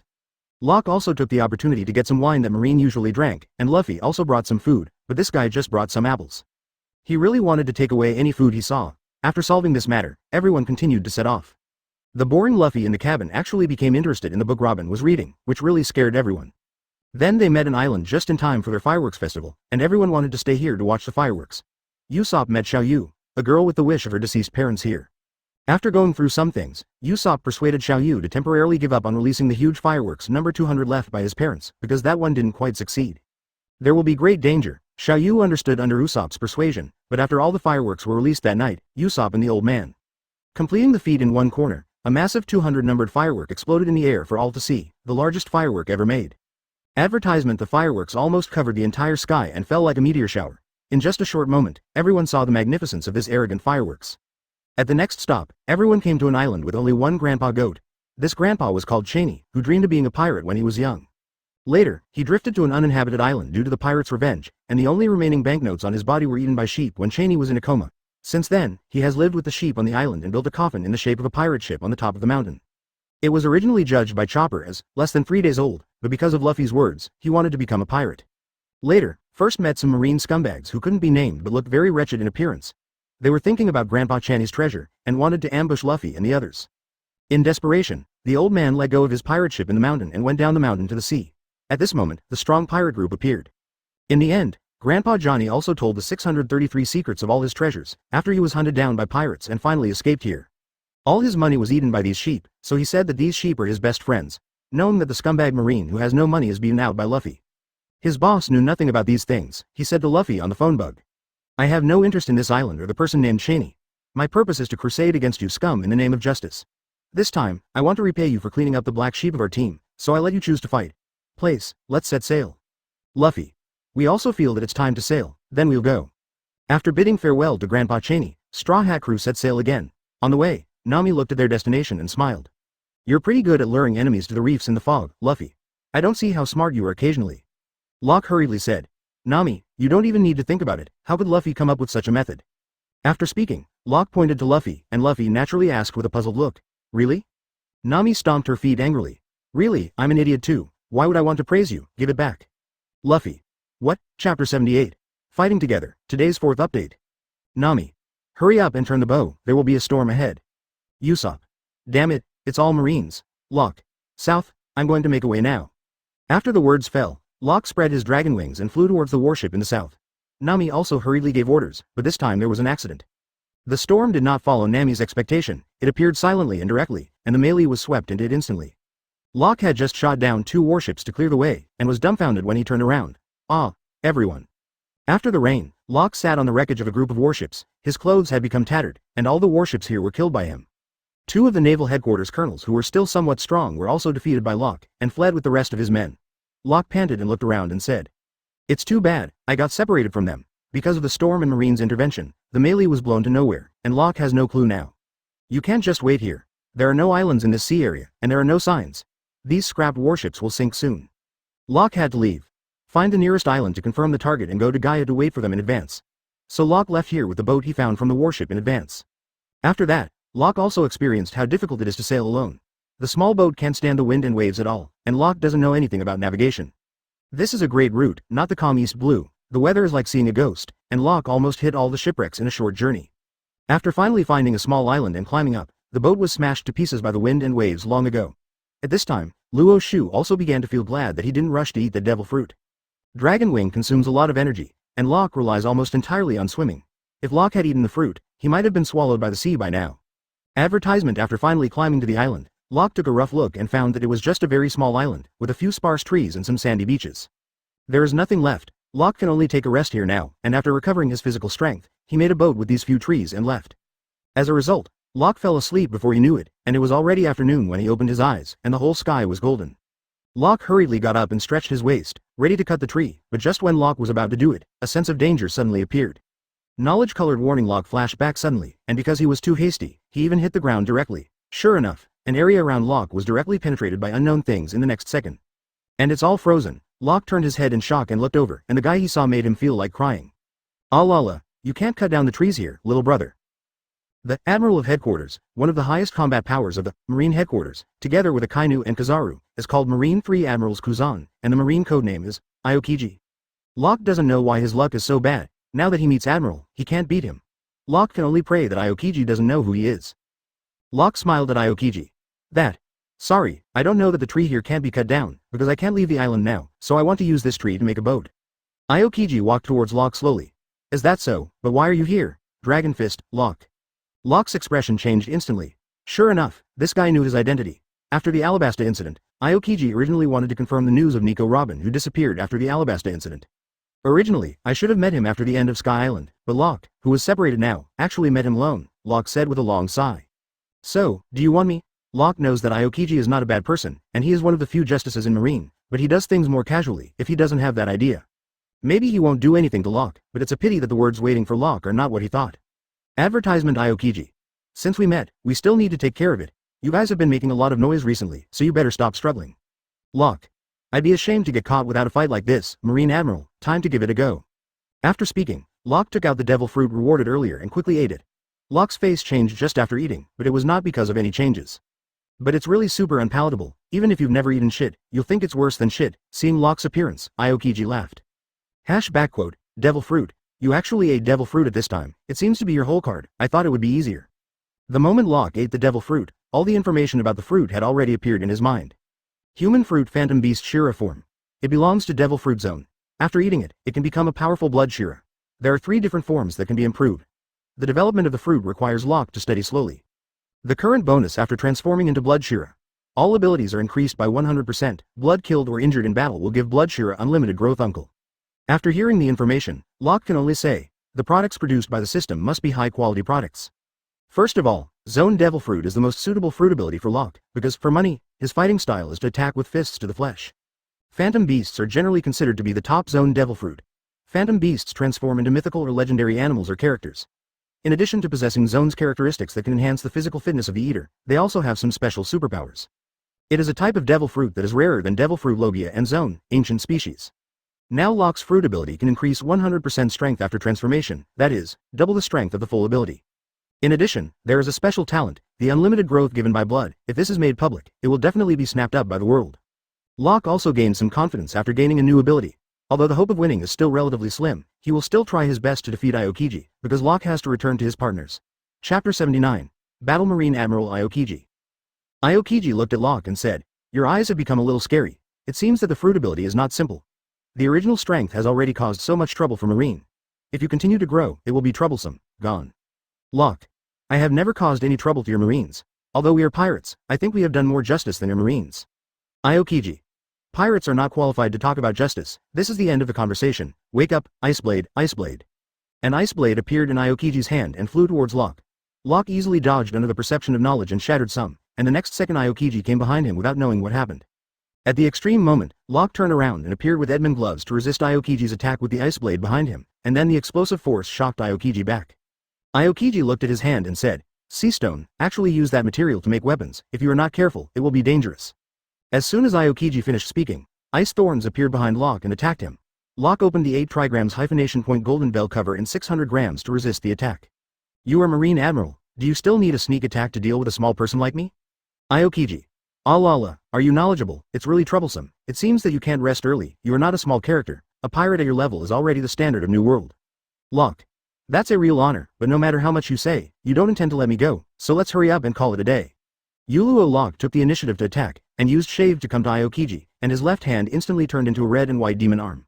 Aokiji used Ice Time, Frozen Moment. Instantly froze the left half of Locke's body, and then put the other hand on Locke's body and said, "It's over, Ice Block Pheasant Beak, Ice Block, Storm Pheasant Mouth." Locke immediately released the blue energy in the glove, energy absorption. I saw the ice bird on Aokiji's right arm began to be absorbed by Locke's blue energy. Aokiji sensed something was wrong and released the remaining ice birds to the surroundings. Locke's body was covered with wounds in an instant, but half of the energy in his hand was absorbed. Locke pressed against Aokiji and released it. "Give it back to you." Boom. Advertisement. The powerful impact of Aokiji's move slammed into Aokiji with the freezing air, but it didn't have any effect. Aokiji only needed to elementalize to escape. And holding the ice blade to attack Locke again, the energy of Locke's left hand soared instantly. Majin's Octet. Boom. Exploding at full strength, Locke's left arm broke free from Aokiji's frozen shackles in an instant, and the terrifying energy blasted Aokiji in front of him. Locke was going to take the opportunity to control Aokiji with his other hand and put on a glove, but he heard it when he was close to Aokiji. Ice Age. Click. Click. Click. Aokiji released the cold air all over his body, and the island and the surrounding sea were instantly frozen. Locke dodged and spread his dragon wings in time to fly into the air. Otherwise, he would be frozen by the terrifying cold air.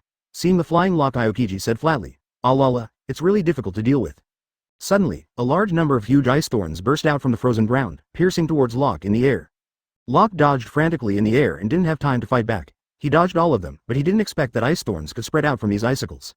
Aokiji held out his hand to Locke. Ice Rose, Ice Rose. In an instant, all the ice thorns around Locke spread out more ice thorns again, and in an instant Locke was pierced by a large number of ice thorns and turned into a hedgehog, AJCC. It was too late to be surprised that Locke was hit in an instant. Locke in the air was now covered with blood holes pierced by ice thorns, and blood flowed out along the ice thorns. But even so, Locke is not dead, and the tenacious body does not make him feel the pain. Locke frantically made subtle dodges at the moment he was hit by the 10th ice thorn. In the end, none of the icicles hit his vitals, they were all skin wounds, Aokiji said, looking at Locke, who was still panting in the air. Advertisement. Stop struggling. Let me send you to the submarine prison now, otherwise I can't guarantee that you will still be alive if you continue. Locke. Cough cough. I won't go to that kind of place. The battle has just begun, Aokiji. Let's show you Devil Fruit's ability. Awaken, Shira. All the blood in Locke's body stopped flowing, as if all the blood in his body had gathered to the heart, and the surface of his body began to ooze blood and turn bright red. In the next moment, Locke in Shira form appeared. His whole body's skin turned red and black, his face became like a demon, and there were many strange runes on his body. The black arms flashed with bright red light from time to time, and the current Locke virtually gave people a sense of oppression similar to Conqueror's. After Aokiji saw Locke like this, he was surprised and didn't know what to say. Locke moved his body slightly and smashed all the ice thorns that had penetrated him before.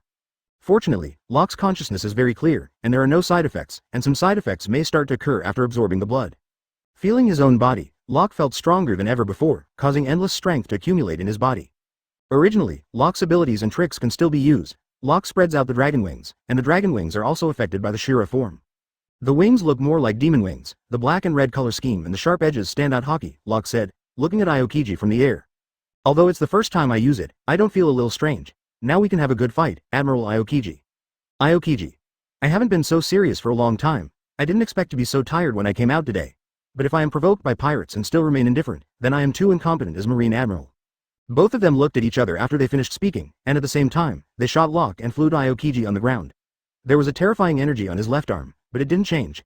Aokiji's lower body turned into ice cubes all the way up. Looked like a bird. Octet of Blood Demons, Ice Block, Pheasant Beak, Ice Block, Pheasant Beak. Boom. This time, Locke won the confrontation, and Aokiji's attack was not his opponent. The moment the two collided, Aokiji dodged in an elemental way. Chapter 80. Tragic famous however, the elemental Aokiji came directly behind Locke with two ice skates in both hands and slashed at Locke's back. Locke swung the dragon wings behind his back, smashed Aokiji's skates and cut his face. Aokiji's expression became serious. Blood Shira has a unique blood characteristic. Whether the blood he absorbs is his own or someone else's, it can be used to grow stronger and stronger without limit. It can also be used as an attack method, attached to the body or tricks for blessing. Such an attack can reach the level of the basic armed color. That's why Aokiji was hurt just now. Locke took the opportunity to turn around and attack again, clenched his fists towards Aokiji and instantly released the body-penetrating king gun. It's a pity that Aokiji escaped, and also blocked Locke's feet with ice, smashing him to the ground directly, and Locke crawled out from the broken ice and said to himself, "This level is not enough, make it stronger." All the blood that I was injured just now was converted again, and the strength of the blood Shira Locke has improved a little, and the battle continued to break out. Afterwards, although Locke still had the upper hand, his reckless play also caused some injuries to Aokiji, and Locke relied on the blood in these battles. But it was mainly his own, and his strength became stronger and stronger. After being blasted by Aokiji again and then hit by a frozen time capsule, Locke felt that he had half stepped into the gate of hell. Quickly use emergency treatment, and then transform all the blood that was injured just now to become stronger, and attack Aokiji again, directly making Aokiji dumbfounded. Although he felt that Locke was getting stronger during the battle, he didn't expect it to become so fast. How long it had passed. Locke's strength is actually on par with him, but Locke knows that this state can't last long. If it wasn't for the emergency treatment, he might have died. Now it is necessary to make a quick decision. Aokiji controls almost all the ice blocks in the Ice Age just now and starts to attack Locke. Locke continues to open 8 trigrams hyphenation point golden bell cover to resist. He rushed straight to Aokiji, and was hit back by a huge icicle. Locke became manic, and a large part of the reason in his eyes disappeared instantly. Advertisement: a mechanical system voice came from my mind. The fruit has been developed successfully, and I have acquired the ability. Shira's Fury. Shira's Anger. Shira was furious because of the enemy's constant obstacles, lost half of his sanity to strengthen his body, ignored any control, gained 100% toughness, and would not be affected by any obstacles. Locke felt his vision suddenly turn blood red, and his waking consciousness became blurred directly, but his body also began to flicker with blood. Locke bumped into the icicle all the way and rushed over again, followed by several even bigger icicles, but they were all smashed by Locke abruptly, and the last huge icicle spun and rushed towards Locke. Locke grasped the huge ice thorn with both hands, and his footsteps did not retreat a little due to the impact of the huge ice thorn. The body-penetrating king spear exploded, shattering the huge ice thorn and a large number of ice thorns in front of him. Finally came to Aokiji. Aokiji gathered a lot of cold air in his hands, and shouted at the moment Locke appeared. "Ice Eternal, Eternal Ice." The deadly cold air rushed towards Locke, and more than half of Locke's body was instantly frozen, but the upper body was still able to move, and golden arrogance began to appear on Locke's body. The arrogance has been soaring to the size of half an island. Locke's blood-red eyes are constantly flickering, the golden arrogance has turned blood red, and the power accumulated in his right fist has reached the limit. Blood hyphenation point deliberate punch. Roar. The bloody dragon erupted from Locke's right hand, and the power to destroy the world broke out at this moment, and the sky changed color at that moment. I don't know how long it has passed, and gradually calmed down. Looking around, there is only a small piece of the original laughing path that is frozen, and the rest is a hollow in the sea. It looked extraordinarily scary, like a black hole under the sea, but Locke lost at the last moment due to lack of fighting awareness.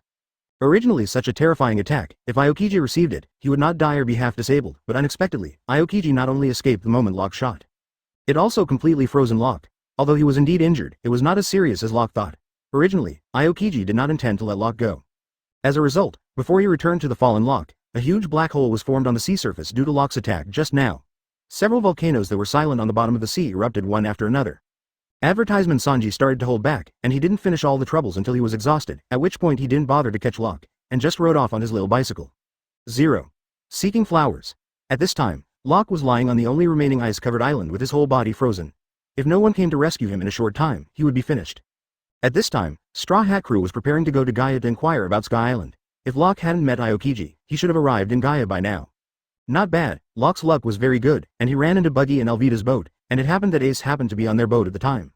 Locke was rescued logically like this, although Buggy and the others wanted to kill Locke, but with Ace around, it was simply impossible. Ace was stunned to see the remnants of the battle around Locke, and when Locke was recovering on the Buggy ship, Ace also received newspapers about Locke. The deputy captain of Straw Hat Crew, Dragon Fist, Locke, took an unknown devil fruit, turned into a monster, and fought against Marine Admiral Aokiji. This is the title, and it doesn't explain the final victory or defeat. Below are a few photos of the battle scenes at that time, although they were taken in a faraway place.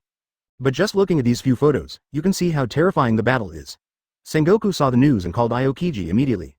After confirming the authenticity of the matter, he asked Aokiji why he didn't kill Locke or bring him back. Aokiji said that he was injured in order to cover up.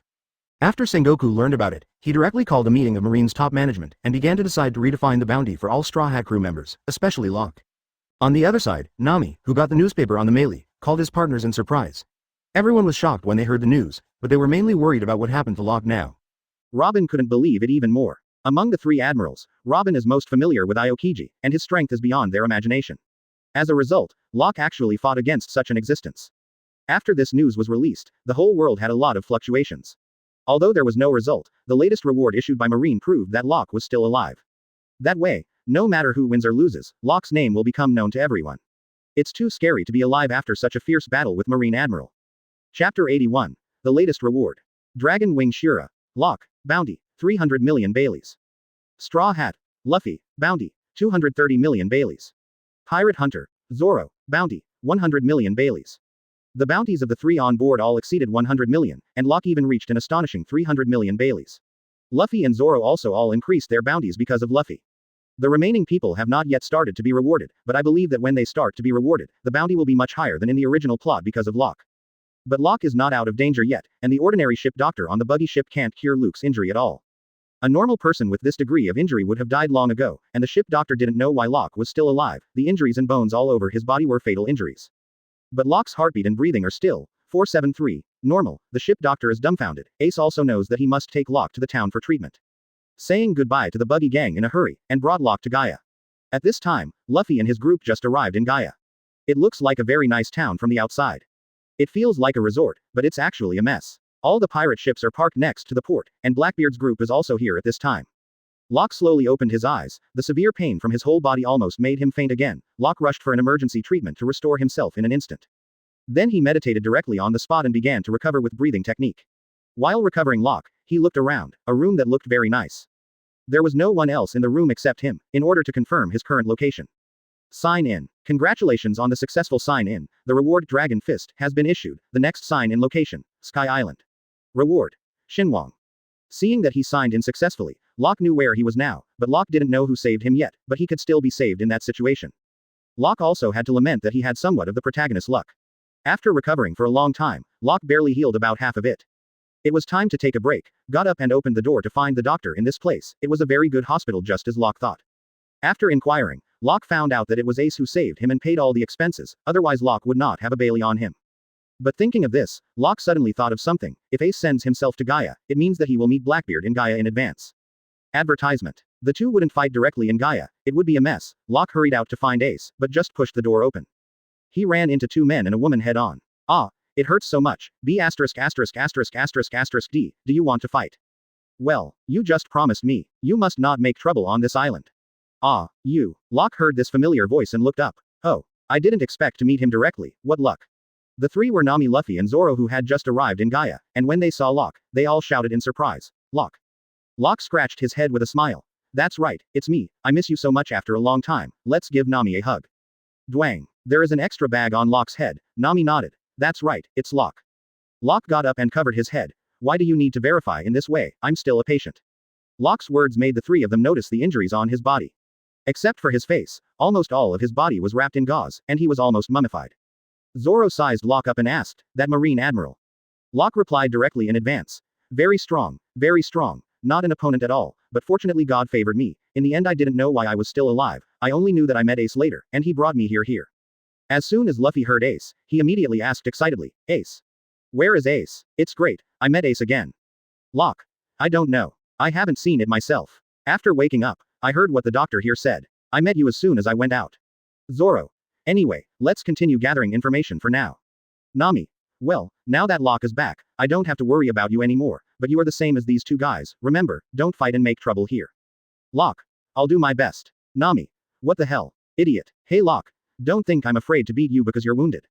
Advertisement. In the end, Locke still didn't agree to Nami's words, because what will happen next, Locke probably can't help it and will do it. In this way, the four of them came to a very quiet and beautiful place.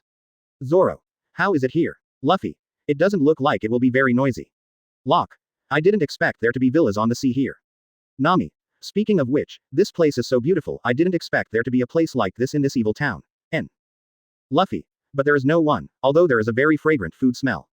At this time, a little sloppy-looking man came out nervously and said to everyone, Guests. Guests, you will make us very embarrassed if you barge in without permission. This place has already been taken over by Mr. Bellamy and his party, so generally our guests are not allowed to enter. If Master Bellamy finds out, the consequences will be disastrous, so please leave immediately, okay? Locke. Bellamy, it seems like a bounty of 55 million Baileys, if I remember correctly. Zoro. That's just a small roll. Luffy. Oh, by the way, Locke, you know, our bounties are all up again. Nami. Stupid, your bounties are increased because of Locke, how could he not know about 4.3? Unexpectedly, Locke really looked at Nami with a blank face, really. After learning that Luffy and his party were also bounty criminals, that person immediately didn't dare to speak and shrank to a corner to hide. At this time, one of Bellamy's subordinates appeared. Hey, a few dirty boys who don't know what to do come out of nowhere. The waiter rushed over immediately. Master Sax, welcome back, I'm stuck here. A woman brought by Sarkis said with disgust on her face. Stop talking nonsense and drive them out, do you know how much we spent here? Sarkis walked straight up to Luffy and said provocatively, that's it, get the hell out of here, brat. Luffy turned to look at Nami and asked, hey, can I blow this guy up? Nami. No. Chapter 82. Locke's murderous aura. Sax. Shooting me off. Haha, what a funny kid. After saying this, he took out a handful of money from his pocket and threw it on the ground casually. Then go buy some decent clothes to wear, it's really shabby. Except for Luffy, the expressions of the four people began to turn gloomy, and Locke stepped forward and took out a silver coin of 100 Baileys from his pocket and said to Sax. Maybe only an idiot like you would think that wearing a mink in this weather looks rich. Sax. What are you talking about? Smelly brat, do you know who this uncle is? What will happen to you if you provoke me?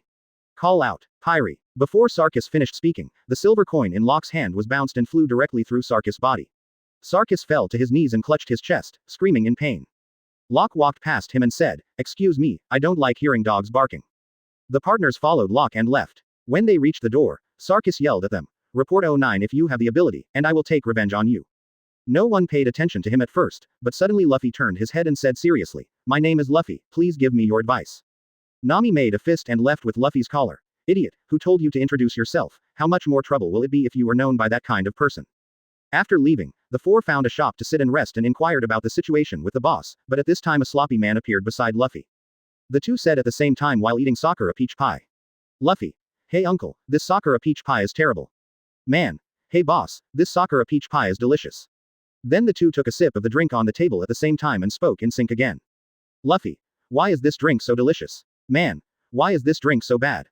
Advertisement. The two looked at each other and locked eyes, and Locke could see who this guy was. With this look and build, it was the Blackbeard that Ace was hunting. The two fought tit for tat for a while, and Blackbeard left with his 50 servings of Sakura peach pie, and just as he left, Bellamy walked in. It seemed that he was looking for trouble. Bellamy said arrogantly, are you the wanted criminal with a bounty of 30 million, Luffy wearing a straw hat? It was only then that Locke realized that they hadn't received their latest bounty here, and he thought Luffy was the original bounty, so he came to provoke him. After that, Bellamy came to Locke again. Then you are the Locke who offered a bounty of 50 million, hee. The boss brought me the most expensive wine, and ordered them what they like to drink. After a while, the three of them sat at the counter together. Locke knew what was going to happen here, but because of the good wine, he forgot all of a sudden. As a result, when Luffy was drinking a drink next to Bellamy, Bellamy hit her on the head, and the entire counter was smashed to pieces. Zoro had already brought the knife to Bellamy's neck. Luffy also stood up and was about to fight, but Nami was still talking. Wait a minute, we haven't heard any news yet. Seeing that there was no way to stop the current scene, Nami hurriedly asked the boss, Uncle, we want to go to Sky Island, do you know any relevant clues? As a result, Nami asked the audience in silence, and then everyone burst into laughter. Ha ha ha, she said she wanted to go to Sky Island. Ha ha ha. Please spare me. Ha ha ha, there are still such naive guys. Ha ha ha ha. Nami retorted angrily, why are you laughing? The record pointer is clearly pointing to the sky. As a result, those guys laughed louder, and continued to speak mocking words. Nami's face turned red with anger, and suddenly there was a murderous look in the whole store. Everyone's voices stopped abruptly again, and Luo Shu's voice was like a Shinigami from hell. Is it funny? After feeling the murderous aura on Locke, Zoro was stunned. He didn't know what happened to Locke. He had never seen such a terrifying murderous aura before. Nami also quickly persuaded. Locke. Advertisement. But before he could speak, Zoro quickly stopped her, because Zoro observed a detail. The wine in front of Locke was because of the counter that Bellamy smashed just now. It was also broken. This ability is the reason why Locke is like this. It is useless to persuade anyone to persuade him about the wine. Locke asked again. I'm asking you guys, is it stupid? Finally, one person couldn't help but shouted. Boy, what are you pretending to be? The old-fashioned legend of Sky Island is ridiculous, and everyone knows it. Locke didn't know when he came in front of this person. He pinched his neck with one hand and raised his eyes, looking at him as if he was looking at a dead person. It means you think it's ridiculous, right? The man struggled desperately, unable to speak a word, and the people around him were just about to make a move on Locke. Boom. It exploded. The person in Locke's hand was crushed by him. Blood spilled on everyone around him. Bellamy was also angry. Her legs turned into spring charges and rushed towards Locke. Locke turned around and directly pressed Bella 927 meters, head with one hand, smashed it to the ground, and then stepped down hard with one foot. At this time, the murderous aura on Locke's body was getting heavier and heavier. Zoro felt the seriousness of the situation and led Luffy and Nami to leave the store quickly. As soon as they stepped out of the store, a column of blood that reached the sky covered the entire storefront. After a while, Locke came out from inside in a flat manner and cursed. The good wine is wasted like this. Boss, do you still have stock? The boss was also brought out by Luffy and the others ahead of time. Seeing Locke's current appearance, the boss directly began to suspect that the two were not the same person. But he still replied. Also, there are still many in the warehouse. Locke smiled happily immediately. Great, there are new wines. But Locke didn't have any money on him, so he could only beg Nami. Nami was also very frightened by the scene just now, but after seeing that Locke recovered, he was still the same as before. She didn't change her attitude. She first scolded Locke, and then angrily gave Locke some pocket money. Locke lost all the money Nami gave to the boss, and asked the boss to sell him some wine for the rest. Luke was a member of the Straw Hat crew. Of course, you can't do things like those pirates who do evil things. You still have to pay what you have to pay, and you have to pay for things that are broken. Chapter 83. Sky Island in progress. Under Locke's rampage, the unpleasant incident that should have happened ended in advance. As for Bellamy, although Locke knew that he would clean up later.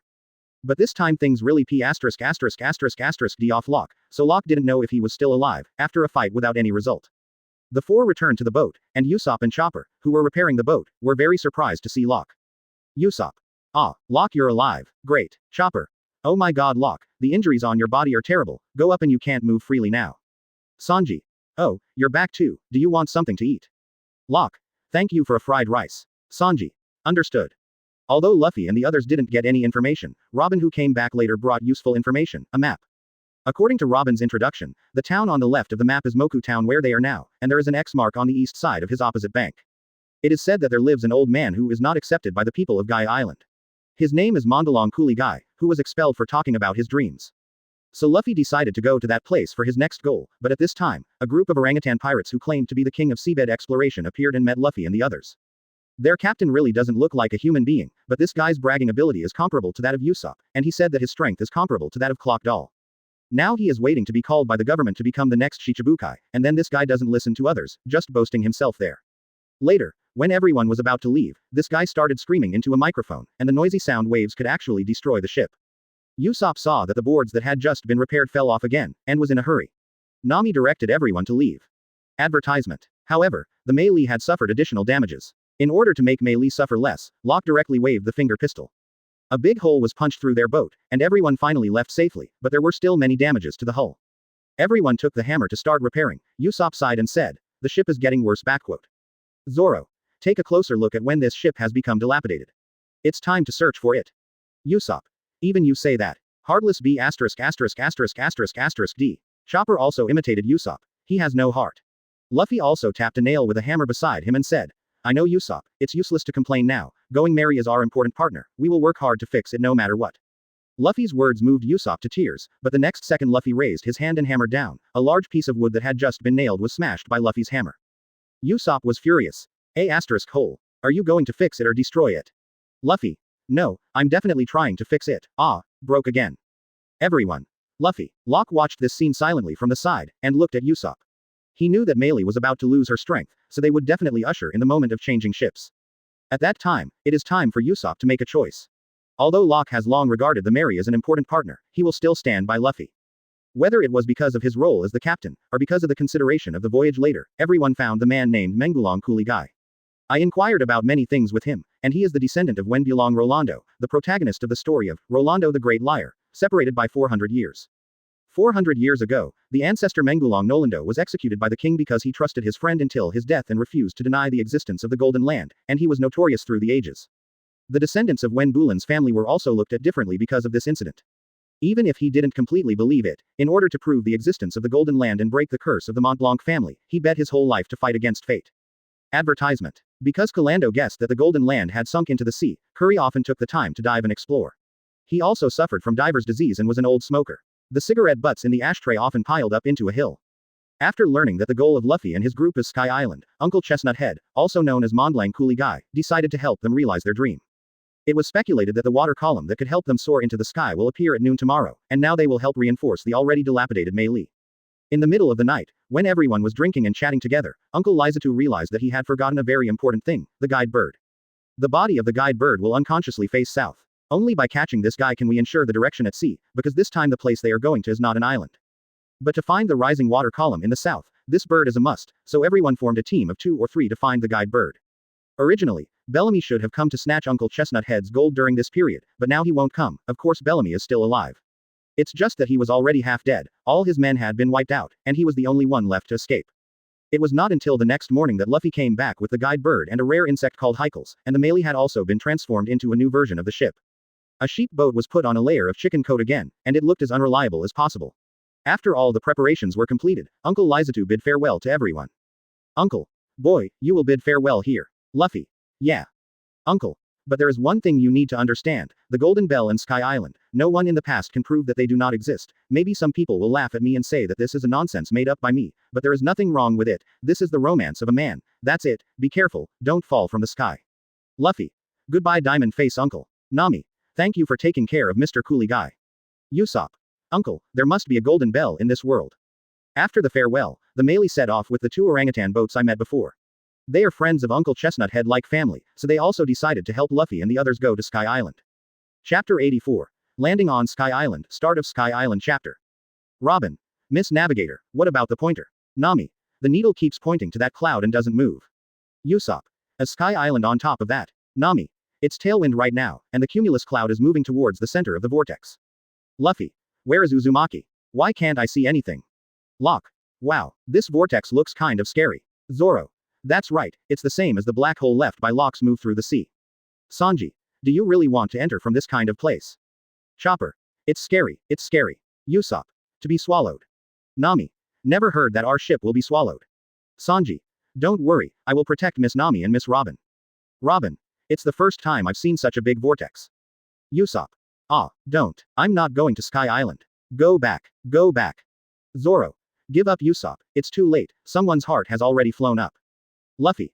Come on, Sky Island, here I come. Usopp. Ah, F asterisk asterisk asterisk ed. F asterisk asterisk asterisk ed. F asterisk asterisk asterisk ed. Locke. Calm down, you need a good bottle of wine to calm down at a time like this. Chopper. Hey 433. Locke, don't try to steal a drink, going to fall into the vortex. Hey Locke. Seeing that the melee was about to be swallowed by the huge vortex, the next moment, the ship unexpectedly landed on the sea surface smoothly. The huge Uzumaki from the previous storm was gone, and everyone was stunned. Sanji. Why? Disappeared. Luffy. What happened? Usopp. That huge vortex just disappeared. Locke. That's not right. Everyone, be careful. Nami's face changed and he shouted. It's the submarine eruption. The submarine eruption is about to begin. At this time, Blackbeard's boat made of several huge branches also chased them to take their heads, but it was a pity that the sea chose Luffy and the others. A huge jet of water gushed out, instantly destroying Blackbeard's improvised boat, and the Mary was now heading up the huge jet of water. Advertisement. Luffy. Great, this way you can rush to the sky in one go. Go, melee. Sanji. Wait a minute, I don't think it will go so well. Luffy. What, did you forget something? Sanji. The hull AJCA is starting to float. If this continues, the whole ship will be thrown out. Usopp. The consequences are unimaginable. What to do? What to do? We can only hold on tightly now. Chopper saw the huge creature falling in front of him. What is that? Zoro. Sea Kings. It's the one that was swallowed by the vortex just now. Sanji. See, it's only a matter of time before we fall like that. Zoro. Hey, what's the use of talking about this now? We were rushed up by this current, and it is impossible to go down by our own strength. Sanji. Sure enough, it's a disaster. Chopper. There are so many things falling from the sky. All are victims of the flow from the bottom to the sea. Usopp. It's over. We are really over this time, falling into the sea from such a high place, we must die. Locke. With such a strong wind, I can't fly at all. As long as I spread my dragon wings, I will be thrown down in an instant. Nami observed for a while without panic and shouted, sail immediately. This is the sea, not an ordinary water column, but a soaring ocean current, and the wind blowing up from below is the updraft produced by the seabed geothermal heat and the big explosion of steam. Since the object if it is the wind and the sea, I can sail. Who is the navigator of this ship? Sanji. Of course it's you, Miss Nami, hurry up and follow Miss Nami's orders. After some maneuvers by Nami, I thought the boat would fall when it got out of the water column, but it actually flew up. Luffy. It's flying. Awesome. Our ship is flying. Locke. Oh, this is what a spaceship feels like. Usopp. True or false? Chopper. Oh, Nami. Great. Sanji. Miss Nami. You are amazing. Nami. Just ride the wind and current and fly as high as you want. Luffy. Hey, is Nami Sky Island coming soon? Nami. If it really exists, it should be on the other side of that cloud. Luffy. Above the clouds. So what's on it? I'm so looking forward to it, let's go. Afterwards, the melee went through the thick clouds all the way to the top. There was no way to breathe inside the clouds, and with the water vapor, everyone felt like they were walking through the sea. Advertisement. Locke struggled to get up and coughed for a long time. Seeing the scene in front of him, he was shocked. This is Sky Island. Luffy also jumped up and shouted, look outside the boat. Sanji. What kind of place is this? Luffy. It's all white. Chopper. Is it a cloud? Nami. Cloud. Why doesn't it fall? Chopper. Not good. Usopp is out of gas. Luffy. What? Give him artificial respiration. Sanji.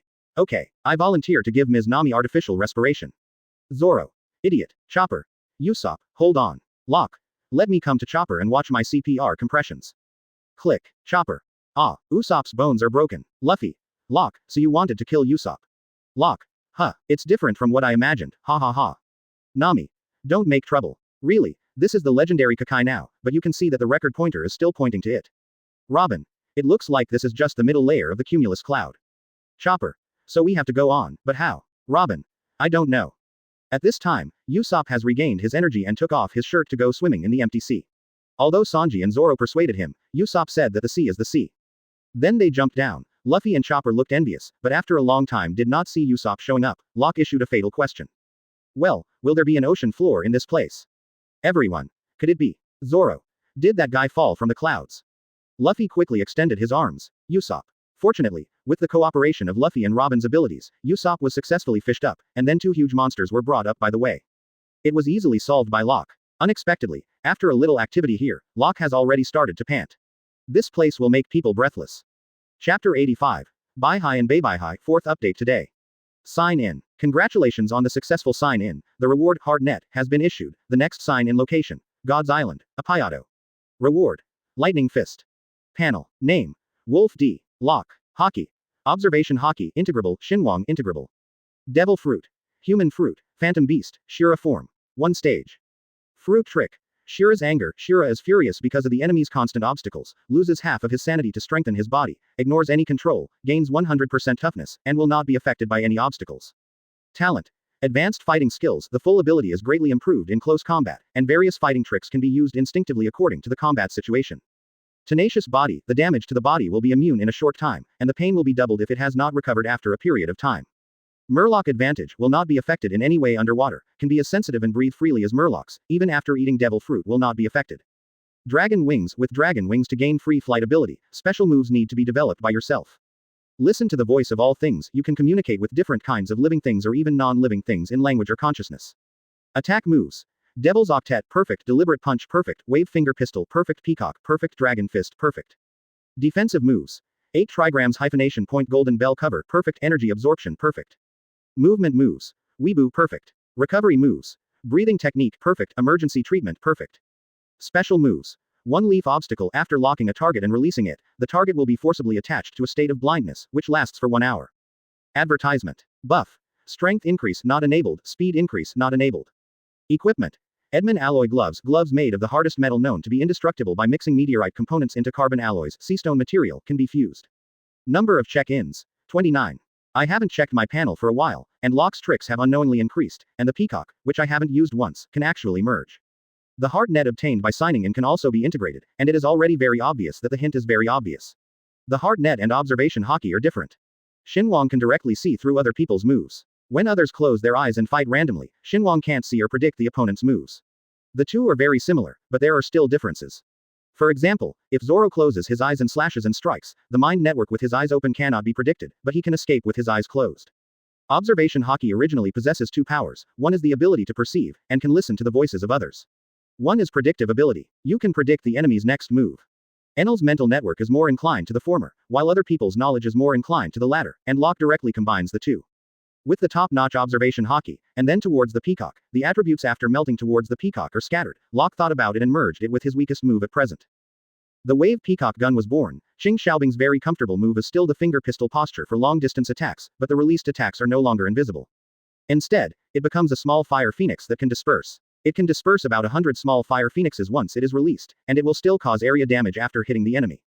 This fusion was also very successful. After sorting out his panels, Locke heard Chopper's voice. There is a bull that grows into a square and is running towards this side on the cloud. This guy rushed to the melee with this strange mask, kicked the three main forces of the original Straw Hat Regiment to the ground one by one, and then flew into the air to pick up something like a rocket launcher. Aiming at the melee, Locke spread his dragon wings and flew up with a displeased face. What do you want to do? That person obviously didn't expect that Locke could fly, so he immediately put away the rocket launcher and fought with Locke. Locke's powerful punches directly smashed the shield in this guy's hand. With the help of Locke's power, he was beaten into the clouds and escaped. At this time, an old man wearing the knight's armor also rushed over. He claimed to be the Sky Knight. Advertisement. After flying back, Locke immediately put away his dragon wings and climbed onto the boat without any strength at all, as if he had fought a war of the century. Seeing everyone's appearance, Nami felt very puzzled, not to mention that the three of them would be beaten by that person alone, and it was the first time I saw that Locke was so tired. Zero. Seeking flowers, Zero. Only the Sky Knight old man explained. This place is the White Sea 7,000 meters above the Blue Sea, and the White Sea on the upper level is even 10,000 meters high. Ordinary Blue Sea people will definitely be unable to move when they arrive here. Afterwards, everyone also learned that the old man's name was Gonfall, and learned from him that there is more than one Sky Island, and that it can also be reached from another place. Through ordinary routes, you will encounter several Sky Islands along the way from the top of the West Sky. Another way is to take the soaring current called Monster Current, to arrive directly, but the survival rate is very low, and no one dared to try it for a long time. Up. 0. Poor Nami cried and said, I knew that road was not a normal route. But in the end, Gonfall said so much in the end, without mentioning a word of important things, and rode away on his low-profile version of the Pegasus. Everyone can only determine a visible target to go to, which is a thing that looks like a waterfall. After arriving here, they find that they are blocked by a huge cloud. After Luffy tried it out, he found that it was actually a huge elastic cloud, like a trampoline. Luffy, Chopper, and Usopp immediately rushed to play. Although Locke really wanted to play, he still hasn't adapted to the air pressure here, probably because of the fight just now. He was still lying on the boat and could not move. Usopp saw a door below from above the clouds, so everyone bypassed the cloud of Q-bombs and came to the door. There was also a word written on it, the Gate of Heaven. Those who didn't know it thought it was dead, and they were going to the Kingdom of Heaven. After entering the gate, they met a strange old woman. Luffy described her as looking like a sour plum, and after a confusing exchange, the Mary was caught by White Sea Specialty Express shrimp. Then he rushed up like flying, but at this moment Locke's heart network heard the voice of the old woman from before. The supervisor of the Gate of Heaven, Amazon, report to Almighty God and all the priests, there are 8 invaders who entered the country illegally in the Kingdom of God, please give them unprecedented sanctions. Chapter 86. The Island of the Gods, Apayado. Locke smiled slightly at the corner of his mouth and thought, sure enough, she is a sinister old lady, but it doesn't matter, the trip to Sky Island is finally about to start. After sprinting all the way by the express shrimp, everyone finally came to the upper level, the Kingdom of Gods, but unfortunately this is not a place where Locke can sign in. Luffy. It's an island. It's Sky Island. This is the beginning of the Sky Island adventure, but before that, everyone has been attracted by the beautiful scenery in front of them, and everyone intends to relax. Everyone has disembarked except Locke, and Zoro asked Locke before leaving the last one, is it all right? Locke. No. It's okay, don't worry about me, I feel like I'm getting used to it, really, I shouldn't have shot. Zoro. Then I'll go down too, don't stay on the boat for too long, if you miss the scenery here, I will regret. 390. After saying that, Zoro also jumped down, and Locke lay enviously on the railing and watched his friends having fun below. The wonderful harp sound that suddenly appeared attracted everyone's attention. It was a good-looking young lady named Angel. This place is Angel Beach in the Kingdom of the Gods. She said that everyone can come to her if you have any questions. Nami was just about to ask a question and another person came. Konus introduced her father. The key point is that his father is riding a motorcycle with a small hull at this time. It looks strange, but there are also people who are very interested. This thing is called Waiba, and the name is indeed Haki. Nami has seen the record in the logbook of the person who came to Sky Island before. It is this kind of boat that can run without sails or wind. The curious baby Luffy went online and rushed out immediately after borrowing Waiba. But obviously he couldn't grasp it at all, and flew out directly after swaying left and right, and his partners all stood calmly on the shore and watched. Sanji. By the way, I don't know what will happen to the capable person in this sea. Zoro. Yeah, this is not an ordinary sea after all, maybe Luffy will float up. Sanji. It's sinking. Advertisement. Zoro. Still not working. Chopper anxiously rushed down to save people. Ah, it's not good. Locke didn't know which nerve was missing in his brain, so he jumped down to save people without saying a word. Originally, Zoro and Sanji didn't plan to move after seeing Locke go down. As a result, after a long time, I still haven't seen a single person showing up. Usopp suddenly remembered. Well, did the newspaper say that Luo Shu also ate devil fruit? Everyone. What? After a lot of tossing, they finally got Luffy, Locke and Chopper all up. Sanji. It's dangerous, I almost fell under the clouds. Zoro. It's all your fault for insisting on asking that question, otherwise I would have gone down to save people. Usopp dragged Chopper. So why do you want to go down? Konos. Father quickly apologized. It's all my fault, I shouldn't lend the Waiba to beginners, I'm sorry, Waiba's hull is very light in order to make full use of the power, and the rudder will turn left and right in small waves. If you are not someone who is familiar with sea nature, it will be difficult to maneuver flexibly. Konos also said that he has been practicing since he was a child and only recently learned to ride. Little did they know that while they were talking, Nami had already skillfully rode the Viva and started running around. It directly aroused Luffy's jealousy. In the end, Nami wanted to ride the Waiba here for a while, and the rest followed Konos to their house as guests. The uncle on the road also told everyone about the reasons for the formation of Sky Island. In short, there should be few people who can understand all kinds of knowledge that sound very high-end, except for Luo Jun. Locke couldn't listen to it at all. Like Luffy Usopp, when he came to Konig's house, it looked similar to a house in the normal world. The biggest difference is that a branch house is made of clouds. For example, this super soft sofa, lying on it is as comfortable as sinking into it. Sanji is in the kitchen preparing dishes with the uncle. Konos introduced new things to everyone outside. Shells. Shells are a specialty of Sky Island. There is no seabed in the empty sea, but there are fish reefs in the shoals of the Sea of Clouds, and shellfish generally live there. The main function is that it can be released again by storing a certain substance, and it has different shells according to the stored substance, so it has different uses. Advertisement. As long as the shell itself is not damaged, it can be used all the time, basically it can be said to be a semi-permanent existence. There are many kinds of shells, such as sound shells, lamp shells, water shells, image shells, taste shells, cloud shells, wind shells and so on. The life of Sky Island is closely related to these shellfish. When everyone introduced it, Sanji had already made Sky Island special food. Everyone began to feast on it, and it was indeed a delicacy that had never been tried before, but Sanji couldn't find Nami, so he asked Konos and said. There is a place here that you can't step into no matter what, that land is just next to our island, and you can get there in a short time if you ride a Waiba. That place is called the Holy Land, and it is an island where gods live. Quote. Hearing this, Locke was stunned for a moment, because his next check-in location was there, the Island of Gods, Apayado, except for Luo Shu, everyone cared more about the god. According to Konos, everything here is ruled by a god named Enel, who can detect everyone's every move all the time. Locke expressed his disdain for this, but it was just a special color of knowledge, and now Locke's advanced version is much stronger than Enel's. After Luffy learned that there is actually a place where no one should go, the whole person became excited, and Usopp frantically warned him. Luffy was full of smiles, slowly looking forward to not listening at all, and asked what would happen if she broke into that place. Konos in 4.0 her father's answer was the same. That is, no one can come back alive, Luffy shouted excitedly. Okay. Then go there and find Nami. As a result, as soon as Luffy finished speaking, Locke flew out of the window, aiming at the island of the gods, Apayado. This scene really scared everyone. Luffy also jumped out of the window angrily. Ah, Locke, you're so cunning, wait for me. Usopp. What happened just now? Why is Locke more excited than Luffy this time? Sanji. I don't know. Zoro.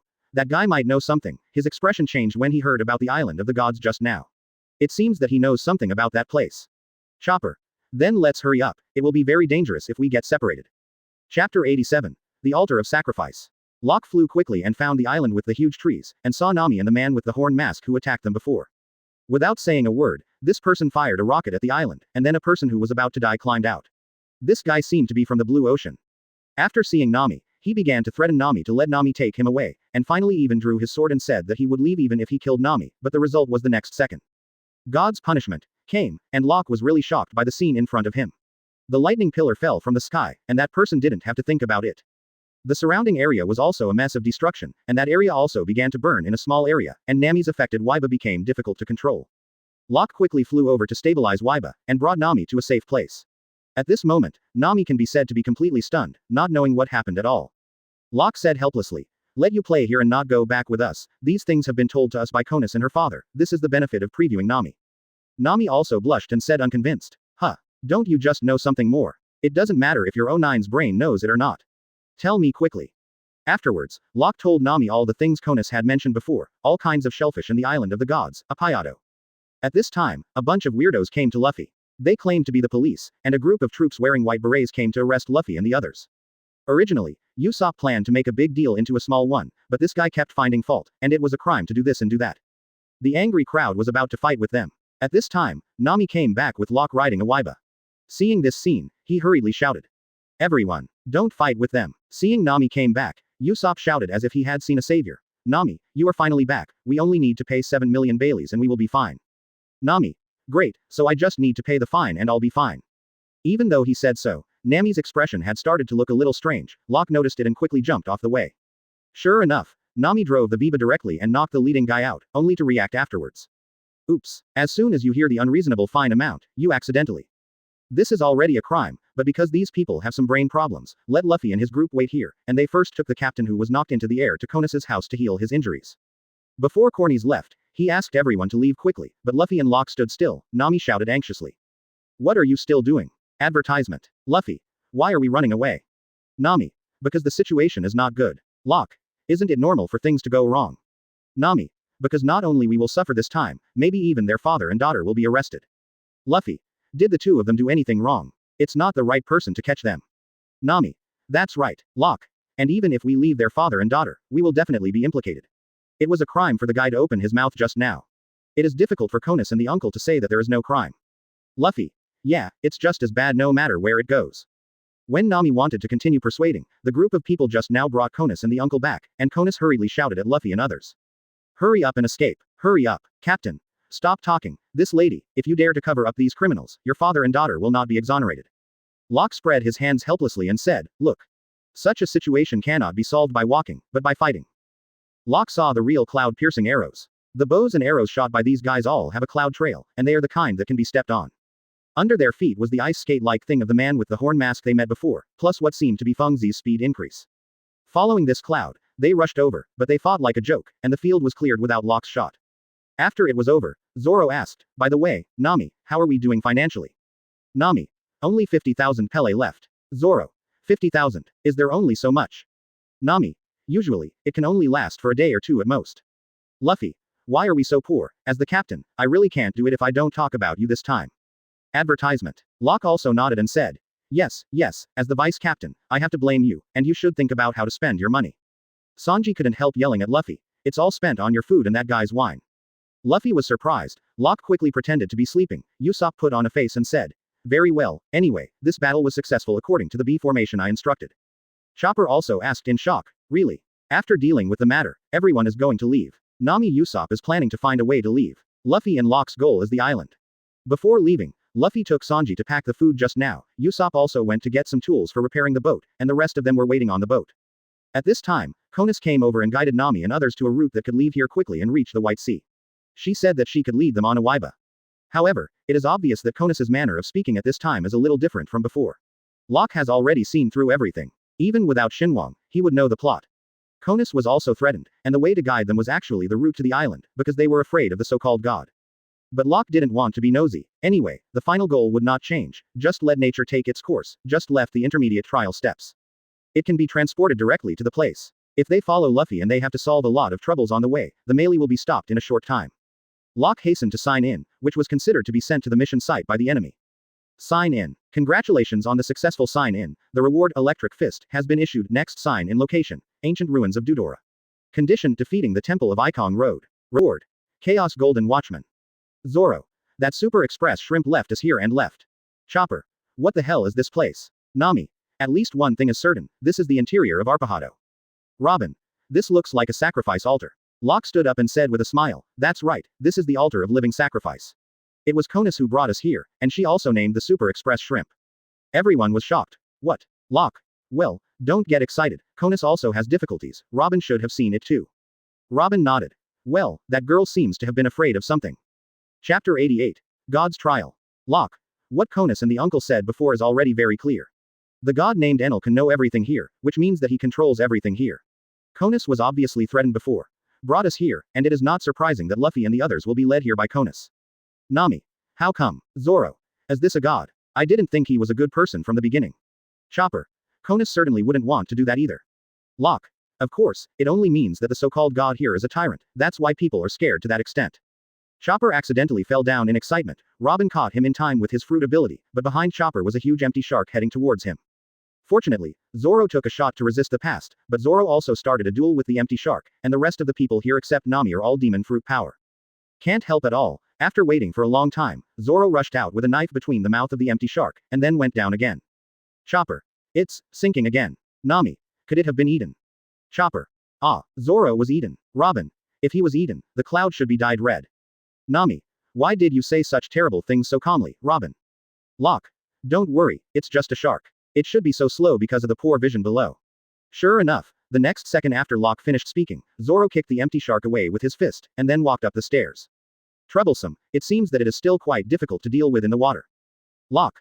Come on Zoro. Zoro. You be asterisk asterisk asterisk asterisk asterisk D. Why did you eat that devil fruit? Now that you can make a move in this environment, I don't have to be so tired. Locke. It can't be helped. First met Marine Admiral. The super strong one. If I didn't eat that fruit, I might have died. Backquote. Nami. By the way, I have never asked you about this. What is your ability? Advertisement. Locke. It's rather special. Devil fruit is divided into 3 types: Logia, Paramesha, and Zone respectively. The fruit I eat actually has the same name as Chopper's fruit. Chopper. Huh, fruit for everyone. Locke. Well, it's just the human fruit Phantom Beast Shira form. Chopper. Phantom Beast, Shira. The name is so long, what does Phantom Beast mean? Isn't there only one devil fruit of the same kind? Locke explained to everyone a little bit, although he didn't understand much, but he was always very powerful. Zoro took off his soaked clothes and wrung them dry. Nami went to get him a new dress, and everyone started to figure out what to do. Zoro. If you only deal with them, the sun will be setting, and you will never reach the other side. Robin. Even so, we can't sit still. Can we starve to death here as the so-called punishment from God? Zoro. Would a god use such an inconspicuous way? Huh. Zoro saw the melee that was damaged by these sharks and said, it's too much, the bottom of the boat is like this, and there is no way to go into the water. Anyway, you should find a way to fix the boat first. Chopper. Chopper was surprised. Huh. Me. Got it. Nami. Let Chopper fix the boat, so what are you going to do? Zoro. I'm going to find a way to enter the forest. I think this is our stronghold. Luffy and the others will definitely come here to find us. As the saying goes, if you get lost, stay where you are and don't move. Nami. You should stay where you are. Locke. I think so too. If you get lost, it will be a lot of trouble. I'll go. You and Chopper repair the ship. Zoro. Zoro was obviously shocked. Why do you think I'm going to get lost? Everyone. Asked knowingly. Locke got off the boat and spread out the dragon wings. Okay, then I'll go check it out first. You guys should be careful here. Nami hurriedly reminded Locke. Hey Locke. Don't forget that there are priests on this island. Anyway, gods must not be offended. Locke took off and said. It depends. If that so-called god really messes with me, I don't mind blowing his head off. Suddenly Robin said. Wait a minute, may I join you, Mr. Mate? Advertisement. Locke paused to look at Locke and smiled. Of course, but don't get lost. After saying this, Locke also looked at Zoro, and Zoro drew his knife in anger and shouted at Locke in the air. You be asterisk asterisk asterisk asterisk asterisk D. Come down if you have the ability. I promise not to hack you to death. Nami. Wait a minute Robin, why are you following me? Robin. Look at this, this altar has a history of at least 1,000 years. Seeing something with such a long history, my body can't help but move around. The older the place, the more heritage it will sleep. If you can pick up a few pieces of gemstones, you can subsidize the ship to some extent. Nami suddenly raised his hand and shouted. Backquote, I want to go too. Chopper was surprised. Ah. Weren't you still scared just now? Nami's eyes lit up and said to Chopper. I'm going to explore history. Chopper's internal monologue. The eyes have become Bailey. Locke. I really can't do anything with you, then come and catch me. The two beauties, Robin and Nami, grabbed Locke, and Locke, who has always been calm, felt a little awkward. After all, the two were in such a good shape. But there was no extra thought, just feeling very uncomfortable. The dragon wings behind Locke spread out and brought the two of them to the opposite bank. Locke. Then Chopper. Zoro will trouble you to watch the boat. Robin. Please. Nami. No good, we'll be right back. Chopper. Oh, everyone must be careful and come back safely. Zoro. TCH, there's no need to worry about them with that guy here, so let's start repairing the ship. Chopper. At this time, Luffy and the others have also reached the entrance of the trial. There are 4 different entrances for the trial of the swamp, the trial of iron, the trial of rope, and the trial of the ball. Luffy followed Luffy's intuition and chose the trial of the ball. As soon as he came out, there was a wave of high-altitude falls, which scared Usopp's soul and almost flew out. These 4 trials corresponded to the 4 priests, and Luffy's trial officially started, surrounded by small ball-shaped clouds. Originally, Luffy and Usopp were playing leisurely at first, but suddenly a snake sprang out of the cloud, scaring Luffy to punch it quickly. I thought it was all snakes, but Sanji kicked the next ball and it exploded. 3 IV Chapter 89. All members gather, 4th update. On Locke's side, there is no other special situation. Locke can perceive everything here, and there is no danger at present. After Robin's reminder, he found out. The foot of this place is actually land. At first, Nami thought there was nothing wrong with it, but suddenly he thought that this is Sky Island, and Sky Island should be built on the island cloud. But when asked why, Robin replied, the total value is certain, even if it is Sky Island, this is an incredible island, and it is worth investigating.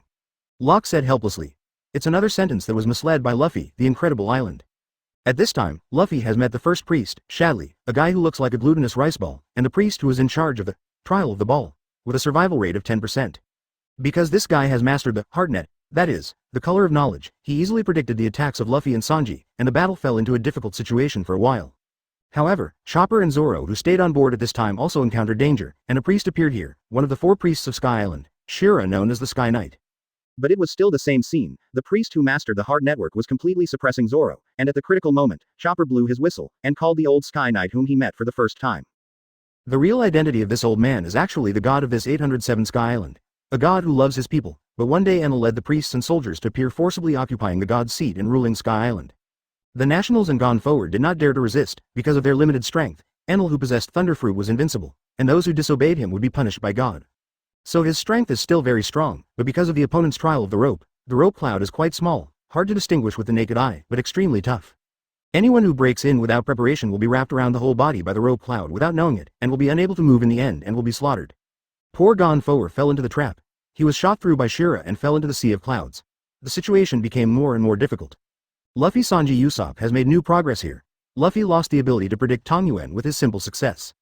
In the end, Luffy tied the guy tightly with his body, and Sanji rewarded the guy with a rough head-on, finishing him off on the spot.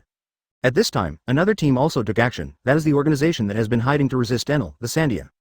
Advertisement: the natives of the Island of the Gods. He originally lived on Guy Island in Qinghai, but was driven out of his homeland by the god of Sky Island 400 years ago as part of Guy Island was taken up into the sky by the soaring current. They were called gorillas. That is, the guy with a horn mask that Luffy and his group met when they first arrived in Baihai, and he was their leader. For a while, the whole Arpahado was in chaos. There was no fighting on Locke's side, but he got important information. That is about Apayado, the island of the gods where they are now. In fact, it was originally a part of Gaia Island in the Blue Sea. It's just that for some reason, this half of the island of Gaia took off, which is now Apayado. After getting the important information, the 3 of them returned to the voyage. After returning, there was no one except the more damaged Mei Li. After Locke shouted again and again, Chopper leaned out tremblingly and cried, "I'm not afraid at all." Locke stepped forward and comforted. "Okay, we know, tell us what happened." After hearing Chopper's words, Locke remembered that there was another priest who came back to attack the Mary, and he would have stayed on the ship if he had known. Now the ship is more damaged, Zoro and Sky Knight are all seriously injured, and Chopper's injury is not light. Locke somewhat blames himself. Suddenly there was a loud noise. Luffy, Sanji and Usopp also successfully came here. Straw Hat crew assembled again. "It's getting dark now. The boat has broken down like this. It's definitely impossible to leave now." AJBC, after discussing with everyone, they decided to camp nearby for one night. In this way, if the enemy comes to fight, it will not affect the ship. Everyone gathers around the fire, and Luffy holds a whole roasted empty shark in his hand and gnaws on it. Luffy. "Oh. It's delicious, Nami. I can't stand you, you can eat so much of anything." Usopp tapped on the blackboard he didn't know where to find and said, "Please be quiet, everyone is publishing." Advertisement: Sanji. "We met a priest named Shadley in the Lost Forest. We fought hard for a long time, but the most troublesome thing was the technique called Shinwang, which could see through our actions." Zoro. "Suddenly a priest named Shira appeared on my side. He used a gun that could burn everything, and he seemed to be able to see through my actions. I couldn't attack him while riding a flying mount. In the end, the old man came and failed to defeat him." Chopper. "Fortunately, a large number of South birds appeared in the end and saved us." Nami. "Everyone has suffered a lot, but we have also discovered important news. In fact, this island of gods is another part of Gaia Island. The golden town did not sink into the bottom of the sea, but floated into the sky." Locke. "Oh, what a pity, I haven't met a single priest." Usopp. "Okay, thank you for your reports. We learn a lot of things based on our respective intelligence, and the most eye-catching thing is that this island is actually the golden town that the Sariyama allied forces have been looking for." Luffy was shocked. "Really? Nami, didn't I just say that, stupid?" Zoro asked Sanji, "So what the hell is that heart net?" Sanji. "I don't know, it should be a kind of sixth sense, right?" Locke. "The mind net is not a sixth sense. Combatants pay attention. I will explain to you what this so-called mind net is. Luffy, don't eat it anymore." Having said this, Locke squeezed away Usopp and began to explain. Their so-called heart network is actually a very common ability in the second half of the Great Route, and it can be said that almost everyone who can fight will know it. Everyone. Is it a lie? Locke. The so-called heart network should actually be called Haki. There are 3 types of Haki. The other 2 are temporarily out of reach, so you don't need to understand them. The remaining 10 types of Haki are called knowledge. Speaking of which, Locke asked Usopp to attack him with a slingshot. Usopp did not know what it meant, but he did so. However, no matter how Usopp attacked, Locke accurately dodged and explained the location of the slingshot. Chapter 90. Expedition departs. This scene really shocked everyone. Sanji. "It's just like that priest named Shadley." Locke quickly waved his hand and said, "No, there are still some differences. Their observation Haki can only be regarded as an entry-level level, and observation Haki can be cultivated to a higher level and can even predict the future for a short time." Zoro. "Can that kind of thing really be done?" Locke. "Yes, Zoro, You need to feel the breath of all things after you comprehend the realm of Cutting Iron, so observation Haki should be the easiest for you to learn. Zoro looked at the knife in his hand in shock, and didn't know what he was thinking. At this moment, Usopp asked. Then, is that God's ability also the observation Haki you mentioned? Locke. Yes, but not entirely. The main function of general knowledge is to predict the enemy's actions, but from what Konas said before, that guy's heart network is obviously stronger. First of all, it covers a very wide area, and then it's about being able to hear other people's voices. Seeing that everyone didn't react at all, Locke stared blankly at him and continued. Actually, observation Haki has two kinds of powers. One is the perception ability, which can listen to other people's voices, and the other is the predictive ability, which can predict the enemy's next move. The god on this island should have achieved both of these points, and he is just a very knowledgeable person. Sanji. Observation Haki. Do you still have this ability? Besides this, there are two kinds of Haki, right? Locke nodded. Yes, but we don't have access to those two types now, even if I only master observation Haki now. After understanding the means of eliminating the enemy, this so-called god will not be so far away. Everyone is ready to start the adventure of the Golden Land. Luffy stood up laughing and shouted, okay, it's decided, go find the gold. Locke got up too, but he pushed Luffy back and said, that will have to wait until dawn tomorrow. Everyone got together in the middle of the night and started a leisurely time. Sanji prepared meals, Zoro and Chopper went to find some ingredients, and Luffy stared at the distilled water boredly. Nami studied the map with his eyes open, Robin brought back a large salt crystal for cooking, and Locke snatched a large basket of wine from an unknown animal. After waiting for a while, Sanji's meal was ready, and everyone ate while listening to Nami's explanation of the plan. Nami's little genius head directly solved the century-old puzzle. Let it be the riddle left by Roland. The gold is in the right eye of the skeleton, because the current Guy Island is only half, so Nami put together the obtained Sky Island map and the previous Guy Island map. Advertisement in the end, a complete skull was obtained. In this way, the position of the gold can also be determined. Everything went well. Luffy planned to have a bonfire party, but before it started, a bunch of wolves were attracted, and I learned through Chopper's translation. Just now Locke suddenly rushed to their territory, beat them up and took their wine. They came to ask for an explanation. Then Locke was beaten up by Nami, and finally the Straw Hat crew and the wolves started a bonfire party, and Locke said with emotion, this is the king of pirates. Afterwards, Gon Foer also woke up and added a little knowledge to everyone. The reason why this place is called the Holy Place is because of Bath. The thing that everyone in the entire Sky Island believes in. Until now everyone knows that it is the soil of this island, because Sky Island is all island clouds. Only this one place is land. This concept may be difficult to understand, but if you think about it in another way, it will be much clearer. The islands on the ground are all soil. But suddenly knowing that there is a place that is an island of clouds, many people will yearn for that place, just like the Sky Island in the eyes of people in the blue sea. The banquet lasted until midnight, everyone fell asleep, and Locke was going to sleep, but was suddenly woken up by the voices of Usopp and Zoro. It turned out that Usopp was going to go to the bathroom but he was afraid, and Zoro didn't want to accompany him, so he had to go by himself in the end, but at this moment Locke felt a strange sound. Usopp also heard it, but Usopp thought it was a ghost and fainted from fright. Locke came all the way to the melee, looking at the illusory figure in front of him gently. She was working on going Mary, when Locke suddenly said, I'm sorry, Mary, I know your fate, but I can't change it. The illusory figure didn't respond to Locke, and continued his actions. Locke also smiled and jumped to the side of the figure, picked up the hammer and said, I can only do this for you, Mei Li, you are the strongest ship. 0. Seeking flowers. Early the next morning, Usopp took everyone to the side of the Mary, and everyone was surprised to see the scene in front of them. The dilapidated Going Mary had been completely repaired. While they were making noise, Locke rubbed his eyes and stood up from the boat. Good morning. Advertisement .. Usopp hurried forward and asked, Locke, did you fix the Mary? Locke nodded and replied, well, last night I couldn't sleep and planned to repair the Mei Li, but fell asleep without knowing it. Knowing that it was Locke who did it, everyone stopped wondering, except Usopp still felt something was wrong, because he vaguely remembered seeing that figure last night, which didn't look like Locke. 0 But it's useless to think about it now, and I'm ready to go. The first task now is to transport the people who are not from the altar. After some tricks by Usopp, Mei Li successfully fell into the Bye-Bye High Sea. Everyone divided into two teams and started to act. The task of the exploration team was to reach the target location all the way, defeat the enemy and bring back the gold. Then the remaining team left the island at this time, arrived at the designated place and waited for the return of the expedition team, and finally the two teams joined and left Sky Island. Expedition team. Luffy, Locke, Zoro, Robin, Chopper. From the fleeing team. Nami, Usopp, Sanji. Chopper didn't come because he was also very scared, but he also wanted to take risks, so he mustered up the courage to come together. The fleeing party's route is almost non-hazardous, so Sanji is more than enough. The expedition departs. On the way, Luffy shouted to Zoro. Hey, where are you going, Zoro? That's the opposite direction, and the west is here. Really, I lost you, a road idiot. Chopper said in surprise from behind. West side? That's the east side. Zoro was still not convinced and said, Luffy, why don't you always listen to people's words well? Since it is the right eye of the skeleton, of course it is on the right. Are you an idiot? Locke complained helplessly. You two are in the same boat, so there's no need to argue. Robin said to Locke, can you tell them we're going south? Locke nodded and dragged the two bastards back who were still arguing. Chapter 91. Survival game on the way. Chopper was very interested in the wooden stick in Luffy's hand, fixed his eyes on Lulu, and asked, Luffy, your wooden stick seems very good. Luffy. Ha ha ha, right, I won't give it to you, find one yourself. Chopper. Oh, it's so good, Mew General Mew Gen. Zoro looked blank. What happened to the stick?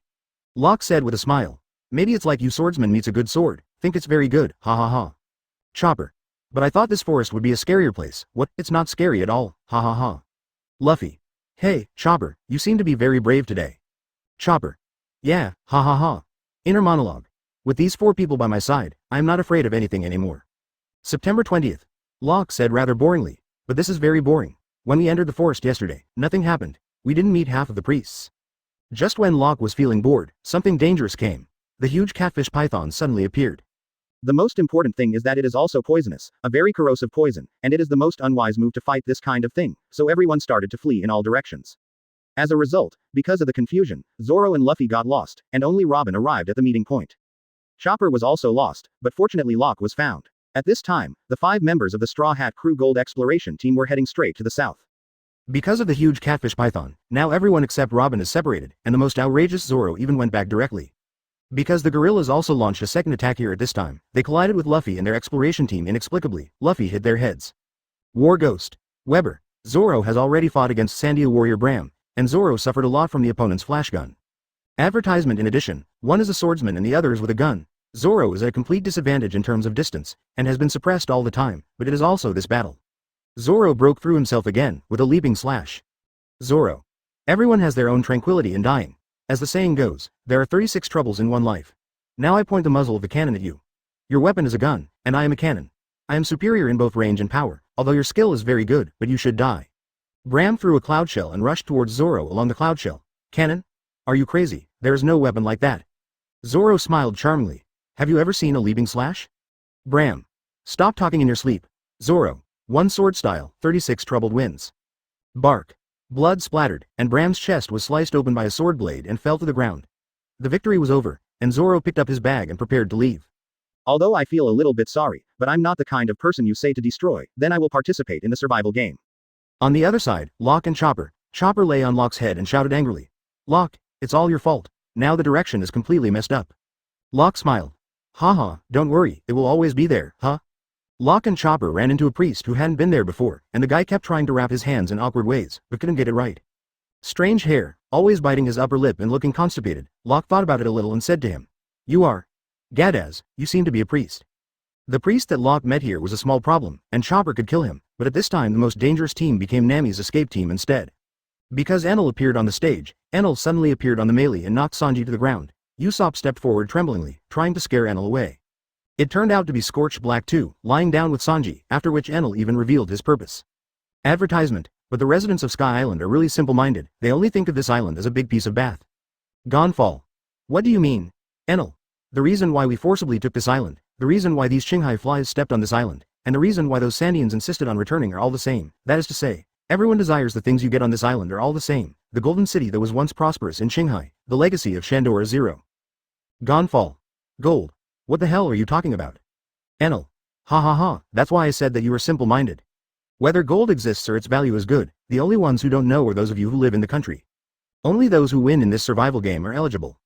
Get those gold, ha ha ha, heard the excitement of the competition, to be honest I was one of the contestants, so it's time to go. 17. Gonfall. Wait Enel, Team God. Where's Team God? Has Team God been released? Enel. Then only God knows. Enel left. The survival game is still going on, and the battle between Luffy and Weber has also broken out. When the fight was in full swing, Luffy was swallowed by the huge catfish and python that he met before. On the melee, although Enel left, the younger brother of the rice ball priest that Luffy Sanji Usopp defeated before came, 2 rice balls. At this time, Sanji and Usopp were already scorched black, and Nami took out the weather stick and the injured old man Gonfall was ready to fight together. But the most outrageous thing is that the opponent Locke and Chopper met now is simply the king of idiots, because he kept rolling his eyes so he couldn't see the enemy, and he was reminded by his subordinates to remember 3.5. Because he forgot to speak in order to be heard by others, Locke listened to his inner monologue for a while on Shinshinwang, and was reminded by his subordinates that he knew that if he did not speak, others would not hear him. Locke feels that if he talks to this kind of person one more word, his IQ may drop, so Locke doesn't intend to waste time, and takes a small step to get closer in an instant. Before the guy could react, Locke's voice sounded like a Shinigami calling. It's over, idiot. Lightning fist. Zilla. Locke's right fist hit the guy's head with lightning at an incredible speed. After a burst of lightning, Gadaz was blasted out and his whole body was burnt black.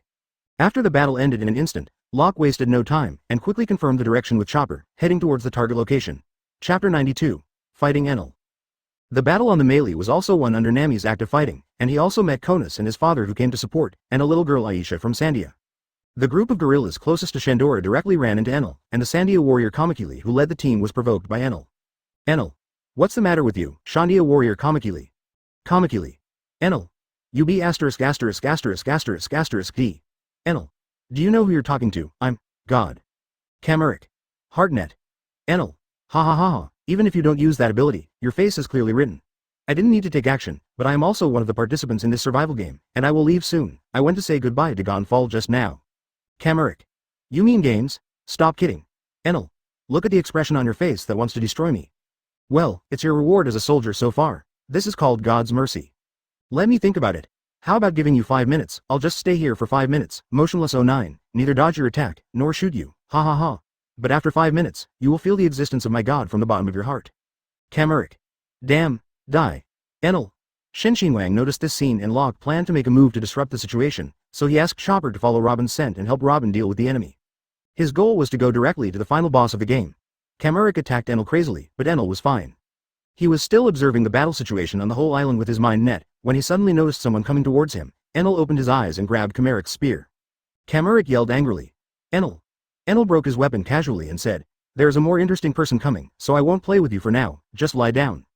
Advertisement. As the words fell, Enel's fingertips fired, and Kamaric wanted to turn around and escape, but it was too late.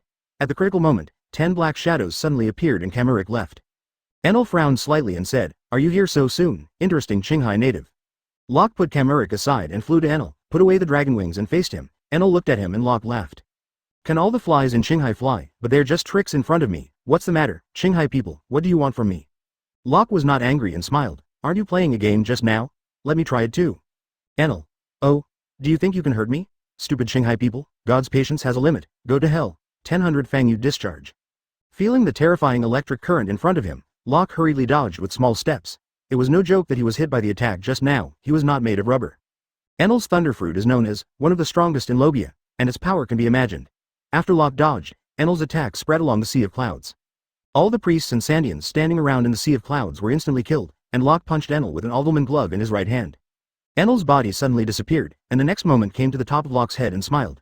It's fast, but it's useless, lightning.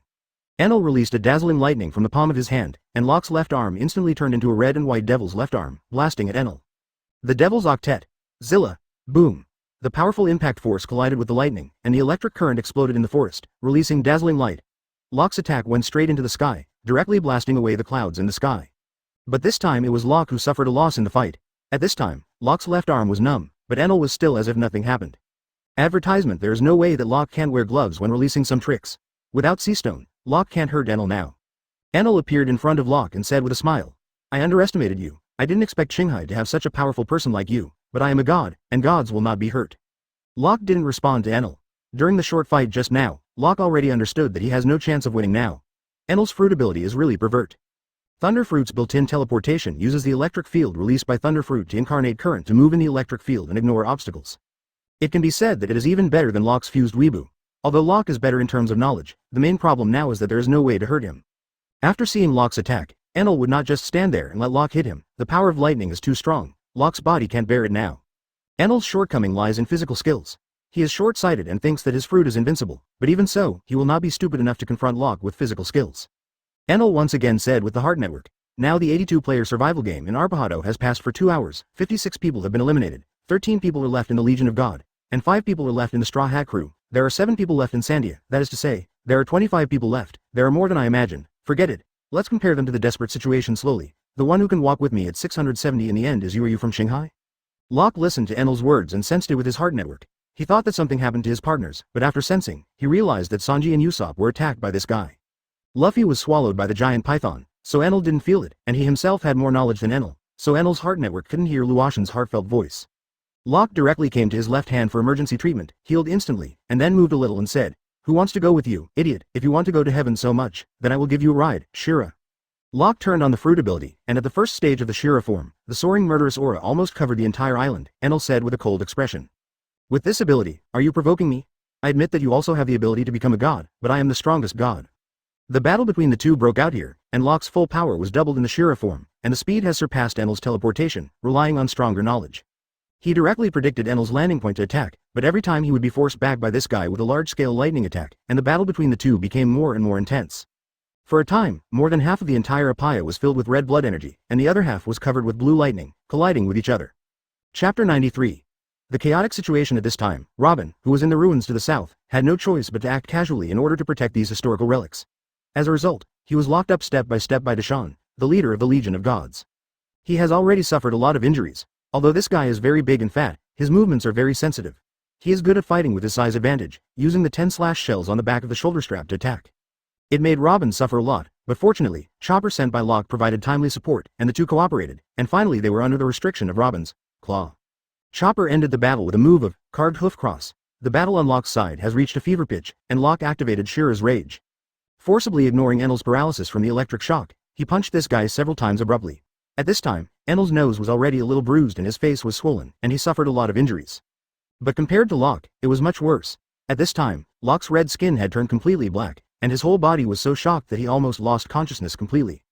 Locke gasped and said, "It's really troublesome. It seems that I am really not suitable for people like you." At this time, Enel was not as relaxed and comfortable as he was at the beginning, and shouted angrily, "I have never been humiliated like this. It is impossible for you to leave now, Qinghai native." Locke said with a smile, "Don't be so angry. Let me tell you in advance, you should be glad that you met me now. If you meet our captain, Luffy will let you know what despair is." Enel laughed loudly.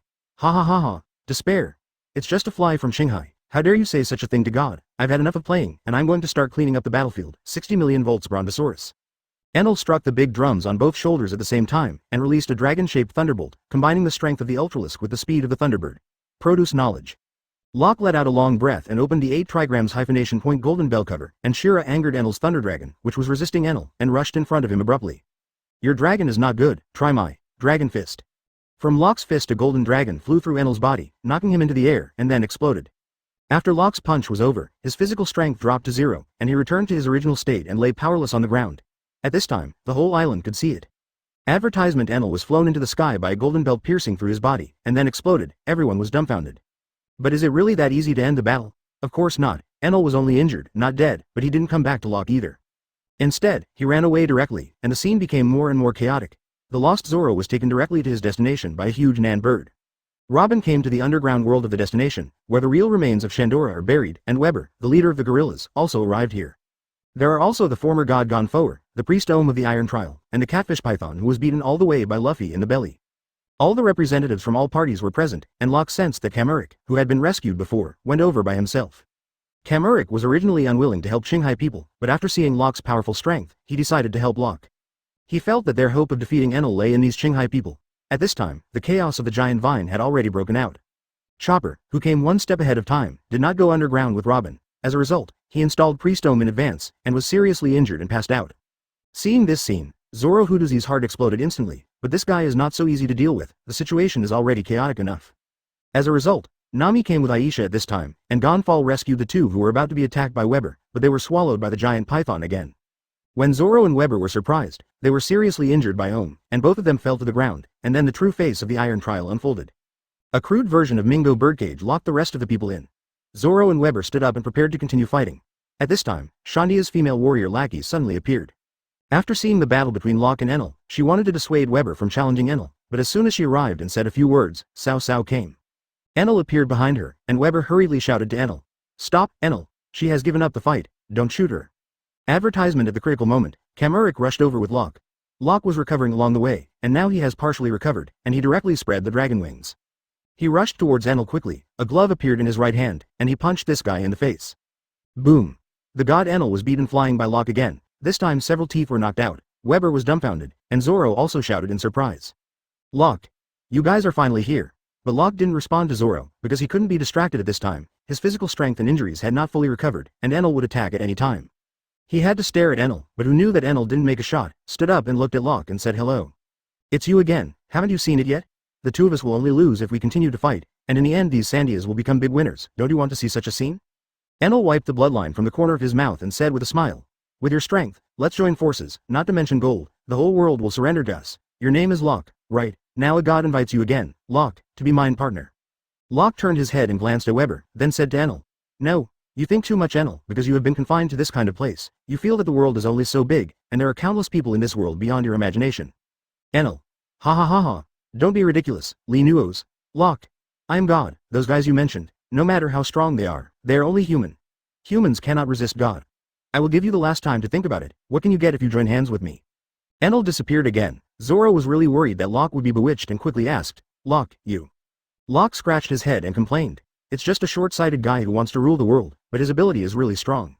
Weber is still in a daze until now. He was shocked by the conversation just now. He never thought that the proud god Enel would talk to a person like this.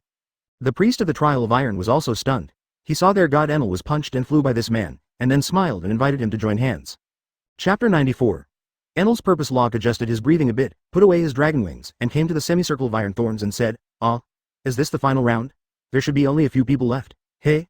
Why are there so many miscellaneous soldiers? Where's Luffy? Isn't it out yet? Zoro was taken aback by Locke's question. What are you talking about? Luffy hasn't seen him all this time.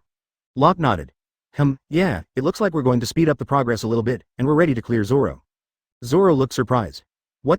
Locke's right hand began to be covered by the glove, and then he stepped forward to grab the barbed wire and tore it apart with force, walking to Zoro and mockingly. What? Isn't this level of iron? I remember Zoro, you seem to be able to cut iron a long time ago. Zoro. I don't need to get out of here, idiot. Locke smiled and looked at the giant python and said, I'll save them, and the priest will be handed over to you. Zoro, don't lose. Zoro turned to Ohm and said, stop looking down on people, I won't lose. Then Locke looked at Webb again and said, if you want to join the battle, I have no problem with 450, but if you dare to shoot my partner again, I don't mind letting you out first. Although Weber was very angry, he would not attack Locke because of his anger. He could see Locke's strength with his own eyes. He is someone who can fly. Enel. Locke spread his dragon wings and flew towards the head of the python in the air, and the battle between Zoro and Ohm also began, but Zoro said so. But he was always at a disadvantage in the battle, because of the heart net, that is, because of knowledge. Ohm can predict Zoro's movements and see through him no matter where he is. Zoro has been passively beaten, almost cornered. Zoro put on a turban. Ohm. Pray to God, swordsman of Qinghai. Zoro. Idiot, I will never pray to God in my life. Advertisement. Ohm. It's really sad. People just die early and die late, so it's up to you. Zoro. I'm tired of listening to you, although I can't see you, but your extended sword will tell me where you are. Ohm. HMPH. The moment you understand is the time of your death. AJBC. Ohm shot at Zoro again.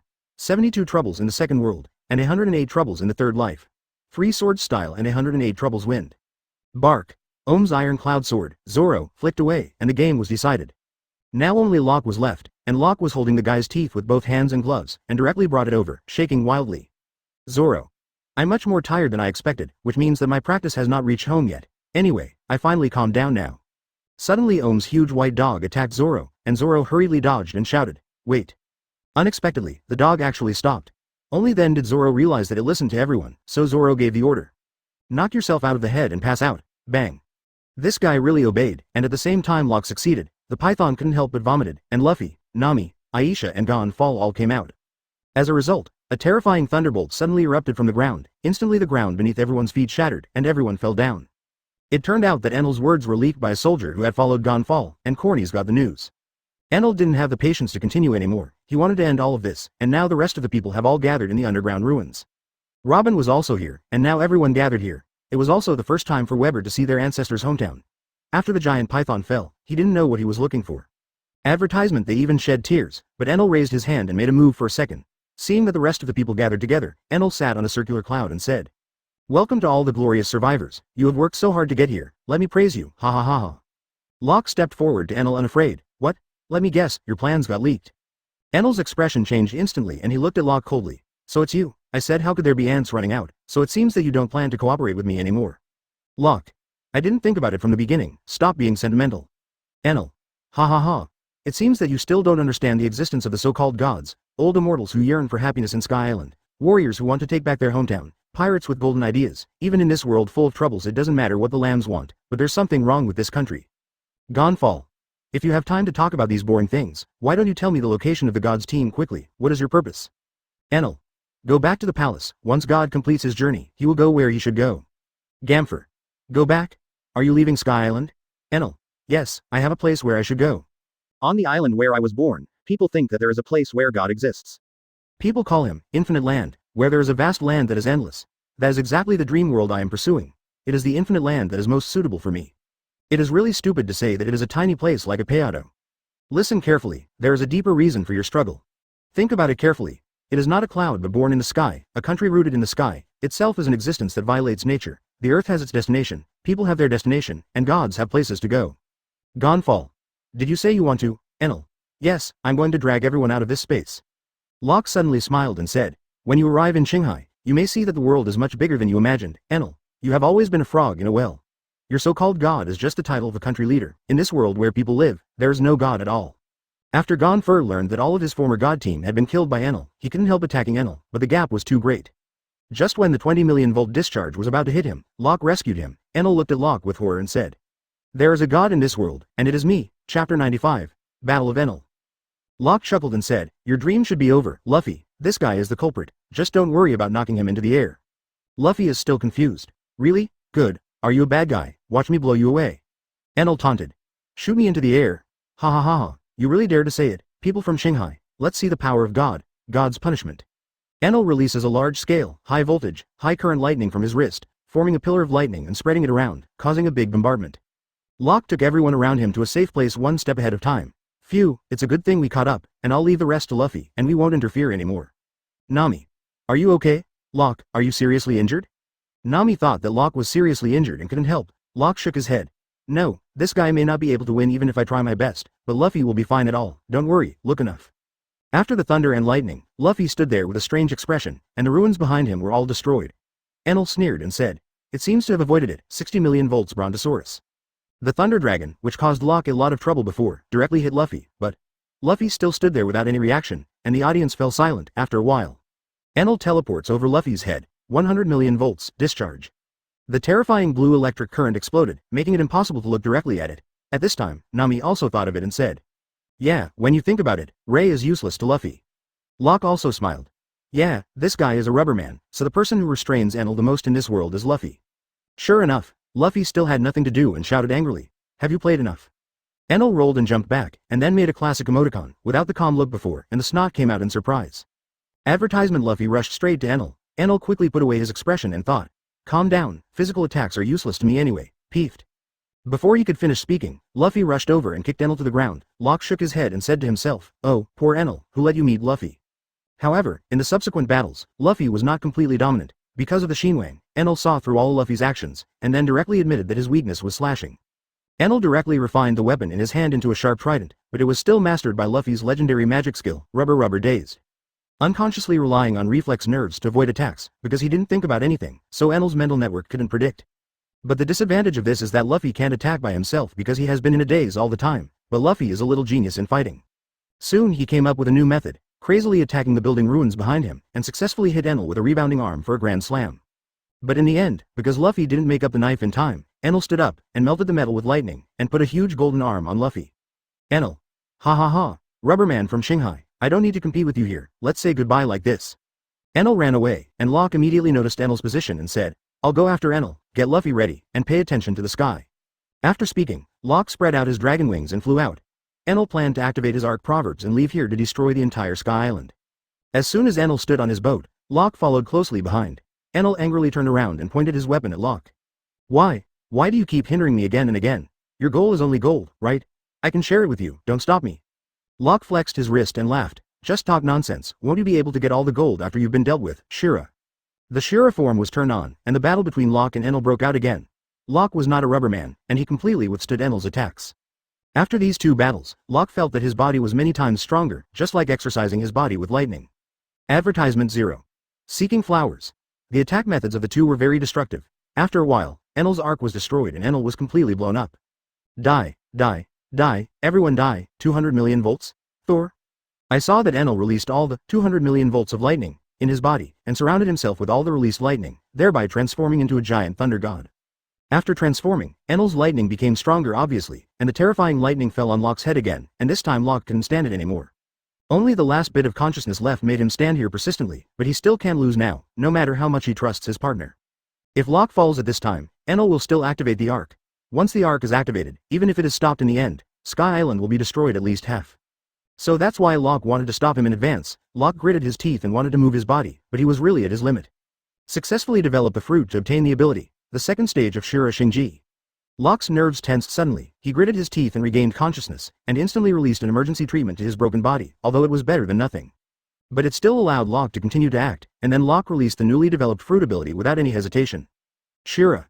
With a roar from Locke, his body began to be enveloped by a blood mist, and the blood mist continued to expand until it was about the size of Enel's Thor. A brand new Shira was born, and the full power of the second stage Shira form has been increased to 200%, and it is still a strength that can grow infinitely with blood. However, this size is not particularly exaggerated, it can only be said to be a little bigger than Kaido, and it seems that it is possible to reach the size of the giants only in the third stage. At this time, everyone could see that the two huge monsters were colliding with each other horribly, and the destructive power of terror had leveled everything around them. Chapter 96. The Golden Bell resounding through the sky, fourth more. Locke, who turned on Shira's rage, was like a huge beast, defeating Enel's Thor, but Locke knew that his body could not last long. 200 million volts discharge. Zilla, cough. Locke once again resisted the terrifying blow and spit out a lot of blood.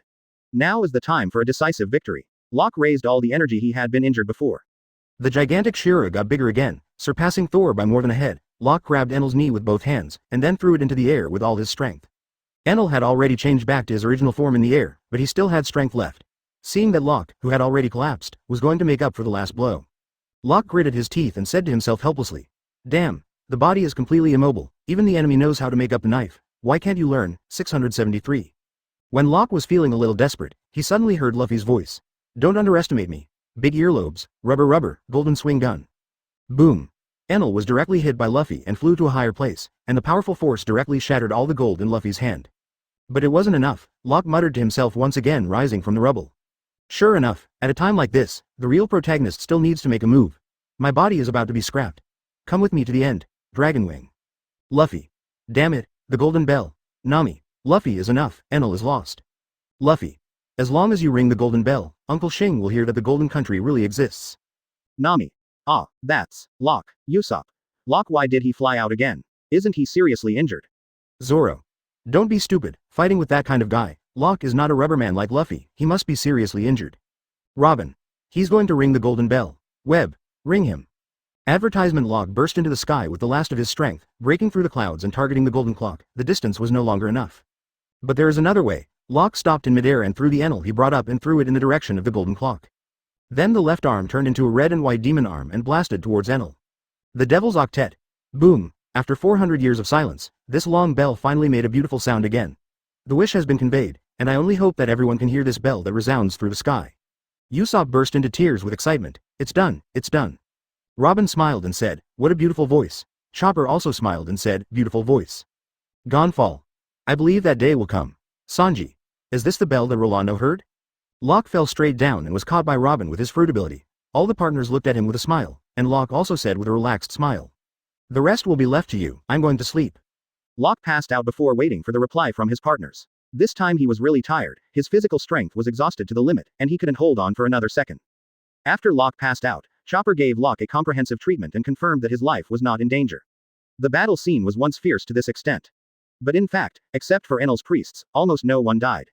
Konos, father originally got the news of Enel's plan. In the end, it was punished by Enel to destroy it, but it was fine at all. In fact, it fell into the White Sea. However, Locke had already beaten him unconscious, so he rode a broken ark and secretly headed towards the moon. Afterwards, it was time to use the power of the Straw Hat crew. Under the infection of Luffy, a huge banquet started as soon as it was said, and the Sandia and Sky Island aborigines who were still hostile before. Now holding hands and dancing together, it will be 4 days later when Locke next opens his eyes, and this big banquet has lasted for 4 full days. Almost everyone is asleep tonight. Luffy sneaks up to Nami and asks her to wake everyone up, and they grab the gold and run. When Locke woke up, his head was still dazed. He scratched his head and looked around, feeling that he had missed a lot of good wine, and the more he thought about it, the more he regretted it. Advertisement, of course. I will be leaving soon at this time, and I must not forget to sign in. Locke has been looking forward to it since seeing this sign in Reward 0. Sign in. Congratulations on the successful sign in. The reward, Chaotic Gold Watchtower, has been issued. The next sign in location, Marine G8 Branch Fortress. Reward, control the crane and capture the dragon. Panel. Name, Wolf D. Locke Hockey. Knowledge color, perfect. Devil fruit. Human fruit, Phantom Beast, Shira form. Phase 1, Phase 2. Fruit trick. Shira's anger. Shira is furious because of the enemy's constant obstacles, loses half of his sanity to strengthen his body, ignores any control, gains 100% toughness, and will not be affected by any obstacles. Talent.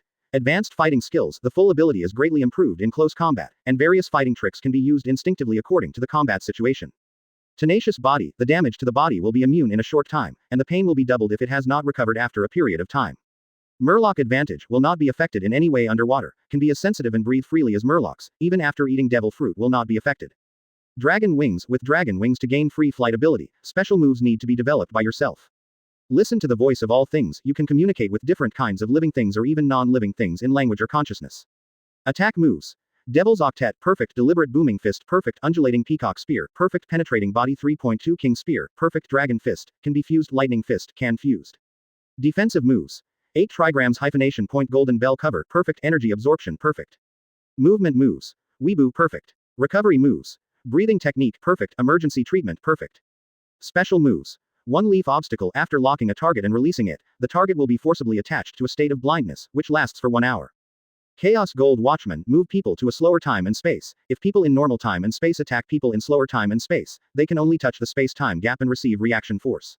Use it up to 3 times a day. Buff. Strength increase can be integrated. Speed increase can be integrated. Equipment. Edmund alloy gloves. Gloves made of the hardest metal known to be indestructible by mixing meteorite components into carbon alloys. Seastone material can be fused. Number of check-ins. 31. Chapter 97. Run away with gold. Locke tidied up his panel calmly. Apart from some newly added moves, what needs to be dealt with most are these moves that can be integrated. After thinking about it for a while, Locke merged everything that should be merged together, and only introduced the changed moves here. Lightning Dragon Fist. Combining Lightning Fist and Dragon Fist, the shortcoming of Dragon Fist is that the fist must hit the enemy before it can be released, and the speed of Lightning Fist can just make up for this. The power of the Lightning Fist just isn't suitable for the current Locke. The speed of the Lightning Fist will make it very easy for the Dragon Fist to hit. Full ability amplification. The fusion of speed amplification and strength amplification directly becomes a full ability amplification, but the effect is reduced, because it is automatically activated after entering the battle without any consumption. Now as long as Locke starts to fight, his strength and speed will be directly increased by 50%, and the effect of half the fruit ability is still very good. There is also the new special ability Chao Jintuo, a very pervert ability. Why can't it be called a defensive move? Because the method of using Luan Jintuo is not the only one. 09's defensive method is indeed very strong, but it will only be more effective when used for attack, delaying the enemy to a slower time, and taking the opportunity to accumulate such tricks as deliberate punching. Once the effect of Chaos Gold Watchman arrives, Kaido can be scrapped with 1 punch. Of course, this is all a later story. It is still very difficult for the current Locke. Now that Locke's own affairs are settled, and the plans of his partners have been confirmed, Locke just wonders how Nami will react if he finds out that they are missing out on the greatest fortune. Locke felt his scalp tingling when he thought about it. Luffy, as the proposer, would definitely be beaten into a shapeless shape by Nami, and they would definitely suffer accordingly. In the early morning of the next day, Locke was able to move around freely, but he still couldn't exert any strength in his body. He went to Konis and asked for a lot of Sky Island's specialty wine. As soon as I came back, I saw Usopp carrying a bag of various shellfish. After asking, I found out that this guy used rubber bands and iron plates to exchange them with those from Sky Island. What a profiteer, but this is also good. With these shells, Usopp's own strength can be more or less improved, and the two went back together to see Zoro chopping stones. Crow can see that Zoro is improving himself, but it is still a bit early for Zoro to want to cut those intangible things. But after that, Locke can explain to Zoro about the armed color. Maybe Zoro has understood it in advance. Except for the 3 of them, the remaining partners all moved the gold in the python's stomach. Before Luffy was swallowed, all the gold was swallowed by the giant python. Advertisement. Robin came to the Golden Bell and found the historical text under the bell tower, but after reading it, he found that it was about the location of another ancient weapon, Poseidon. Just like Pluton in Alabasta before, Robin was not interested in these at all, and when she was about to leave, she was reminded by someone that there was a string of words next to it. I'm here, leading this text to the last place. Pirate, Gore D. Luo Jia. After some speculation by Robin, I finally understood where the real historical text is. There are several historical texts that record information scattered around the world. Only by connecting them together can they become historical articles that fill in the blanks. Only the documents that have been connected in series are the real historical texts that do not exist in the world now. After being interpreted by Robin, the Sandia people finally understood that they no longer needed to fight, and their mission of guarding this historical article for generations had been completed. Back to Luffy, everyone has already carried a bag of gold here, waiting for Robin to come back and prepare to run away. Luffy. What is that guy Robin doing, so slow? I'm hungry. Sanji. But it feels so deserted. What happened? Where did the gorillas and angels go? Usopp. Oh, it's better not to be here. If they are discovered, they will definitely catch up. After all, we have robbed so much gold, and they will definitely not let us go. Now Nami and Konis are already making sailing preparations now, act quickly. Locke. I do think gold is important to them and that. Bath. Zoro. Bath, is the soil on that island, it's really hard to understand. After waiting for a while, Zoro got impatient and got up to leave, saying, really, there's no need to wait for that kind of woman, I'll go to the boat first. Usopp. Stupid. Luffy. Stupid. Sanji. Stupid green hair. Chopper. Green idiot. Locke. Chlorilla fool. Advertisement. Then a few people fought together. Locke was beaten the worst this time because he couldn't use his strength, and Yinba was KO'd as soon as he joined. While everyone was fighting, Robin came back, and she was accompanied by Angels and Sandias behind her, who thanked the Straw Hat crew. I specially moved the broken pillar of the clock tower here and wanted to give it to everyone. This is a pure gold pillar, and the 020-sized melee can't fit that kind of pillar at all. Seeing Robin, Luffy waved and shouted, hey, Robin, hurry up, we're running away, we've got the gold. Sanji quickly covered Luffy's mouth, shut up idiot. Didn't you see everyone came back with Miss Robin? Chopper also shouted in shock, ah, there are so many people. Usopp. It's bad, what's that, a giant cannon? Looking at the huge wrapped cylinder, Locke couldn't help being surprised and said, oh. Even the melee can't fit this size. Luffy also turned around and shouted to everyone, get on the boat. Don't stay here anymore. At this time, the angel who found something wrong discussed with the Sandia. Each of them is carrying luggage. Could it be that you are leaving here already? Hey, wait for me. But Luffy and the others, who didn't know the truth, felt that they had been screwed and ran away. Robin couldn't help laughing when he saw this scene. It seems that I don't want it anymore. I'm sorry to trouble you. Goodbye. He also hurriedly ran away with the big troops. Luffy. Brothers, just escaped to the end of the sky. Oh, Chapter 98, Thrilling Landing. Usopp. How did you catch up? Sanji. It seems that they have given up, and they can't even see the shadow. Usopp. Yeah, that's great, but I'm really intimidated by that huge cannon. Locke. Ha ha ha, Zoro. Huh, why are you smiling so happily? Locke. It's okay, I just think of happy things. Robin. Cannon. Usopp. That's what the soldiers are carrying. Robin. Ah, that. Usopp. What about that? That's super scary. Luffy. I see, slow down. Everyone got on the boat successfully, and under the guidance of Konis and his daughter, they rushed all the way to the exit. At this time, the Sandia people on Sky Island also said that there is no need for Sky Knights here. What is needed is a leader, so Gonfall has been recognized by everyone and has become everyone's god, again. Everyone on the melee side has already seen the exit. Konis. Everyone, I can already see it. Look ahead, it's the end of the cloud. Luffy. Where do you go down from? Usopp. I didn't expect to arrive so soon. Luffy was in a bad mood all of a sudden, lying on Mei's head and said softly, are we going down? Sanji. Indeed, when it's time to leave, I'm really reluctant. Zoro. Say goodbye to this white ocean. Chopper. Sky Island is really fun, even though it's scary. Locke. Through that gate, you can go back to Qinghai directly along the Yunhe. Nami. Can I come to Sky Island again? Usopp. I don't know about that. When they got to the door, Konis and her father hurried down and ran along with the Mei Li to say goodbye to everyone. After the Mei Li rushed out of the door, it went downhill first. Everyone thought that was the way back to Qinghai, but the next scene made everyone dumbfounded. It's a free fall. Locke looked at the 90-degree vertical cloud river next to him with a look of lovelessness, and he was powerless to complain. The free fall scared everyone's eyeballs out, and Mei Li was stunned, but fortunately, Konis was ready, with a whistle. Advertisement. Baron, the Sky Island specialty octopus, appeared, wrapped Mei Li in its tentacles, and then expanded its huge head, turning into an octopus parachute. After a while of staggering, everyone on the boat began to exclaim. Luffy. Look, it's amazing. Zoro. What is this? Locke. Obviously, an octopus. Chopper. Isn't this a balloon? Sanji. That's the octopus balloon. Usopp. I thought I was already in that world. Boom, boom, boom. It was the people of Sky Island who used the golden bell to see Locke off. Although this scene was very happy, Locke always felt that something was wrong there in retrospect. Ring the bell to see you off equals send the bell. As soon as Locke returned to the cabin, he saw Usopp, Luffy and others discussing excitedly around the gold. Luffy also planned to buy a huge bronze statue, and Usopp said he wanted to buy a cannon. Sanji wanted a refrigerator with a lock, Chopper wanted to buy books, Locke wanted to buy wine, but Nami ruthlessly rejected them all, saying that it would be safe to leave. As a result, Robin reminded Nami outside. Nami was shocked after observing, the ship did not know when it encountered the air current, and now it has deviated a lot from the course.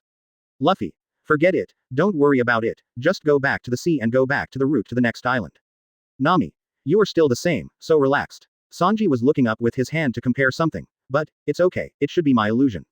Locke also looked up and thought of what Sanji wanted to say just now. The octopus balloon had indeed become smaller, and Zoro, who was sleeping, suddenly woke up.